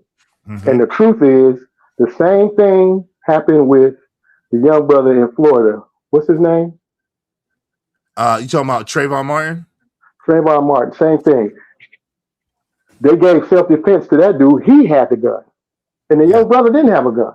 Right. And he got off on self-defense. So your point that you was making earlier is flip-flop depending on who it is. Let me ask you, Holiday, did you watch the Trayvon Martin trial? It doesn't matter about the trial. We're talking about the laws, bro. You keep talking about the trial. Let me explain something. You just asked me a question, though. You asked me a question. I'm about to tell you something about that. I got an answer for that, though. No, I didn't watch it because it's not necessary. That's all I wanted to know. Okay, that's all. So my point is this. The law in itself flip-flops depending on if you're black or not. That's the point. You can keep talking about if you saw the trial or whatever the case may be, but the bottom line is Trayvon Martin was walking without a pistol. He had a Yoo-hoo and some Skittles. He didn't have a pistol. He ended up dead because that dude was following him. He put hands on him, and dude was a punk, so he shot him. So they call that self-defense when he followed him. And just like the brother just said, if somebody broke in your house and they had a pistol on them and they were running and you shot them outside your house, you're going to jail. You're going to jail. Give me 1 second, brother Holiday. Welcome back, Either Man. Yo, real quick, my bad. I misspoke. Guess what? They didn't even find Cason Allison. They found him not guilty of first degree, and they found him not guilty of manslaughter, but guilty of criminally negligent homicide. And this is the crazy thing. Cason Allison literally had a fight with Joe Ramirez before, and then he deleted. It's like he egged him on. He stabbed him 5 times in the school bathroom at school, and got away. It got criminally negligent homicide. So listen, and that was 30 minutes up the street. That was in Texas, 30 minutes up the street from daggone Carmelo Anthony. So listen, the only difference is that Cason Allison is white. So we're gonna see what happens. Go ahead, brother Holiday, and then let Either Man get back in it. It basically was planned. What's up, my auntie Loki? No, I'm just saying that it differs based on if you're black or not. It just differs because there's no way that dude should have got off for killing Trayvon Martin. Absolutely no way. That was, I'm just deleting that young brother. That's not self-defense. When the 911 operator told him not to follow him. Right. It's recorded saying not to follow him. Don't follow him. Don't follow him. And he's doing it anyway, trying to be a hero. No doubt. It's like you went out too, brother Holiday. Yo, what's up? What's up, Either Man? Either Man. You hear me now, or am I still going in and out? Nah, you perfect. Hey, shout out to Stan Autry. Thank you for the $1.99, bro. He said, "Let's go." Everybody want to act like. Oh, Brother Holiday, you going in and out? Am I the only one that hear Brother Holiday going in and out, or No, he going in and out too. No, I was going in and out because I was leaving the building. But no, I'm saying that there's no way that dude should have got away with what he did to Trayvon Martin. There's absolutely no way. How do you know that? If Other than the fact that, I'm just asking, dude, it's not about the trial, brother. Dude, listen. See, this is what I'm saying. Is what you keep doing is you keep talking about the trial and not the facts. Right. You keep talking about the trial and not the facts. That's just like they kept saying, OJ did it, but ain't nobody talking about the fact that they took his blood from the police station and brought it to the crime scene. Nobody's talking about the fact that the young brother who worked at the impound, went and took pictures of the inside of that car, and there was no blood in the car when he took pictures, and then all of a sudden there's blood in the car. But what you will talk about is the trial. Well, I'm making points about how I'm talking about facts though, brother. I'm talking about facts. You keep talking about what happened in the trial. People lie. Well, hold on. So John, maybe you lied on accident. So let me give you a chance to get out of it. I think you should apologize, man. Like, hold on. Let me see if you lied on accident. And when you was up here talking to Izzy earlier, you stated ass with putting the. Damn, you breaking up again, Eda, man. Dang, y'all can hear me now. What about now? Is that better? Yeah. Go ahead, Eda, man. Go ahead. Yeah, so John, you said earlier that he was tasked to put up their tent, and the reason his team did not have a tent was because he did not put it up. Did you misspoke? Lied on accident? What I said was, let me be clear. From what I read, he was tasked to put up his tent. I think it was his coach said that usually we have a tent put up. This time they didn't have their tent put up. They were the only team that didn't have a tent. He was tasked to put it up, from what I read. That's a lie. Now, why he didn't put it up, or if that's not the truth, then I stand corrected. But that's just what I read, right? Okay, but that's what Eda man just said. Go ahead. So now, but how do you know? How do you know what I read is false? Let him tell you. He's I'm about to tell you. He's trying to tell you. You keep cutting him off. I'm listening. Sorry about that. Yeah. So Carmelo Anthony, and this is, you want to go back to the trial, it stated that he had to show up early because he had to participate in other events. And so since he showed up early, he was at this event early. That's why the tent was not up. So can you, if we can show you factual data that the information, because you was first speaking like it was facts. You said that the coach was a witness saying this on the stand. Someone was a witness. That's why. You said this. See, that's what I'm saying. I'm trying to hold you accountable for what you said, and now you said that you think that you read an article. When you I'm saying he didn't go on trial and say that he's supposed. Okay, who testified? Based on the state. So who testified to what you're speaking of? Can you give me the name? Because I'm going to Google it right now. No, I'm holding you accountable for what you said. You said that this coach. Hold on. No. Listen. Can you put me in the right direction so I can be? But you gotta let him complete the sentence first. Come on, John. Let him complete what he's saying first, so we can understand what the case he's putting against. Sorry about that, man. I just want to know the facts. So if you could just tell me where I misspoke. I'm challenging. But if you want to know the facts, you wouldn't be spewing what you read, because that don't make it facts because you read it. Well, so if you wanted to know the facts, you would investigate what you read before you started telling everybody.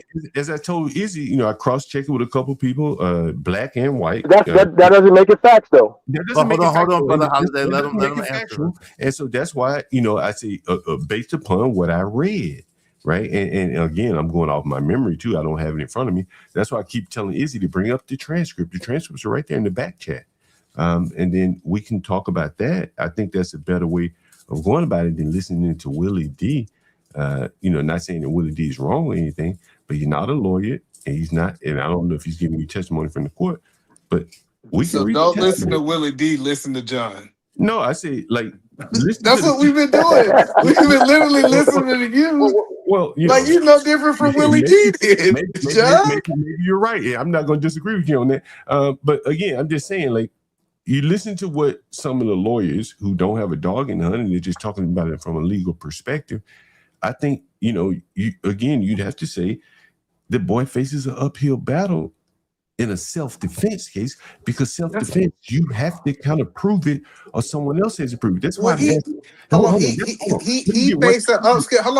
faced an upskill battle because he's black, regardless, in the court. So like this idea that black people got to go uphill, that's not a journey in their court system. Okay, if you want to go there, then here's an interesting thing that I'm very curious to know what you think. His family moved to a neighborhood that got him an all non-black jury. If they lived in Dallas or Irving, he probably would have had blacks on the jury. But they wanted to live around whites. Now they don't want to be judged by whites and non-white. That's neither here nor there.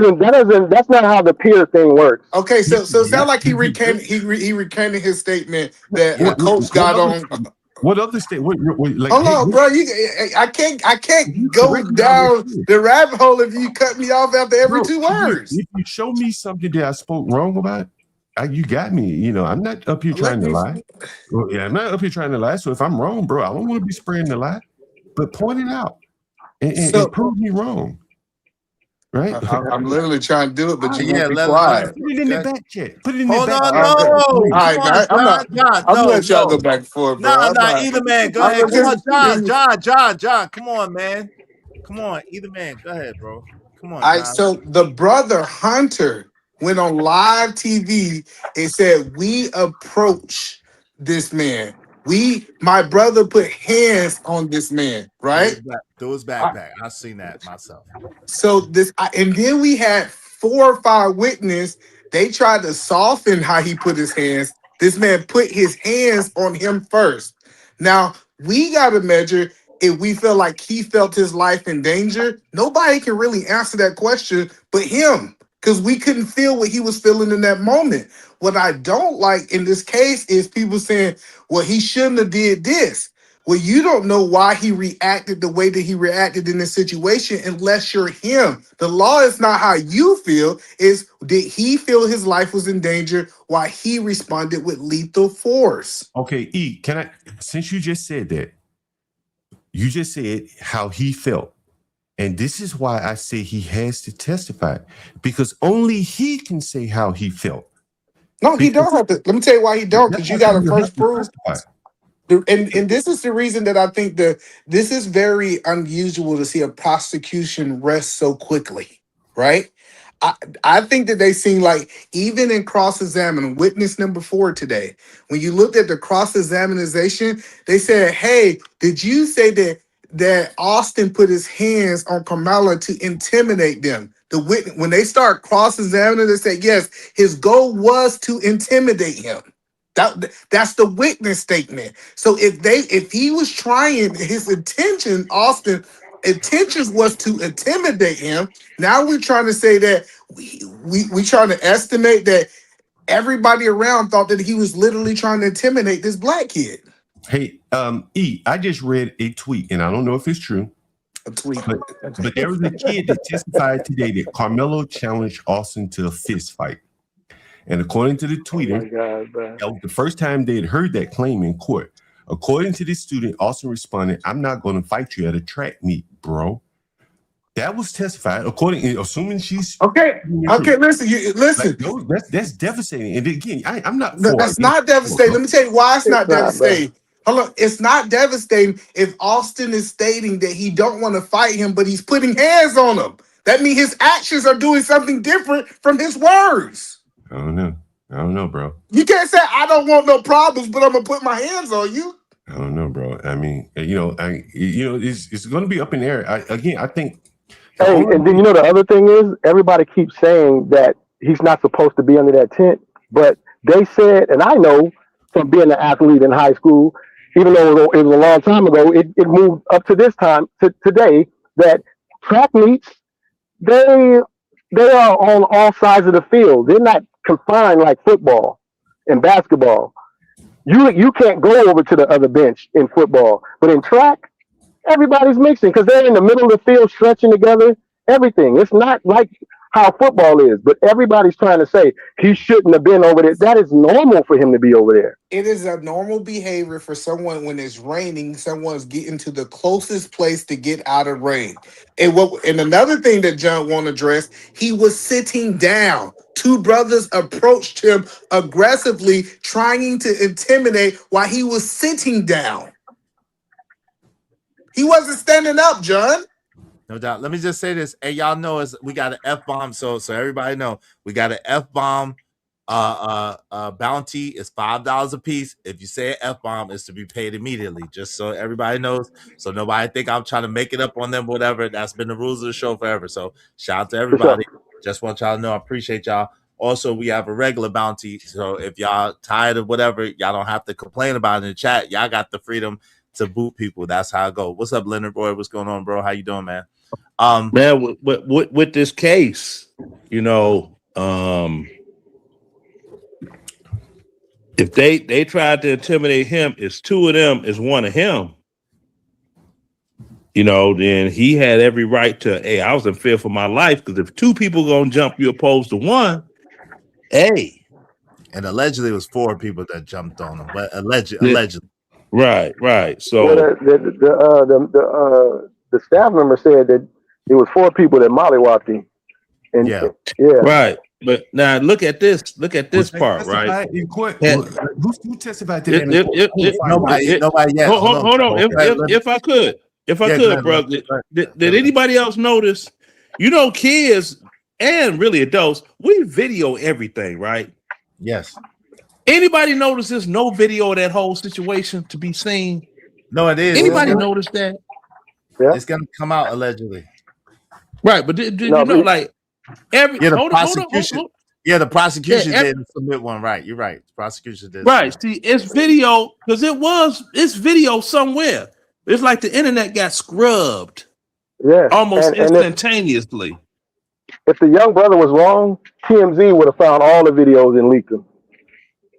Period. TMZ would have had it all out there. Ain't no videos leaked.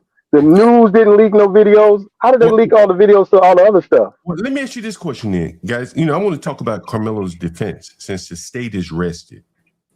And I'm really curious to know, because I've been thinking about this since the beginning. What witnesses do you think he'll call? We don't know. I mean, and I know we don't know, but like, who would come and testify and be of value testifying for him? I think Hunter will. But Hunter's not going to testify. Right? He ain't got no choice. That's what I'm saying. You don't know about court. Hold on, time out. If the defense calls him up there and subpoenas him, he got to come up there and testify, bro. He can say, I don't want to testify. No, he can't. Yes, he can't. What are you talking? No, what do you mean you can't take the fifth? No, but he got to get on the stand. He got to get on the stand, and if he gets on the stand and takes the fifth, that's gonna be, and that's gonna look bad. That's gonna look bad. Right. Why? Because if his brother, if they didn't do anything, okay, but let's hold on, John. All right, sure. If he didn't do anything, why the hell would he have to plead the fifth? So the defense can absolutely put Hunter on the stand without question. They can. Now he can plead the fifth, but that will make it look bad. That will make it look worse. Just for the record. Well, but again, like, okay, so at best he pleads the fifth, so you get nothing. At worst, he starts to testify, start crying on the stand. That looks bad for the defense. You've now gotten sympathy with the jury. Not as a defense, you don't. As a defense, man, it's too unpredictable for your client. There's no way you're going to call the victim. Hold on. So we know they have already called one today. They called one witness today, and they have 21 witnesses on their list. So it's not that it's not that they don't have witnesses, because I think that John, like, who they gonna call? Obviously, they got. Hold on, John. Let Either Man talk, bro. Come on, go ahead, Either Man. So who did they call as a witness today, Either Man? I gotta look up the court. I know NBC got the transcript. I think it was a staff member. Hold on, let me see. Oh, so okay. Hold on, real quick. So that's hold on, real quick, bro. I just told you they call.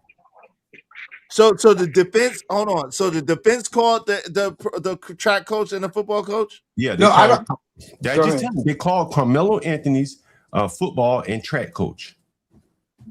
But he's not an eyewitness. Okay. He's not an eyewitness. Hold on, let's be hold on. So they literally started their defense at the end of the day, right? Like, we paint this picture as if like they didn't had a chance to do their whole defense. We literally been responding to what the prosecutor can. They called the football coach for Carmelo. Okay, right. This they opened their case by calling. I don't know if they opened their case by calling, but they did call Carmelo's football coach today. He's not an eyewitness. He won't be able to, right. So just what I'm saying. Who of value can they call? Because all of the eyewitnesses have been called already, except for Hunter. And then can I ask you a question, John? It is valid. Hold on, brother. The coach Holiday, is very valid because a lot of y'all like you up here lying, talking about he didn't put up his 10, or it's not normal for people to go to other people's tents. That coach is a literally valuable witness to be able to say the narrative. That's hold on, bro. You gotta respond every 2 words, bro. Let us just land. We let you land every time, John. So the point that I'm saying is this first witness I think is crucial because it tells the how track and field culture really is.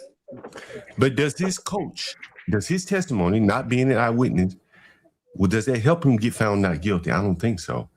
Well, no witness is going to help you be not guilty. All he can do is tell you about track and field culture in Collin County. He can't tell you what happened because he didn't see it. I don't think he saw it. Okay, let me ask you a question. Either man. So you said there's 21 other witnesses besides just them? Yeah, so so basically you have to submit all the people you want to call, right? Because it's like it kind of get approval. So they said we can call up to 21. So for example, the prosecutor could have called 35 if I'm not mistaken, and I'm trying to go off memory, but they didn't call all 35. We know they only called, I think, was it John 7? So it wasn't as many. So that's not saying that 21 people are going to be called, but they do have a list of people to make their case. And I think what their goal is to do is to first be able to paint the picture of what happened. First, talk about the culture of track and field, and then call some people in. And they can also readdress witnesses that have already been called too. So say like these people that basically the prosecutor called, they can challenge them and bring them back to the stand too. On what? What would you call that? Redirect. Redirect is when they've already been on stand. Right, that's what he just said, John. You don't listen. No. Redirect is the prosecution asks questions, the defense asks questions, then the prosecution redirect. You don't calling somebody back up to the stand is not a redirect. Wait, hold on. So you saying you can't call people back to the stand? I didn't say you can't call them back to the stand. That's not a redirect, though. Hold on, hold on. I could be mistaken. Let me find the exact terminology there. It's called recalling a witness. Kojak put it in the audience. Okay, recalling a witness. Okay, cool. Recalling a witness. Okay, cool. So if I think the best defense. Go ahead, bro. Go ahead. No, I was going to ask John because he can tell us why Carmelo is washed. So I would like for him to tell us how he can get unwashed. What's the best bet for him, his attorneys? So you know everything about what got him washed. Well, I'm just curious to see you. And I've been on trial, so I'm telling you from a little bit of experience. I was on a very serious charge and I beat it. And I think again, as I keep saying, self-defense is best provable when you don't have to testify. George Zimmerman, Chow. When you got to testify, particularly when you're a young boy, you're in some serious trouble. And I think there are too many things that he has to answer and only he can answer. When did you unfold the knife? Why were you on the other side of the tent? You look at even the testimony from his coach that I just put in the chat. Assuming that's true, it didn't help him. So I'm asking you what is going to help him. You're telling me how he's not going to get help. So the only way I think he can help himself is by testifying, and I think that's very dangerous. It's very dangerous, particularly in his case. And so if I were him, I wouldn't want to testify, bro. Right? I wouldn't want to testify. But I think he has to. So that is why I've been saying from the beginning, from his opening statement, in the jury selection, I think this is like basically loss minimization, loss mitigation. They're trying to get as little amount of time as possible. Hence, that's why they cut his hair. That's why they call him Mello instead of Carmelo, because that name, sticks out a little bit.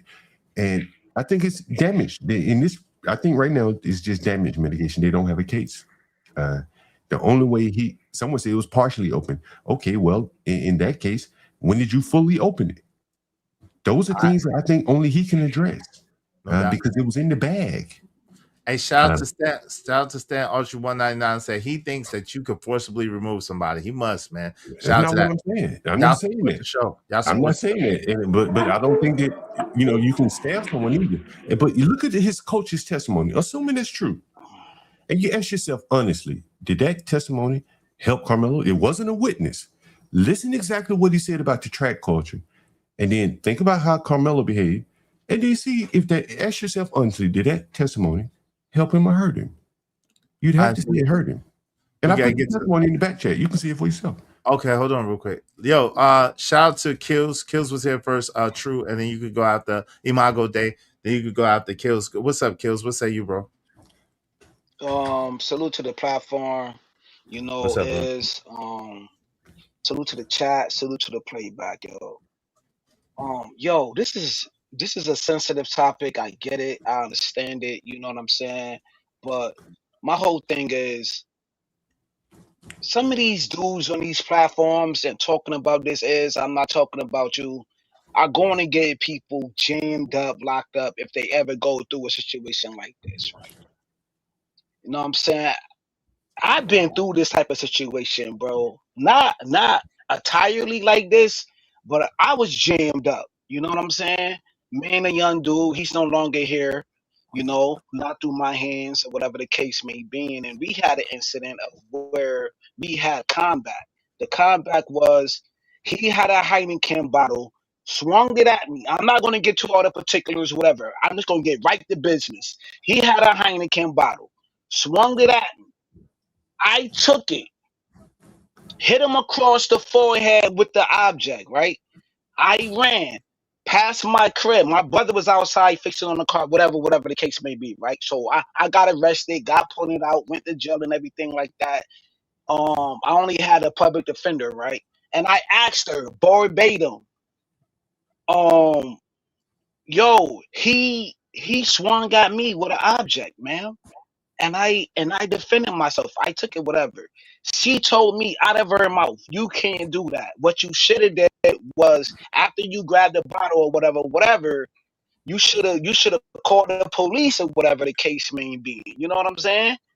Like that, yo. I was facing 7 years, brother. 7 years for that.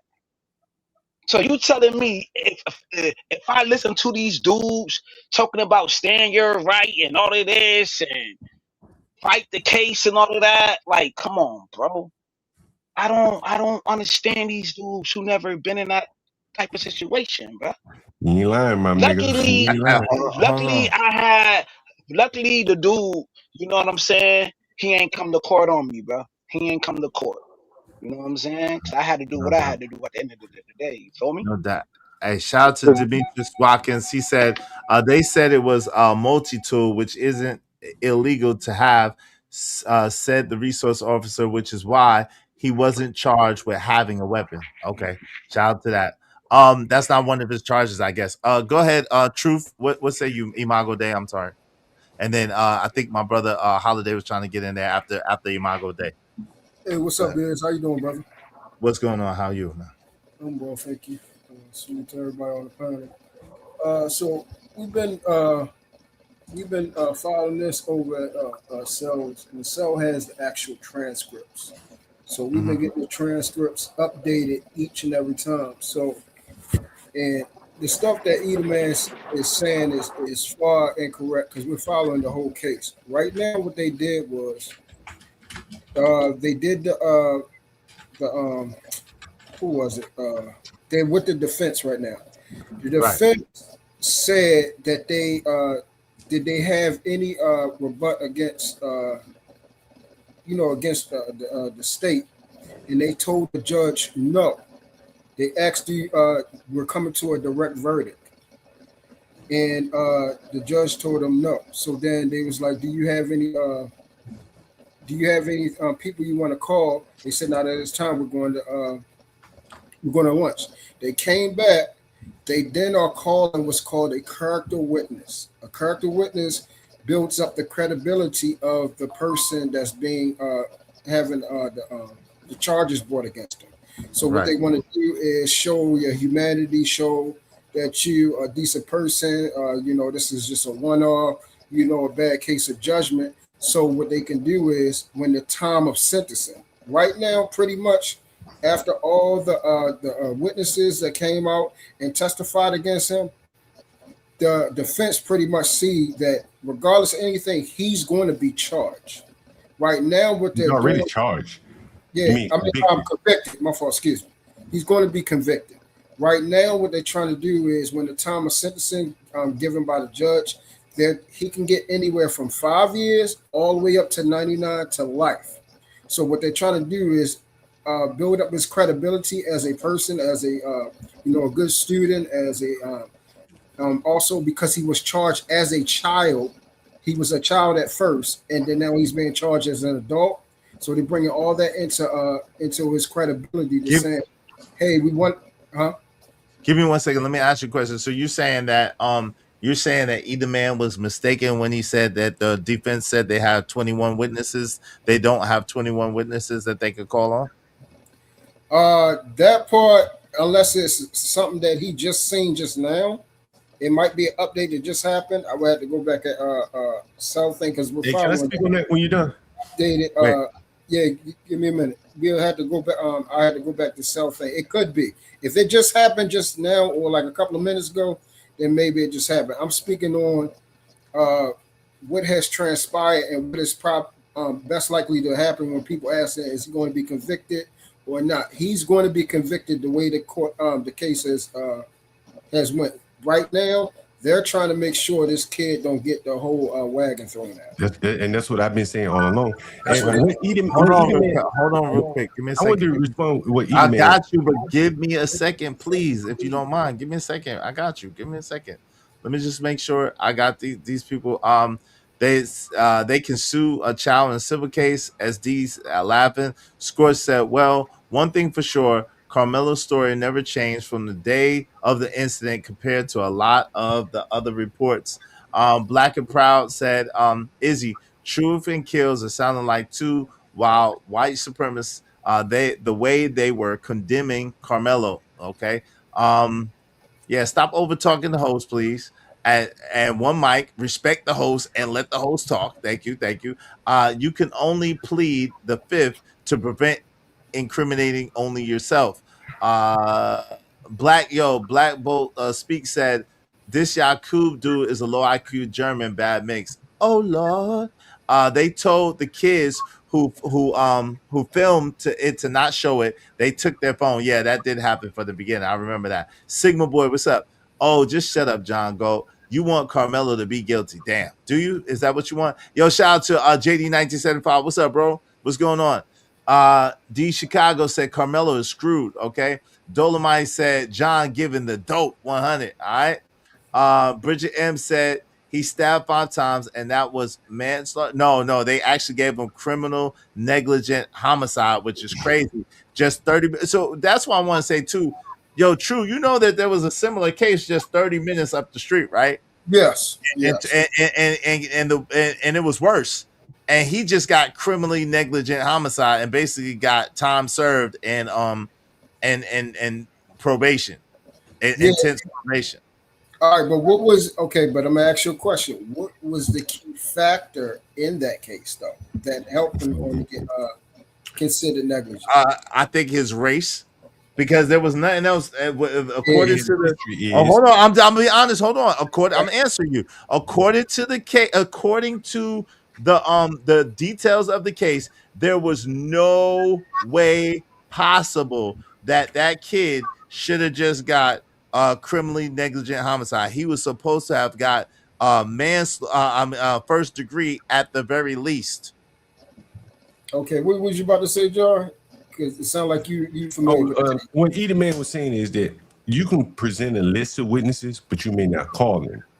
And so Carmelo may have presented a list of witnesses, as E was saying, but presumably what you're saying is that he may not call them.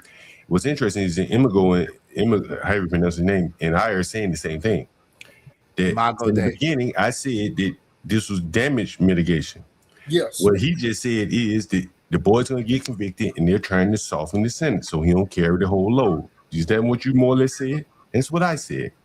Right, but that remains to be seen, though. In all honesty, what's But that? that's just my prediction, right? I don't right, know right. What's the Nobel? Nobel said it was 5 black jurors on the child case. Okay, Easy One said, "Izzy, a child should have never chased him. That's fair. Bottom line. But if I was going to your son, would you ask me to turn around before you defend him? That's not what happened, though, bro. They can't chase him and be defended. But go ahead, fam. Yeah, no, and the reason why I stated this, like Hill said, sad to say, I have prior experience, on that end, in the court system, and that's what they do. They, in order for the best outcome, they try to build up your credibility. They try to get you time served, to lessen your charge, to get you probation, try to get you PBJ, all these different type of things, so they can't hit you with the full weight of the state. Let's say somebody is coming in and they filing a criminal charge against you and they saying they're not going to show up. The state will usually pick it up because they want to hand the book to you. Whatever charge you get, they want the maximum gave to you that you can get out of that charge. So that's what's happening. What's happening now is Carmelo's defense team is trying to make sure the kid don't get made an example out of. Yo, shout out to Stan Archie said they lured that young man to the bathroom and his friends to delete him, stop the rapping and capping, make it make sense. Right. And that was the case analysis case that we were talking about. Shout out to Black and Proud. That was in school. During school time. He had a knife. He brought the knife to school to get at Joe Ramirez. And it was just down the street. That was way worse. And he stabbed Joe Ramirez 5 times. May God rest his soul. Black and Proud said, "Is you notice Truth don't have anything to say about the other case. Maybe he don't know about it." Ashe 2X says students just testified that Hunter started with an aggressive tone. Okay. I of course we're here. But even but hold on, fellas on the platform, right? I want to ask y'all, right? And all of y'all opinions, whoever in the chat, whatever, right? So let's get to the nitty gritty of it, right? Even a touch, or another individual, whoever, my brother, whatever, you know what I'm saying? If I'm chilling and 2 individuals, whatever, put a hand on me or whatever, or made a gesture, calling me derogatory names, calling me the N-word, whatever, calling me the B or whatever the case may be, do that justify of me, you know what I'm saying, of taking, freaking deleting them for better terms or better words? Like, let's be real, yo. Right, this dude took somebody out, bro. That's not what happened. They said the brother got jumped by 4 people, but everybody's saying that it didn't happen. But let me finish though. But the staff member said the video shows him being jumped by 4 people. So that just remains to be seen. Hey, did they testify? There ain't no video. What I'm saying is it remained to be seen. He saw the video. But are you listening to what I'm saying though? This is what I'm trying to say. I'm just saying. Let me finish saying what I'm saying though. Let him finish. Can I finish saying what I'm saying? Let him finish. I appreciate it. What I'm saying is the same way you keep asking, did anybody testify? The bottom line is all of your speculations are the same as mine. So when I say the brother said that the man got jumped by 4 people, then we just gotta wait to see what it is. But where are you getting it from? Where are you getting that from? The same brother, the staff member. Right. It's a video of him. That's what I'm saying. Well, hold on. The staff member. Hold on, real quick. Listen. So I'm watching. Shout out to my people as they put me onto this podcast. I don't know. I don't know, but this has like a news reporter guy out there said track meet tragedy, jury viewing multiple surveillance videos of deadly altercation. So, and it said Carmelo big win in court after new evidence is exposed. So I don't know how much, you know what I'm saying? So we got to see that and see, but there's a lot of people I don't know how much, you know what I'm saying? That's what I'm saying. I don't know. Again, Anybody them would have had transcripts. that. Is Hold on, real quick. Them transcripts. You realize that when you hold on, you realize when you got a transcript, right? The transcript happened from the day before, right? It's not going to be a transcript from live right now. The transcripts No, and that's whatever. Hold on. okay. Go ahead. There's no way that they're getting the transcripts in real time, right? There's no way because they're not even allowing people to videotape or to audio record. But they are allowing people to tweet. They're not allowing people to videotape or audio record the trial. So but they are allowing people to tweet the testimony. Izzy, think about it. But that's not that's not the official transcript. Hold on, real quick. Oh my God, bro. What I'm saying. The official transcripts come out the next day, bro. They don't come out the same time. So if people are tweeting what people are saying, that's their interpretation of what's being said. They're not recording it. Well, you assume they're trying to be as accurate as possible. But right? that's the problem. You shouldn't assume. You don't know them. Right? You shouldn't assume. And that's what I'm saying. You have it's to not what you can assume. I don't have It's to. what you can prove. But I think It's Exactly. what you can prove. Exactly.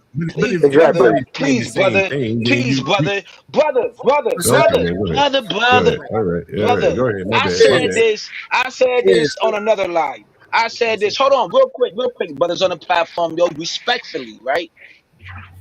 Everybody lied, right? I said the same thing. Everybody lied. It is what it is. And the brother was on the platform when I said this. You know what I'm saying? Everybody lied, bro. It's about what you can prove, brother. It's about what you can prove at the end of the day. Who shit? Damn. Who sounds good, brother? Who sounds good?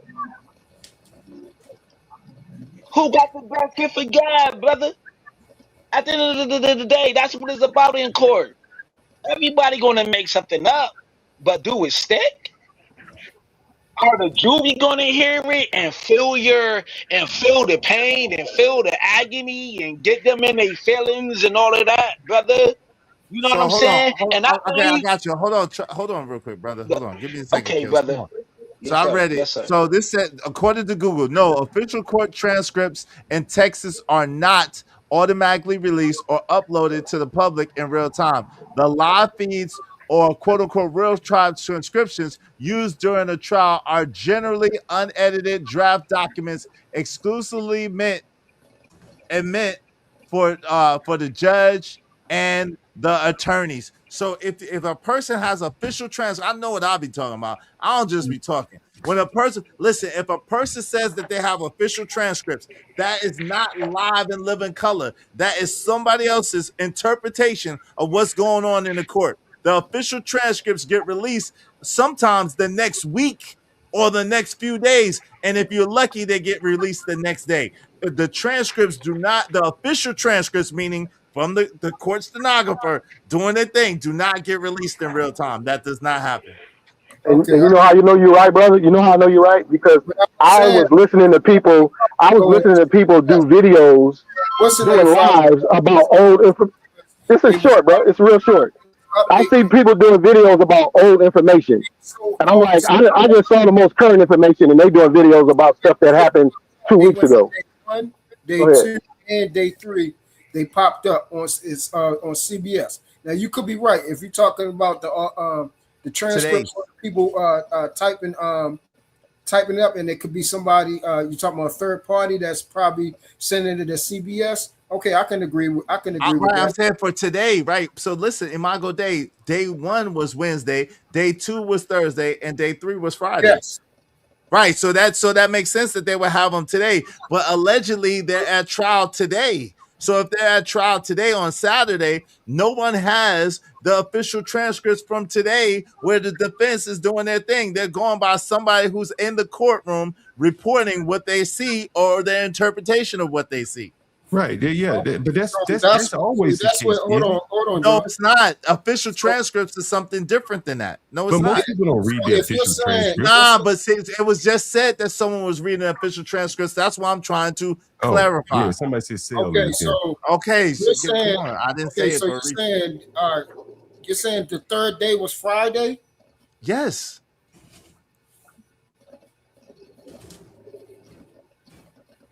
Absolutely. Wednesday was the first day of the actual trial. I mean, of course, they did jury selection, all that. Wednesday it was the actual trial. Thursday and Friday. Third day was Friday. Shout out to American Tradesmen, the Blacks. Trademark that. Well, D Chicago. It is an interpretation. It is an interpretation because guess what? If you're writing down what someone's saying, or even if you're typing what someone's saying, you're typing or writing down what you heard. You may not be typing down exactly what they said. Again, have y'all ever played the telephone game in school? By the time you get to the last person, the thing that was said is totally, totally different. People hear, most people, unless you're a trained listener, most people hear with their emotions, with their prejudice, with their bias, and with their own perception of reality. That's what people hear with. People don't hear exactly what's said. People hear what they want to hear. I'm trying to tell you what God loves. So that go for when it's not okay, D Chicago, whatever. But I think you can admit though that. All right, see, and this is what I was trying to tell you. So if you look on the overall review, it says day 3 of the Carmelo Anthony murder trial took place on Saturday, June 6, 2026, my brother. Today is not day 4. But bro, it's fam, how can they give you okay, let's say today is day so it started on Wednesday, but somehow Saturday is day 3. Let's say that you're absolutely correct. I don't know how that's possible. I don't know how it starts. See, that's what I'm saying. Y'all gotta be thinking, people, right? Everybody don't have to tell me everything, right? If you tell me day 1 was Wednesday when the trial started, then day 2 gotta be I'm telling you right now, I was listening to Neek at night, right? Mm-hmm. Neek at night said Wednesday was day 1. I knew that Wednesday was day 1. But what happened to third? Hold on. Jesus what happened to third? I'm talking, nigga. And you trying to talk over me and then try to tell me Jesus Christ. I'm literally talking. Day 1 was Wednesday. So day 2 is going to be Thursday and day 3 is going to be Friday. Go ahead, John Gawk. Okay. Izzy, jury selection started on Monday, June 1st. No shit. To some people, that's part of the trial. To other people, that's not part of the trial, and the trial doesn't start until opening statements, which will have been Wednesday. So it depends on how you're counting. You're right or nobody's wrong. It just no, but either way, Saturday wouldn't be day 3. Well, it depends. Anyway, hold on. Anyway, you slice. Hold on, John. Anyway, you slice. You interrupted me just to say that crazy stuff. Anyway, you slice the dice. Saturday ain't no damn day 3. No, I got you. Now I agree with you on that. Thank you. That's all I'm saying. I know what I be talking about. Like y'all try to refute me, and I'm saying pure common sense. I don't need no daggone judge or no lawyer or nobody else to tell me about common sense. I know what 1, 2, 3 is. I know day 1, if you're counting when they did their opening statement as day 1, that is going to be Wednesday. They did the next thing Thursday, did the next day Friday, and today is Saturday. That's got to be day 4, bro. No matter what they typed. No matter what they talking about. Okay, so no matter what the television's saying, you're correct. Bro, are you? Yes, common sense says I'm correct. Bro, and I know for a fact, I just Googled it, but I know for a fact you can't get transcripts right in there in real time. I'm talking about the dates. I'm talking about the dates. But this is the point. The point is you can't get the official transcripts in real time. And people make mistakes all the time. That's crazy. He's using the days to determine when you get the transcripts. Y'all are making it all about the dates and not about the transcripts. Exactly. What are you talking about? You talking tough like it. I mean, talking heavy like it's the truth. We're going to get it correct. If you want. No, he would. No, I'm saying everybody was sticking to the dates. He was using the days to make a point about the transcripts. It wasn't really about the days. It was about the transcripts. He was making a point. Hey, John, they booted you for 15 minutes. Shout out to John. Let me see. Shout out to John. All that money, but my thing is, hold on, real quick. Kills. Yes, sir. Yes, sir. Respect the money. They booted John. They booted John for 15 minutes. Boot John, the landlord. All right. Thank you very much, brother. I appreciate you. Go ahead, Kills. I'm saying, brothers, the amount of transcripts that they have to get in this case is crazy. You know what I'm saying? So like Izzy said, like the days they got to do it. You know what I mean? The amount of transcripts, man. This is amount of transcripts that be in boxes and loads. It's a load of transcripts, bro. This case is crazy to me. To me, yo, we watch so many cases. We watched how many trials? The OJ trials. We watch from American Greed or whatever you dudes watch, A&E or whatever y'all dudes used to watch, People's Corpse. Dudes used to come in boatloads of trials. They be, uncles and relatives who got long, extensive records. What is we talking about right now, man? Okay. Like, I don't know, yo. Maybe that's over my head. Imago Day, what was you saying, bro? What were you saying, bro? About what? You was trying to get in on my fault. Hey, EJ3000 say they trying to antagonize, bro. What's up, EJ3000? Yo, y'all support the show. Y'all support the show, man. Help us out, man. Yeah. Hey, yeah, court can be held on Saturdays. We have a local court here that has criminal court on Saturday. Shout out to that. Narrative Dollar said if they don't have that right, they should not put their hands on him. They should not have put their hands on him, right? What's up, Rise of Black Sun? Said that's cap. That was earlier. Shout out to Rise of Black Sun. Big Bad Kuna said so he stabbed the dude because he didn't want to get wet. Let them hands go. Nah, that wasn't really what it was about, though. You had a cell phone in high school. No, I didn't have a cell phone in high school. I called from the desk of the secretary that I was flirting with. Nope, I didn't have a thing. CJ Brooks said he's tripping. Shout out to CJ Brooks. And y'all support the show, man. Support the stream. I mean, I'm trying to hang in here, y'all. Right. Help us out. Everybody throw $5 at us. Go ahead, Imago Day was trying to. Yes. So I mean, at the end of the day, regardless of anything, for those that are emotionally attached to this, it's not going to come out in your favor. And that's what I try to tell people. The kid violated, committed a crime. Y'all want it to be a racial thing because y'all believe that moves things in your favor. And what happened was the kid was wrong. He stabbed somebody. He violated and killed another child on school premises. Deleted. Where it was not. Oh yeah, my fault. Deleted. Deleted another child on school premises where weapons are not permitted for no reason at all. It was not a tool. It was not a cleat thing. Whatever discrepancies y'all want y'all want to put it in your favor, that's not happening. It was a weapon. It was a 3-inch foldable knife. So why wasn't? Let me ask you a couple questions. Why wasn't he charged? Well, first of all, I did not.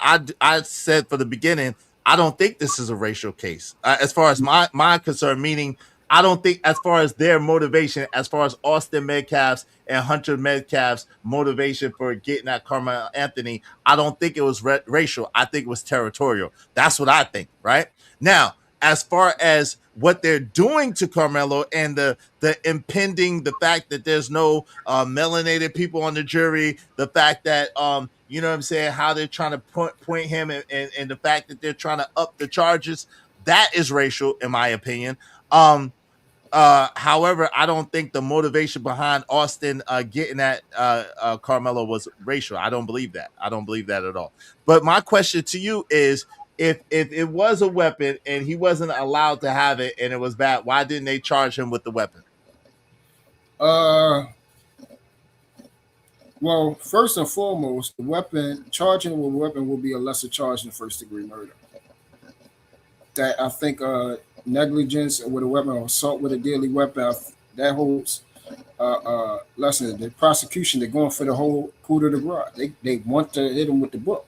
Well, why when someone did something much graver than he did and was acquitted last year, basically found with a much lesser charge and basically given time served with intense probation, why would they try to give him the whole load?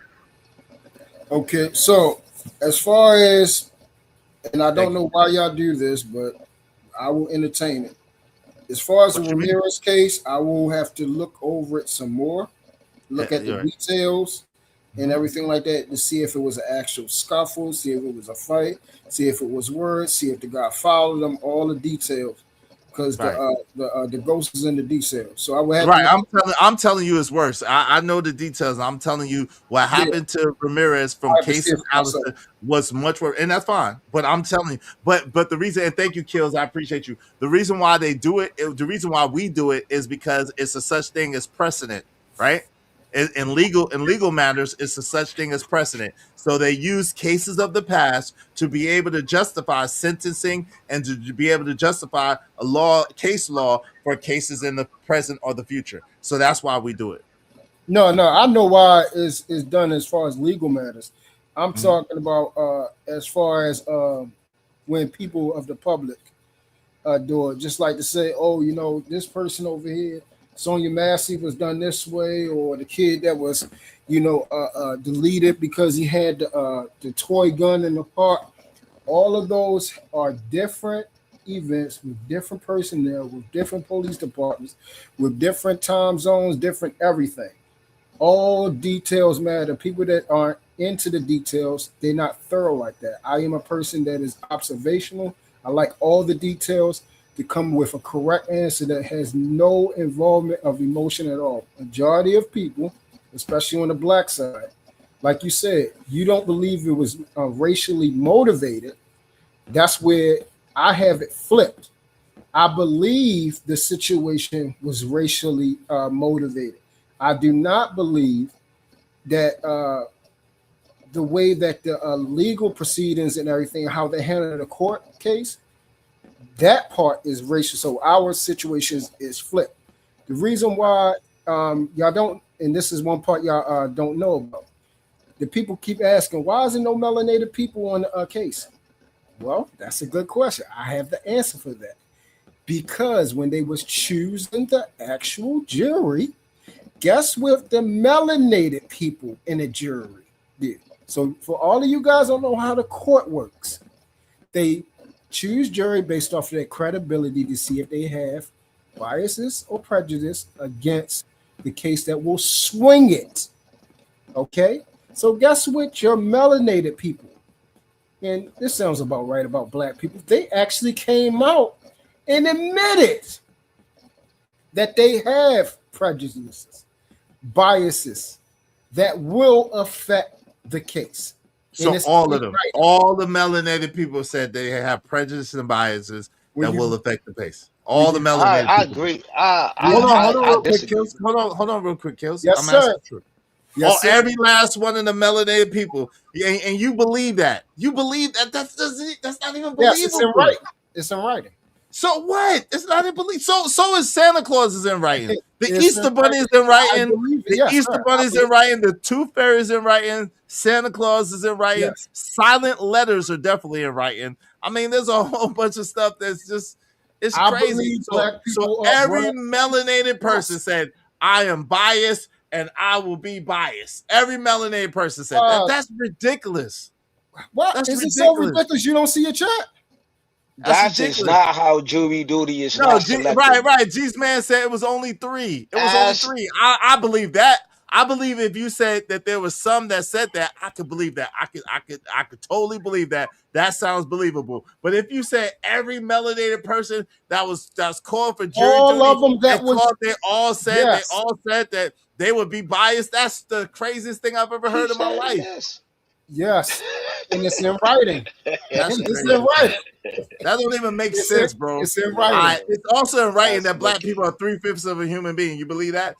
Sigma Boy said he wasn't even charged for a knife. He wasn't, and I know that to be a fact. Yo, shout out to my man Stan Archer said, this Nigma, we know they add as many charges against you so you will plead out. Stop the rapping and capping. Welcome to exactly, Stan Autry. And that's why I asked him that question. Salute to you, soldier, for knowing what the real deal is. That's why I asked him. So if it was illegal, best believe that they would attack that quote-unquote knife on him too if it was illegal. But the fact is it wasn't illegal. So that's why they couldn't charge him with it. And especially because of the size of the blade. But that's neither here nor there.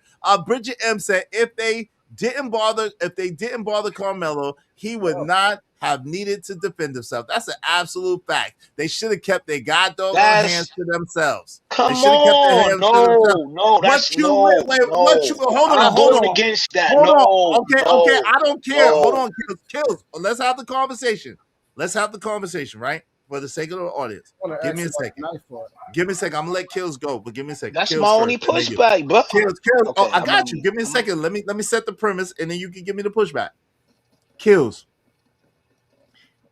If you are saying that they were justified to put hands on Carmelo Anthony, then you have to believe that Carmelo Anthony was justified for stabbing Austin Metcalf. Let me tell you why I say that.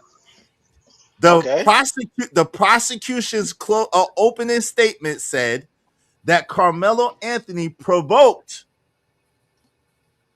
Austin Metcalf and Hunter Metcalf to put hands on him. How did he do that? According to the prosecution, because they told him to leave and he said no.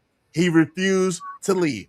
So if you believe that someone saying no and refusing to leave underneath a canopy is reason enough to be approached by dudes almost twice your size and almost twice your weight and multiple dudes, then you have to believe that if you feel threatened, that you poking them to get them up off you, you have to believe that that's self-defense. There's no other way to add that up. Go ahead. You got the floor. Okay, without no interruptions, I didn't interrupt nobody. You know what I'm saying? Because you can say all of this mumbo jumbo. You know what I mean? Cool. You got the good gumbo going on. You got the good gumbo it's gumbo. But it's about what you could prove. You know what I'm saying? Even in that situation, what you just say, that they came at me aggressively or whatever, put their hands on me, you know what I'm saying? 2 or 3 of them put their hands on me or whatever, you know what I'm saying? It still have to be mutual combat. Even if it's 2 or 3, I just can't pull out a knife and just go jabbing, bruh. I was in this situation. I'm trying to tell you, you can't not do that in a situation with your feelings, your emotions is drilling. Okay, that's cool. But in a court of law, they're gonna tell you, you supposed to take your ass whooping, you know what I'm saying, and call 911. Even in that moment, you still gotta call the police. You just can't do that depending on what state you live in or whatever the case may be, bro. You gotta take that ass whooping. I don't care how big they is. And we from the hood. Fam, I got jumped multiple times. Okay, but that's cool. not in Texas. I can't do what old boy did. You live in New York. In Texas, that's not true, bro. In Texas, if you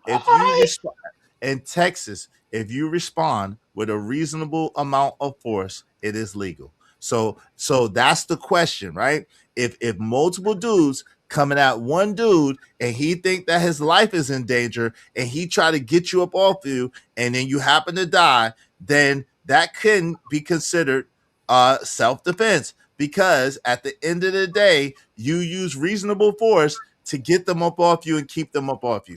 Shout out to Jay Lewis. She said, I got 5 on it. I appreciate you, Jay Lewis. Y'all be like Jay Lewis and support the show, support the stream. You know what I mean? Shout out to my guy, JD1975. Appreciate you as well. Salute, Hope soldier. you don't mind if I say this out loud. How wonderful Thank you, Kill. I life said to you is, too. 'cause you're in the world. I love you. I love you. I love you. I love you. I love you. And shout out to Kills and JD1975. Appreciate y'all.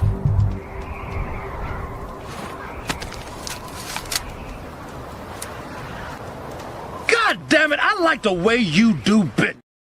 Make money, make money. When shit hit the fan, we'll take money.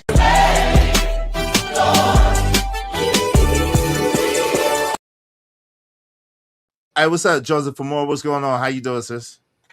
Good to see you. Yo, what's up, Blanco? What's the deal? Okay, go ahead, fam. Yeah, I was. Hey, yo, who's next? Who's next to talk? True is talking. My bad, True. Let him finish. Go ahead, True. Like I said, I don't deal with all the hoopla. I go by what's in the book. In the book in Fresno, and I don't go by what people say. We looked up the actual charges from Texas, Fresno State. You are not, it is illegal in their law book to carry a weapon on school grounds. All you gotta do is pull up. That's number one. So talking doesn't mean shit to me. That's number one. Number two, as far as the altercation. Why did he get charged with it then? I just told you. No, why didn't no, listen. We all know, and you know this as well, right? With encounters with the police. No, I got you. We all know with encounters with the police, they are going to give you as many charges as possible, so at least some of the charges stick. So why wouldn't they? Why wouldn't if it's illegal, it's in the rule book, that particular knife, that particular size, why wouldn't they have charged them with the weapon and deletion with the weapon as well? All right, I'm going to answer it again. So when dealing with the law, just because you have, for instance, without telling too much business, if I have a gun, they can charge me assault with a deadly weapon in first degree, possession with a illegal firearm without a license, discharging within city limit, all that. All right, they don't always do that. 9 times out of 10, they do. They can do it 9 times out of 10 until it's absolute. And I'm speaking from experience. They don't always do it. Depending on what the state's attorney, whether what they trying to get you on in your rap sheet, depending on that, is depending on most of the time what type of charge it is and what they're going to try to stack up. If you're trying to plead down and your lawyer looking at those type of things, that's usually when they stack in the charges when they notice, oh, this person is going to try to plead out. When the state picks up a case, they usually go for everything. Like I said, I don't know if y'all ever had the state come after you. They don't play. They come after for everything. They don't want you. They're not trying to get you to plead down. They're trying to get you with everything. What he did in the states, what he did in Texas, those things, there is no other 5 charges. He is only being charged with 1 count. We looked it up, and they're going for first degree murder. It is up to 5 years to 99 to life. And since that charge carries a variety in between in the interval, such a wide interval from 5 to 99 years, that covers whether you get assault with a deadly weapon for 15 to 20 in the first degree, having an illegal firearm 5 to 10. Any of those, that is covered inside of that range.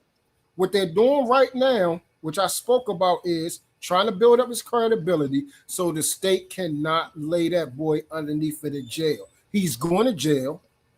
Your boy is going to jail. He's going to be charged.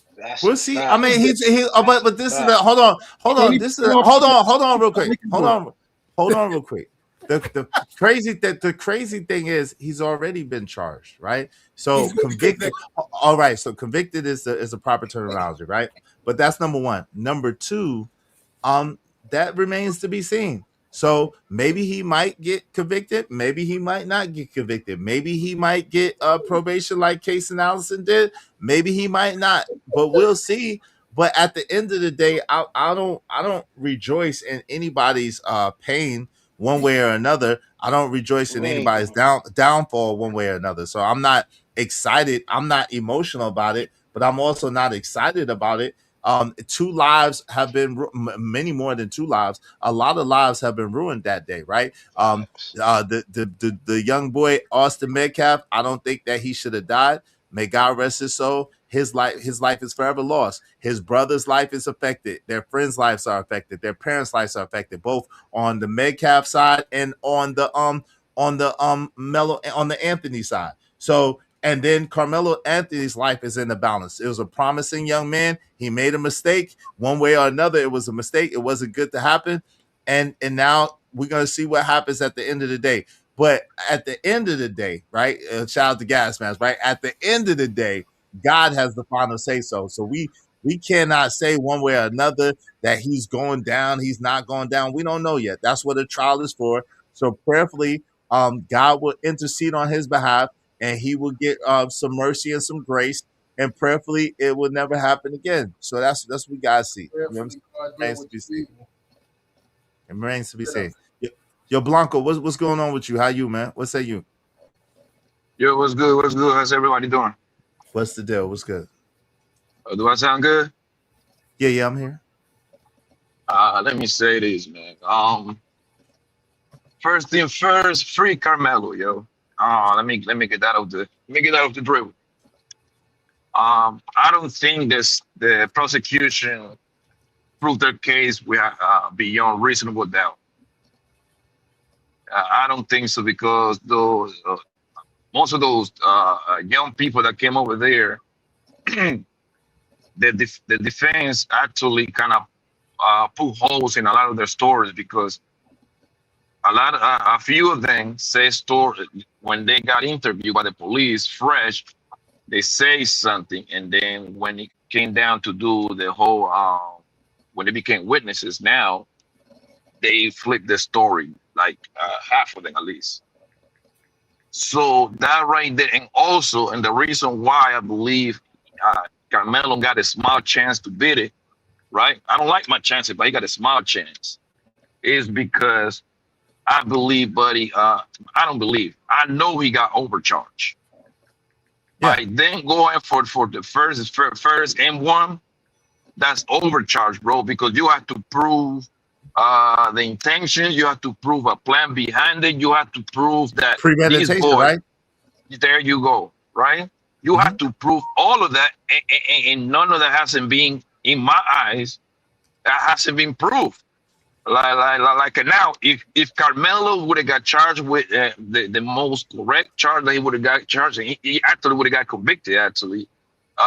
Negligent deletion. Homicide, negligent homicide. There you go. That's the most accurate one, and they would have gotten all day. But the state, I think, is being thirsty, because negligent homicide only carry between 180 days to like 5 years, I believe, or 4 years. It's something short. I think it's like 5 years, and it's something very short. And with his record and everything, it most likely the most he would have been doing 2-3 years max. So the state want to go for the M1, which is what, 5 to 90 year, 99, something like that. Yeah, 5 to life. Yeah, basically. Yeah.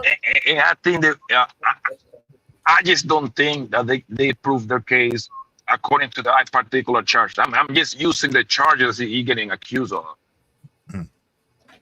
No doubt. Hey, shout out to my man DJ Witch Doctor, member of the Ismailite Nation for 20 months. Yo, thank you, fam. I appreciate you. Y'all make sure y'all check out Not for Human. Salute to my guy. I appreciate you, DJ. Shout out also to my guy, JD 1975, new member of the Ismailite Nation. I appreciate you, JD. Salute, salute, salute. Y'all be like JD 1975 and DJ Witch Doctor and support the show, support the stream. You know what I mean? DJ says salute is in the Ismailite salute. Go ahead, family. You wanted to add something? Yeah, I find that they're near disturbing, man. People kind of like wanting this young boy to go to jail, bro. I do too. I find it very disturbing, bro. Like I know you Negroes are saints. So, you know what I mean? Y'all perfect. So you think hold on, fam. Let them finish, bro. Let them finish first. Let's do this I know. Go ahead. You go first, man. Since you want to get your shit off. Go ahead, man. Go ahead. Nah, but like, I don't think nobody in these spaces who we know that ever said that Carmelo should get a whole bunch of gas and he should lose. He not in our space. Not you lying. I'm talking about amongst us. Sam, I've been here. Who? Say that bro, name. Come on. I don't want to say no name. There's Truth just say him. Yes. Truth just say him. There's multiple people. That's There's one multiple person people. out of Hold on, Kills. There's multiple. Hold on, Kills. People. No, it's more than that. And I don't want to name no names. It's more than that. It's more than I know at least 5 people in this space. Can I pay? I know at least 5 people in this space. He said no. I know at least 5 people in this space was calling for Carmelo, including Charleston White. I'll say Charleston White name because Charleston White pulled it back. Charleston White pulled it back. Charleston White was saying you didn't say he pulled it back, yo, when I was at work. Yeah, I said Charleston White pulled it back, but including Charleston White initially. But the thing is that that's are you finished? You finished? Hey, shout out to Yo, Will you in the finished? Wind. Shout out to Willing to Win. What's up, Willing to Win? Shout out to Barb. What's up, Barb? How you doing? My man JD 1975 said we back. He said we talk these scenarios, but when it's your child, come with that same energy. That's a fact. Most people would not want that to happen if that was their child. That's 100% fact. Like I was saying, bro, right? Like I find it dear near disturbing that a lot of these Negroes want that young boy to me. That sounds like self-defense to me, bro. From the evidence that we got, from all the stuff that I have read, sound like self-defense. And the reason why I said self-defense, there is no way in hell you can prove that man had malicious intention to clap that boy. Yeah, he poked him. Yes, he had an intention to get him up out of here. You cannot prove that, bro. Right? And then now everybody was okay with the Chinese man clapping that young boy in South Carolina, bro. And bro, chasing after him. Come on, man. And the only thing I got to go by, I'm like, yo, he had a gun. Cool, no problem. He didn't wave the gun in the store. He didn't took nothing from the store. And Buddy got clapped in the back, my guy. How threatening are you when you're walking away? No, he didn't take no water. He didn't take anything, bro. But I need to get the story straight, bro. Right, but even if he did take some water, that deserves you to get popped in your back for taking some water? No. Don't get out of there, bro. Got that he didn't take anything. He didn't. Do you want me to take any water? He didn't take any water. Want me to answer the? Wait, hold on, Kills. He showed that he didn't take any water. He did his hoodie like that. He said, I didn't take any water. See, I didn't take any water. And then he walked out calmly, and then they started chasing after him. Yes, but the Asian man got a problem within that community. Within that community, they had a problem of what people coming in that store constantly doing multiple things. You know what I'm saying? Man, I don't understand, man. I don't get it. I don't get it. Y'all sound crazy.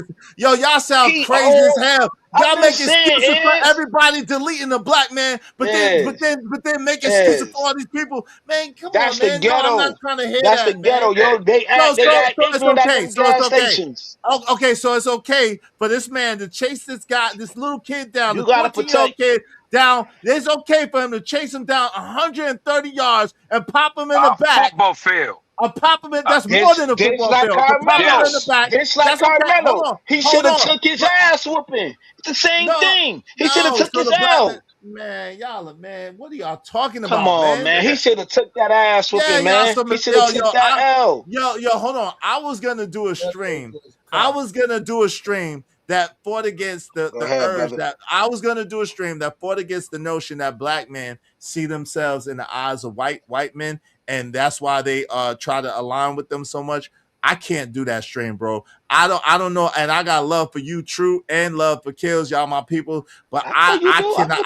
Hold on, real quick. I cannot believe what I'm hearing. It's apparently some of y'all hate yourselves so much that y'all feel like y'all gotta align yourself with this white supremacist ideology. I'm not with that at all. I can still have love for y'all, but I totally adamantly disagree with y'all, and I don't know where y'all coming from at all. What is the white? You need to do a screen. What is the white? Yo, Truth. Hey, yo, Truth. Can you break down what is the white supremacy? I can tell you. I can tell you. Hold on. He didn't say it. Hold on, time out. Kills. How you gonna tell him the answer for me? I said it. So the white supremacy handbook is the fact that y'all nigmas will sit there and make all the excuses in the world for a non-black person that deletes a black person. But if a black person gets deleted, y'all make all the reasons why they should have been deleted, why they shouldn't have did this, why they shouldn't have did that, why they shouldn't have been breathing air in the white man's space, why they shouldn't have been drinking water, why they shouldn't have been walking down the street. Y'all got all kinds of excuses why the so-called black man got deleted. Then y'all got all kinds of excuses for the people that delete them. But let a black man do something. Oh, that's what y'all niggas do. That's how y'all niggas is. Y'all violent. Y'all niggas is just trash. Y'all niggas is trash. The blacks. It is the black. Get your ass out of here with that Yo, shit. you know, What white man I know. what white man You know, believe in the black man that I agree with? I know a lot of these people is a bunch of clowns, bro. They say Trayvon Martin shouldn't be going to the store at 10 o'clock, whatever it is, with a hoodie. He should have had his moms with him. A 17-year-old now, this boy cannot go to the store by himself with a hoodie on. So that, bro, in these panels that I've been on in the past couple of days, You gonna tell your daughter? You gonna tell your daughter or your son to go to the store at 17 years old at night, bro? At 10 o'clock, 11 o'clock at Bro, night? I went to the store at 13 by myself at night. At 13, I went to the store at night. Bro. That nigga sounds stupid, bro. Like, that one that Then sounds so y'all want to smart. go Y'all to the actually hoodies? lame, Then bro. y'all want to go to the hoodies? Then y'all want to go to the hoodies ghetto I corner live in the stores hood. ever? I grew up in the hood, it's ghetto. And I went to the why store. things happen.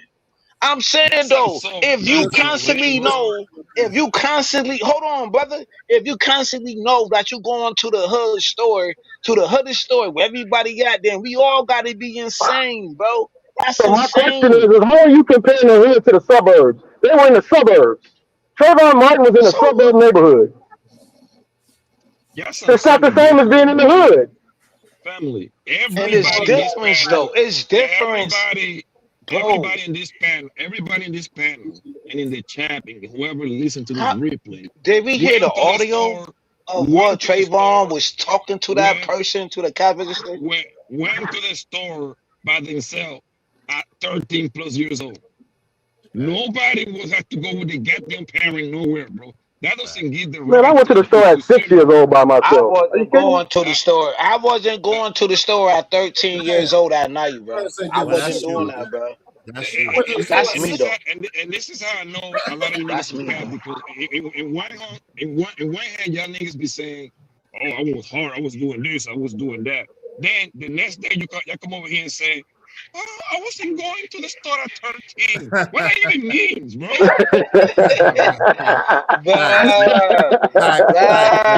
Facts. 100% facts, Blanco. Hey, yo, shout out to Dallas. Let me read this real quick. You agreeing with him, Izzy? Hell yeah, because yo, bro, at 11 years old, I was washing my family's clothes, all of them. So yes, I agree with him. In Brooklyn, I was going to the store by myself at night. You know what I'm saying? I was going to the store. Absolutely, I was taking care of doing stuff. At 11 years old, bro. Yo, bro, my school. Listen, when I was in middle school, I had chill, kills. When I was in middle school, I had to take 3 buses and 2 trains to get to my damn school. What are you talking about? I went to school in Queens, and I'm from Brooklyn. Bro. The thing is, bro, talking about at night, my nigga. Yes. What time? Going to the store. Hold on. What time do you going think to school I got, in the morning? What time do you think I got home from school if I had to ride 3 trains and 2 buses to get home? About what time 6, 7, about 6, exactly. 7, That's 8, nighttime. That's nighttime. Kills. That's nighttime, right? And you taking your ass in the house. Kills. That's nighttime, right? But you're not going back outside and going back to the corner store. Kills. What's wrong? Yes, I had to, but yo, bro, I did it. Hold on, real quick. I wanted some ice cream and I went and got it. Hold on, real quick. Hold on, real quick, bro. If I had to take the trains by myself to go to school in Queens, then what do you think happened? Like, come on, man, what are you talking about, bro? Okay, yo, Ed, I give you that. I just wanna argue for the argument of the obviously you do. I just wanted to argue. Hold on, the conversation. Okay, but hold on, don't be disruptive. No, my school did not have metal detectors. No, it did. But excuse me, but still. Hold on, one mic. Hold on, real quick. One mic. Go ahead, fam. What are you saying? They gonna lock him up. Man. Okay, we'll see. I mean, that's the problem with our community. Period. We be talking like we got a crystal ball. We don't know what's gonna happen to that young man. Everybody thought OJ was going to jail until he got off. He ain't OJ. That is the point. My point is not about. The only point is we don't know, and I think we got to get comfortable with the idea that we don't know some things. Y'all can say that you don't know stuff all you want. We can put a bet on that. Yeah, but no, it's real shit though. Can you hear me? Yeah, go ahead, Blanco, real quick. I'm trying to figure it out. This nigga truly. What is so much joy about this? Right, that's what I'm saying. What's the joy, right? I really want to know, like how does that benefit or affect your life, bro? Like, you saying that like you're laughing and everything. Oh, they going to jail. What that's supposed to mean, bro? Like, what that's supposed to mean? I genuinely want to know, bro. Like, how does this young boy facing 5 to 90? I mean, obviously, we all know he ain't gonna get nowhere near the max, but right. Why does that give you joy? Right. Exactly. Like, I know y'all niggas is perfect, bro. And congratulations. Right? I wish I could grow like you niggas, right? Perfect. Never did nothing wrong, right? But y'all niggas is lame, bro. Let me say that. Niggas is well, we don't gotta call them names, but I just want to know what's the joy. Bro. Let them answer the question. What's the joy? Because I wanted to know the same thing. Off of that. Any hold of you evil niggas hold on, man. Hold on for a second. To go to jail. Let me ask the question, bro. The question I'm trying to ask is, what's the joy? What's the joy in seeing him go down? For all accounts, he saved somebody's life. He's a 3.7 GPA kid. He's a good kid by all accounts. Captain of his football team. What's the joy in seeing him go down? That's the question. True. You there? Okay. We should be able to go where. No. We should be able to go where the hell we want to go. Facts. Jay Lewis said they are still trying to make all black men pay for OJ. Okay. Shout out to Train Harder said all facts, man. Shout out to that.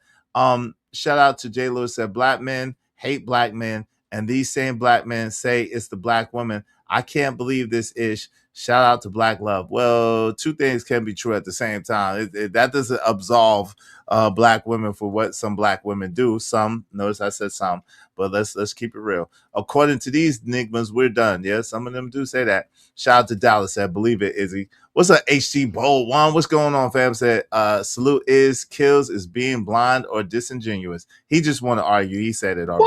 What? These self-hating enigmas get on my damn nerves. Okay, shout out to Jay Lewis. Shicey said they admitted in the testimony they all ran up on him. Big Bad Bull said if the little Bama gets off, he gets off. If he gets charged, then he gets charged. Either way, he ain't no kinfolk to me, so I could care less either way it goes. Well, that's you, Big Bad Bull, and you're entitled to that, but I can't afford to take that stance, man. Because if not for the grace of God, there go I, bro. If not for the grace of God, there go I. If they could do it to one of us, they could do it to all of us. And that's the thing that y'all seem to not realize and understand. Yo, Edge, I was jumped in middle school. Hold on, fellas. I was jumped in middle school, right? A swarm of dudes jumped on me. About 4 or 5 dudes jumped on me in middle school. You know what I'm saying? Want me to join the gang or whatever it was, though. I'm talking about swarm me on the gate or whatever. Do I have the right to pull out whatever and start jigging people? Do that give me the right to do that? Yep. Yeah. I did that. No, I didn't do it. Yes. I took my L. Hold on. I took my L. You asked the question. Let's answer. Go ahead, Blanco. I told the story maybe on this channel, but I told the story plenty of times. Like, that's what I got kicked out of Kings County District School. 3 guys were trying to jump me. I pulled out my knife and I got to poke him. I didn't go to jail because it was a high school thing, but in New York, they don't really kick you. In New York, don't matter. New York school is like juvenile, pretty much. Juvenile detention in a way. Right? So the only thing they did was just kick me out of the county. They kicked me out of the county and that's why I ended up going to school in Jersey for a little bit. But yes, bro, if somebody, I don't tell people what to do, and I don't care what I do. But if you put me in the same situation today, I would do the same exact thing. 3 people coming at me, hey, we want to see who focus the hardest. And the reason they didn't charge him for the knife is because a folded knife is not illegal. The same way the difference between, at least in California, a pump shotgun versus a fully automatic. It's the same thing. You gotta go through some steps to get the pocket knife out and unfold it. That's why it's not illegal to carry it. They don't even care the length of it. If it was a straight knife, not a folded knife, he'd have been in trouble with the knife. He'd have got charged for the knife, but it was a folded knife, and that's not illegal. What you at? Hold on real quick. Give me a second. Shout out to Scorch. Thank you for the $5. Y'all some crazy cats, born and raised. Y'all some scary cats, born and raised in Los Angeles. We was playing knocking on people's doors at midnight, 9 to 13 years old. Y'all didn't grow right. Shout out to Scorch. I appreciate you. Give me 1 second. Joseph Moore said, "Fix your mic, Blanco." Shout out to Reppin' Magazine. OG said, "You block their fists with your face. You tough, bro. LOL." Yo, listen. So let me answer this. And we about to get up out of here, but let me answer this. Yo, so real quick to Kill's point, yes. If you being jumped, because I know people who didn't make it out of being jumped, who had brain hemorrhages and passed away as a result of being jumped and stomped out. I know people who lost their life for less. So yes, if you being jumped by like more than 2 people and you have a weapon on you to protect yourself, then hey, whatever happens to them happens to them. Yeah. If you daggone right, you think like what are you supposed to do? Wait till you're unconscious, wait till you're dead to fight back? Like, I mean, what are you talking about? You're supposed to wait till late. Man, they attempted to jump me twice, but it didn't work. I've been jumped a few times. Yeah, they tried to jump me twice. It didn't work out that well for them, though. You know what I'm saying? It happens. Yeah, it happened, but that's kind of like the sport nigga was on back then. So it was just part of the drill, I guess. Yeah. But the crazy thing is, it sounds like these brothers praying for that brother to get the chair thrown at him. He's praying for it. Hold on real quick. Y'all can't hear Blanco? Can y'all hear Blanco talking? Let me fix my shit. Nah, yo, he might be out and about. No. I think it's something going on with his mic because I can hear him. I don't think my brother. I don't think he at the crib though. He might be out and about. Nah. Hey, go ahead, Holiday. What did you say, Holiday? Yeah, he was probably in that area. Go ahead. No, I was just saying. I forgot what I was saying now because I was trying to listen to him when you said, "Can you hear him?" I stopped so I could see if I could hear him. Nah. You were saying that you think it sounds like these brothers are excited for his downfall or happy for it. No, it sounds like they praying for it because like a lot of cats think prayer is over when you get off your knees. But any negative that you let into the universe, it goes to work. And y'all doing a whole lot of that for that young brother, like completely speaking against him. Like if I would rather say nothing than talk against it, to speak against that young brother because that's not fly. That was sound. You sound much better. That's all facts. Yeah. Like, bro, this is what I am. This is what I am with it, bro. Right? Obviously, I'm Team Carmelo Anthony, right? Free Carmelo, right? Mm-hmm. However, if he gets found guilty, right, which is a good chance of it, right, with all the circumstances, man, the all white jury, you know what I mean? Some way, somehow, I remember I think I read like all of the black people, some way, somehow, all of them went to when they were they were getting picked to the jury. They say there was going to be bias. I don't know how that would happen. Those odds are in the billions, bro. Yeah, it's almost impossible. Exactly. If you tell me one people say, I'll be like, I'll buy it. Hell, 2 people. 3 people like, even. 3 people I could kind of see it, but more than that, nah. Come on, bro. But like yo, if Carmelo is found guilty, bro, and he gets like around, if he's found guilty, he ain't getting no more than a 15 piece. I don't see that. I just don't see that because of the points. Usually how that goes though by the points, right? If you got a record, the people are gonna come vouch for you. He got like a lot of good things going on in his life that actually plays on his favorite. Most likely get like a 13 piece. He'd be out in 10 if he's found guilty. I'd be like, I don't like it. But I'd be like, okay, you know what I mean? It's not that bad. It's not like the worst thing. He's like, what, 19 now? 18, 19? So it's not like the end of his life, right? So I wouldn't be happy about it, but I'd be like, it's kind of like a small, tiny victory. The way I look at it, even though he's gonna be 10 in jail, but the other guy is gone. You know what I mean? So I'll be like kind of like even out a little bit. But what I don't understand is people being happy with this guy trying to go to jail. I still want to know. Me neither. Hold on, give me a second. Shout out to Big Bad Bull. Thank you for the $5, man. He said, F this combo. If you just going to stick and run, then why not just walk away in the first place? He's not less of a coward because he stuck him and ran away. Shout out to you. Listen, and that's your opinion, but the truth of the matter is that you are assuming that he could get away. I heard that the dude had him in a headlock. So he might have had to poke him to get away. I heard that the dude grabbed him. So you're assuming that he could have just ran away and could have just got away. He couldn't have. Now, if you're saying from the beginning when they told him to leave, he should have just leave. Well, that's debatable. But other than that, you're assuming that he could have got away. I don't know about that. And also, one thing I noticed is give me 1 second. And Blackhawk, thank you, Blackhawk. Blackhawk said, why didn't Zimmerman just take that beating from Trayvon Martin? Why do you have to pop Trayvon Martin if taking a beating is just what you're supposed to do? Where did they put him in the headlock at? I'm just saying, if why did Zimmerman? I said I heard that. I said I heard. That's what I heard.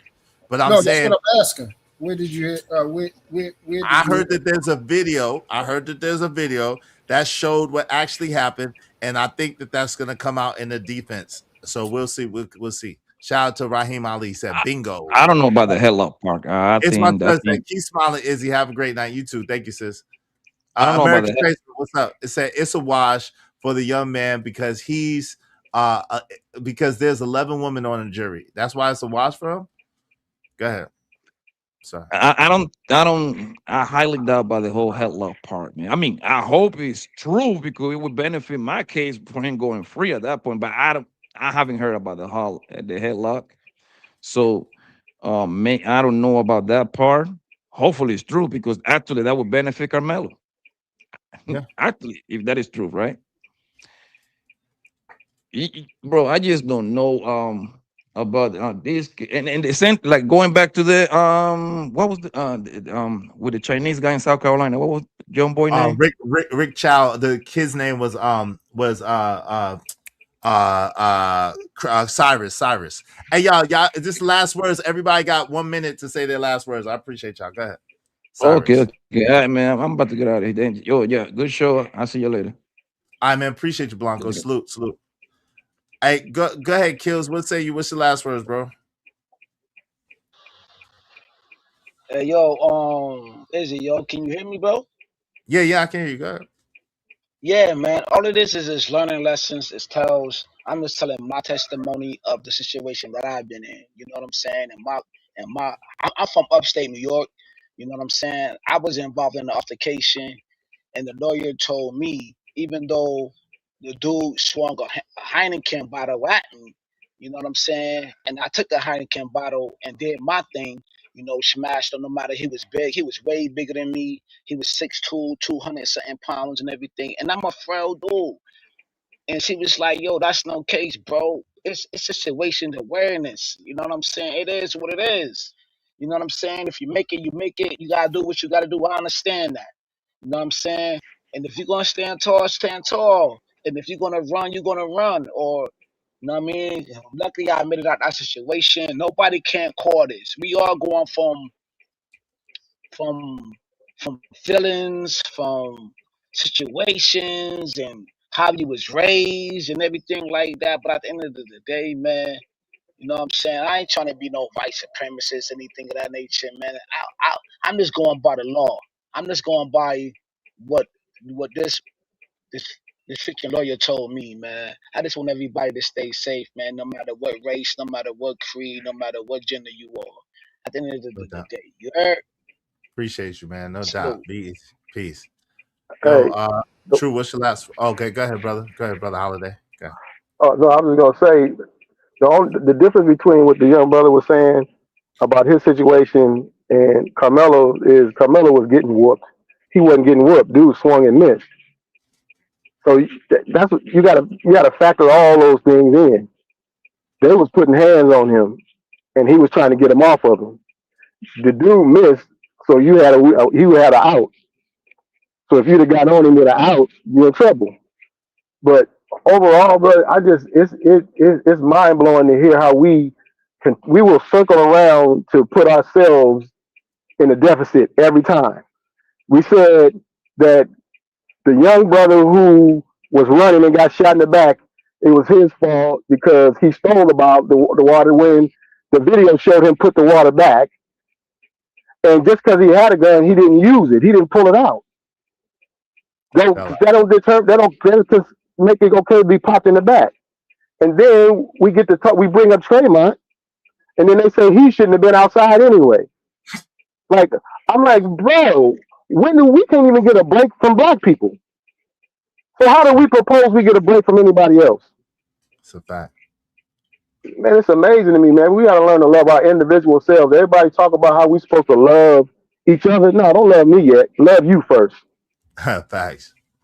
You know, I'm complete though, brother. I appreciate you, bro. I like this show, man. This is my first day. I saw you, and I heard you tell your story though about the scissors. I was like, bro, I got the identical story as mine.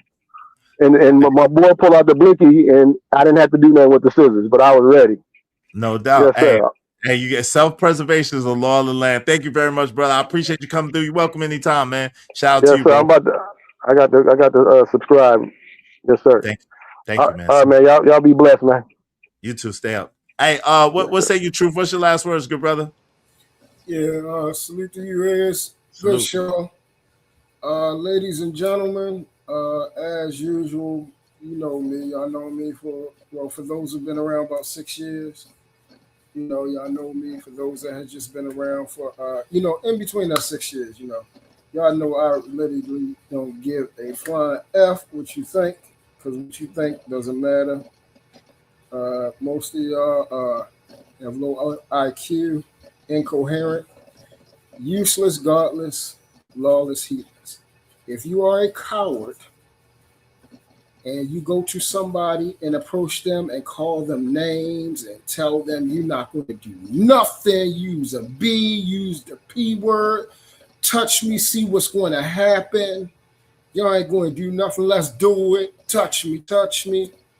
And somebody put their hands on you, and then you use a weapon to do something. From where I'm from, we call you the P word because you're supposed to stand your ground and use your hand.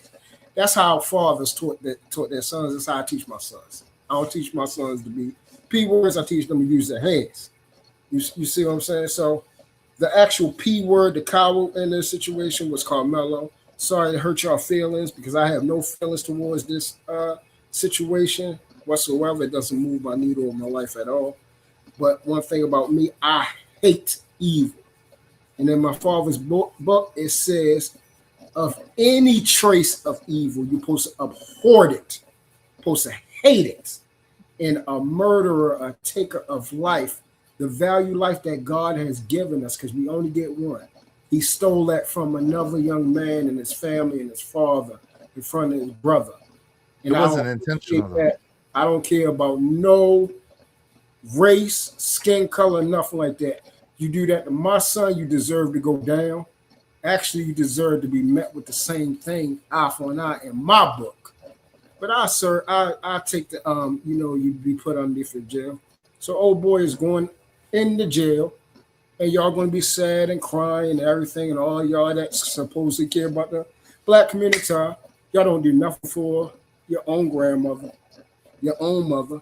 You don't take care of your children. How do you know? You mean to your black woman. I ain't interrupt nobody. It was 1 minute, brother. In all fairness, because I gotta go. It's the 6 hour mark. To be fair, Yeah, I know. But see, that's what I'm talking about right there. That's prime. Now look at the 6 hour mark. It's 6 hour mark. I gotta go. Like, you know what I'm saying? I said 1 minute Thank apiece. you guys. You have next one. I see you on another show. All y'all can Peace. go to hell. Hey man, listen, you'll meet us there. You'll be there first. All right. You'll be there first. Yo, you know what's crazy? Hey Royce, I gotta go, bro. I'll holler at y'all another time. Let me just say this because I gotta get ready to dip out. You know what's insane? What's insane to me is, you know, True is one of the people that call people a hypocrite all the time. The amount of hypocrisy in that, and you would want the person to fall, but you didn't say nothing about Rick Child. You didn't say a word about Rick Child that deleted somebody's child in cold blood, ran after them 130 yards, and popped them in the back. But a person who deleted somebody by accident, wasn't their intention to do it. They deleted them by accident because they was in a scuffle. You got all the smoke for them. They're evil. Hey, listen, you can't make this stuff up. Y'all, listen, y'all do what y'all do. Y'all be how y'all is. It is what it is. I mean, yo, I just find it ironic and funny that y'all be the ones screaming out people are evil. Y'all be the ones screaming out people are degenerates. Y'all be the ones screaming out people are this and that. But yet and still, y'all are the ones calling for this and that. It's amazing to me. But shout out to Blackhawk, shout out to Kills, shout out to Stan Autry, shout out to It's My Time, shout out to Jade Lewis, shout out to JD 1975, shout out to Big Bad Bull, shout out to No Fear and Importance, said for the $2 for the blessed words, Kill spoke, Jesus bless. He said for Imago, blessed words to Jesus bless, Izzy and Show. Shout out to you. Appreciate you. Shout out to Big Bad Bull, even though I don't agree with him either. Shout out to Scorch Herb. Shout out to JD 1975. Shout out to DJ Witch Doctor. Shout out to Stan Autry. Appreciate you, family. Shout out to Scorch. Appreciate you, family. Shout out to Big Bad Kahuna. Appreciate you. Shout out to TMKC. Appreciate you, sis. Shout out to Robin Platinum. Appreciate you, bro. Thank you. Shout out to my man Cajun Darfar. I appreciate you. Hey, fear no fear importance. I appreciate you, bro. Thank you very much. And Adrian Nicole, I appreciate y'all so much. Everybody that supported the show, supported the stream. I mean, thank y'all so much. I really appreciate y'all. I gotta go. Hopefully we'll have a dope show. I may do a part 2 tomorrow. I might do a part 2 tomorrow because it's definitely a dope show, man. And then we might have the transcripts from today. So maybe some things came out. Maybe I'll find out that some of these people was lying or true or whatever. But thank y'all so much. Y'all have a great show. My man's OG Do Dirty is live right now. Go and check out OG Do Dirty. Tell him I sent y'all over there. Make sure y'all subscribe to Kojak 3-on-3 Gaming and subscribe to Izzy Bands Reacts. Twins do nothing without the other twin. Hey, listen. Hey, that's right. Hey, shout out to Mr. Cineworld. Peace, bro. Hey, come up earlier the next time. I just was dipping out, man. Shout out to you, Royce. I just was dipping out. My man Big Bad Bull said, yeah, they told that Bama to leave. That's what he should have walked away. He already knew he was y'all are wild with that. Y'all gotta step away with y'all fist fight ways. This ain't back in the days. I don't know where y'all think y'all at, what y'all think y'all gonna do with them fists. Good luck. You need a photon charger in 2026. You need some extra weaponry. I don't know what y'all got going on. Headlocking 4 people, and Bridget M said, and you can't defend yourself. Exactly. I don't know. What's up? Jerome's in the house. Jerome's in the house. I was watching your mouth. Shout out to Jerome. Said no, he don't. But you have to read the room. Once those folks went to watching him like a hawk, leave those folks' establishment and take your money somewhere else. Yeah, I got that. But he did though. He did leave the establishment peacefully, and they ran after him. But shout out to Gas, man. See y'all later, man. Appreciate y'all. OG will be live in 10 minutes. Tell them I sent y'all over there. Much love to y'all. Thank y'all for hanging out with me. And we out of here. Yo, I hope y'all like my new Cash App song. Let's get to it. Let's get to the new Cash App song. We're gonna ride out to the new Cash App song. We out of here, man. Shit. Feel the thrill at the moment ignite. We're a family, got each other in sight. Coming together, powerful and free. Turn your dreams to cash, let's make history. Where's the cash at? Throw them cash stacks. Make it rain, no tsunami, ain't no holding back. No matter which way, we gon' turn it up. Just hit the cash app. Like we don't give a what. Living for the day, we let tomorrow show. let the wealth overflow when we gather. Know that we light the flame, stronger together, no need to live in shame. Where's the cash at? Throw them cash stacks, make it rain, no tsunami, ain't no holding back. No matter which way, we gon' turn it up, just hit the cash app. Like we don't give a what.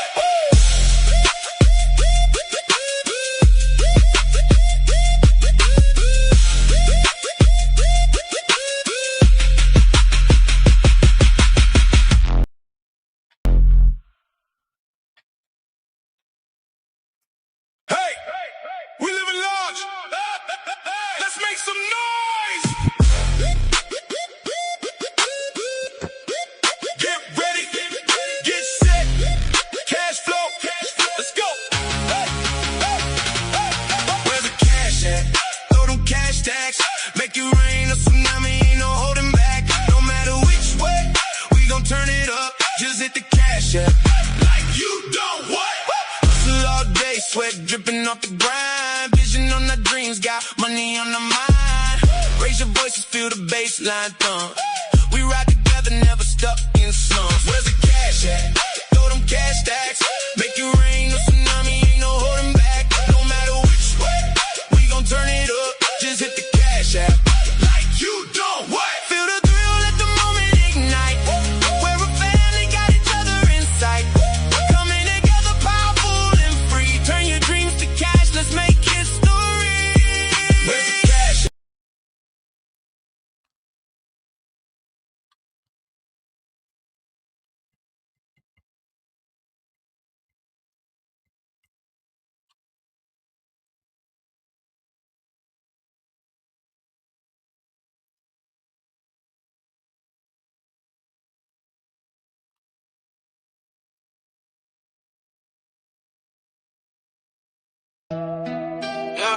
Yeah, we living it up. In the streets where the legend roam. Make way for the one and only. The big bad bull, let's go. Salute to the big bad bull. Oh, he don't play, and that's no bull. The my father, so you better play cool. He said what he said, he ain't no fool. Salute to the big bad bull. Oh, he don't play, and that's no bull. The my father, so you better play cool. He said what he said, he ain't no fool. From the block, they talking whispers. Legend rise when the night get crisper. Big bad bull walks through, you feel the shift. When he rolls up, you know he's a gift. A poet in the game, his words cut deep. Dropping knowledge from the heights, watch the crowd leap. Wise words spoken to my father, we be quoting. What's understood, don't need no promoting. Keep your salutation, congratulations. He's big bad bull, there's no replacement. Skip, reset, she don't play, stay in your lane. If you step to him, then you playing with pain. Salute to the big bad bull. He don't play, and that's no bull. To my father, so you better play cool. He said what he said, he ain't no fool. Salute to the big bad bull. He don't play, and that's no bull. To my father, so you better play cool. He said what he said, he ain't no fool. A gentle giant, the lady man, with a heart of gold, he'll always take a stand. Philosopher vibe, he's the one you gotta know. Standing tall, head high, he always steals the show. Agree to disagree, but he maintains his stance. Gonna teach you life lessons, give you a chance. Practice what he preach, ain't no lies in his game. Big bad bull, man, respect the name. Respect the man, respect the vision. In this gritty life, he's the one with precision. With a mic in hand, he commands the crowd. When he speaks the truth, he makes us all proud. Salute to the big bad bull. He don't play, and that's no bull. To my father, so you better play cool. He said what he said, he ain't no fool. Salute to the big bad bull. He don't play, and that's no bull. To my father, so you better play cool. He said what he said, he ain't no fool. So remember this name when you're in the street. Big bad bull, can't accept defeat. We rise like the sun, taking every chance in this urban dance. We advance, we enhance.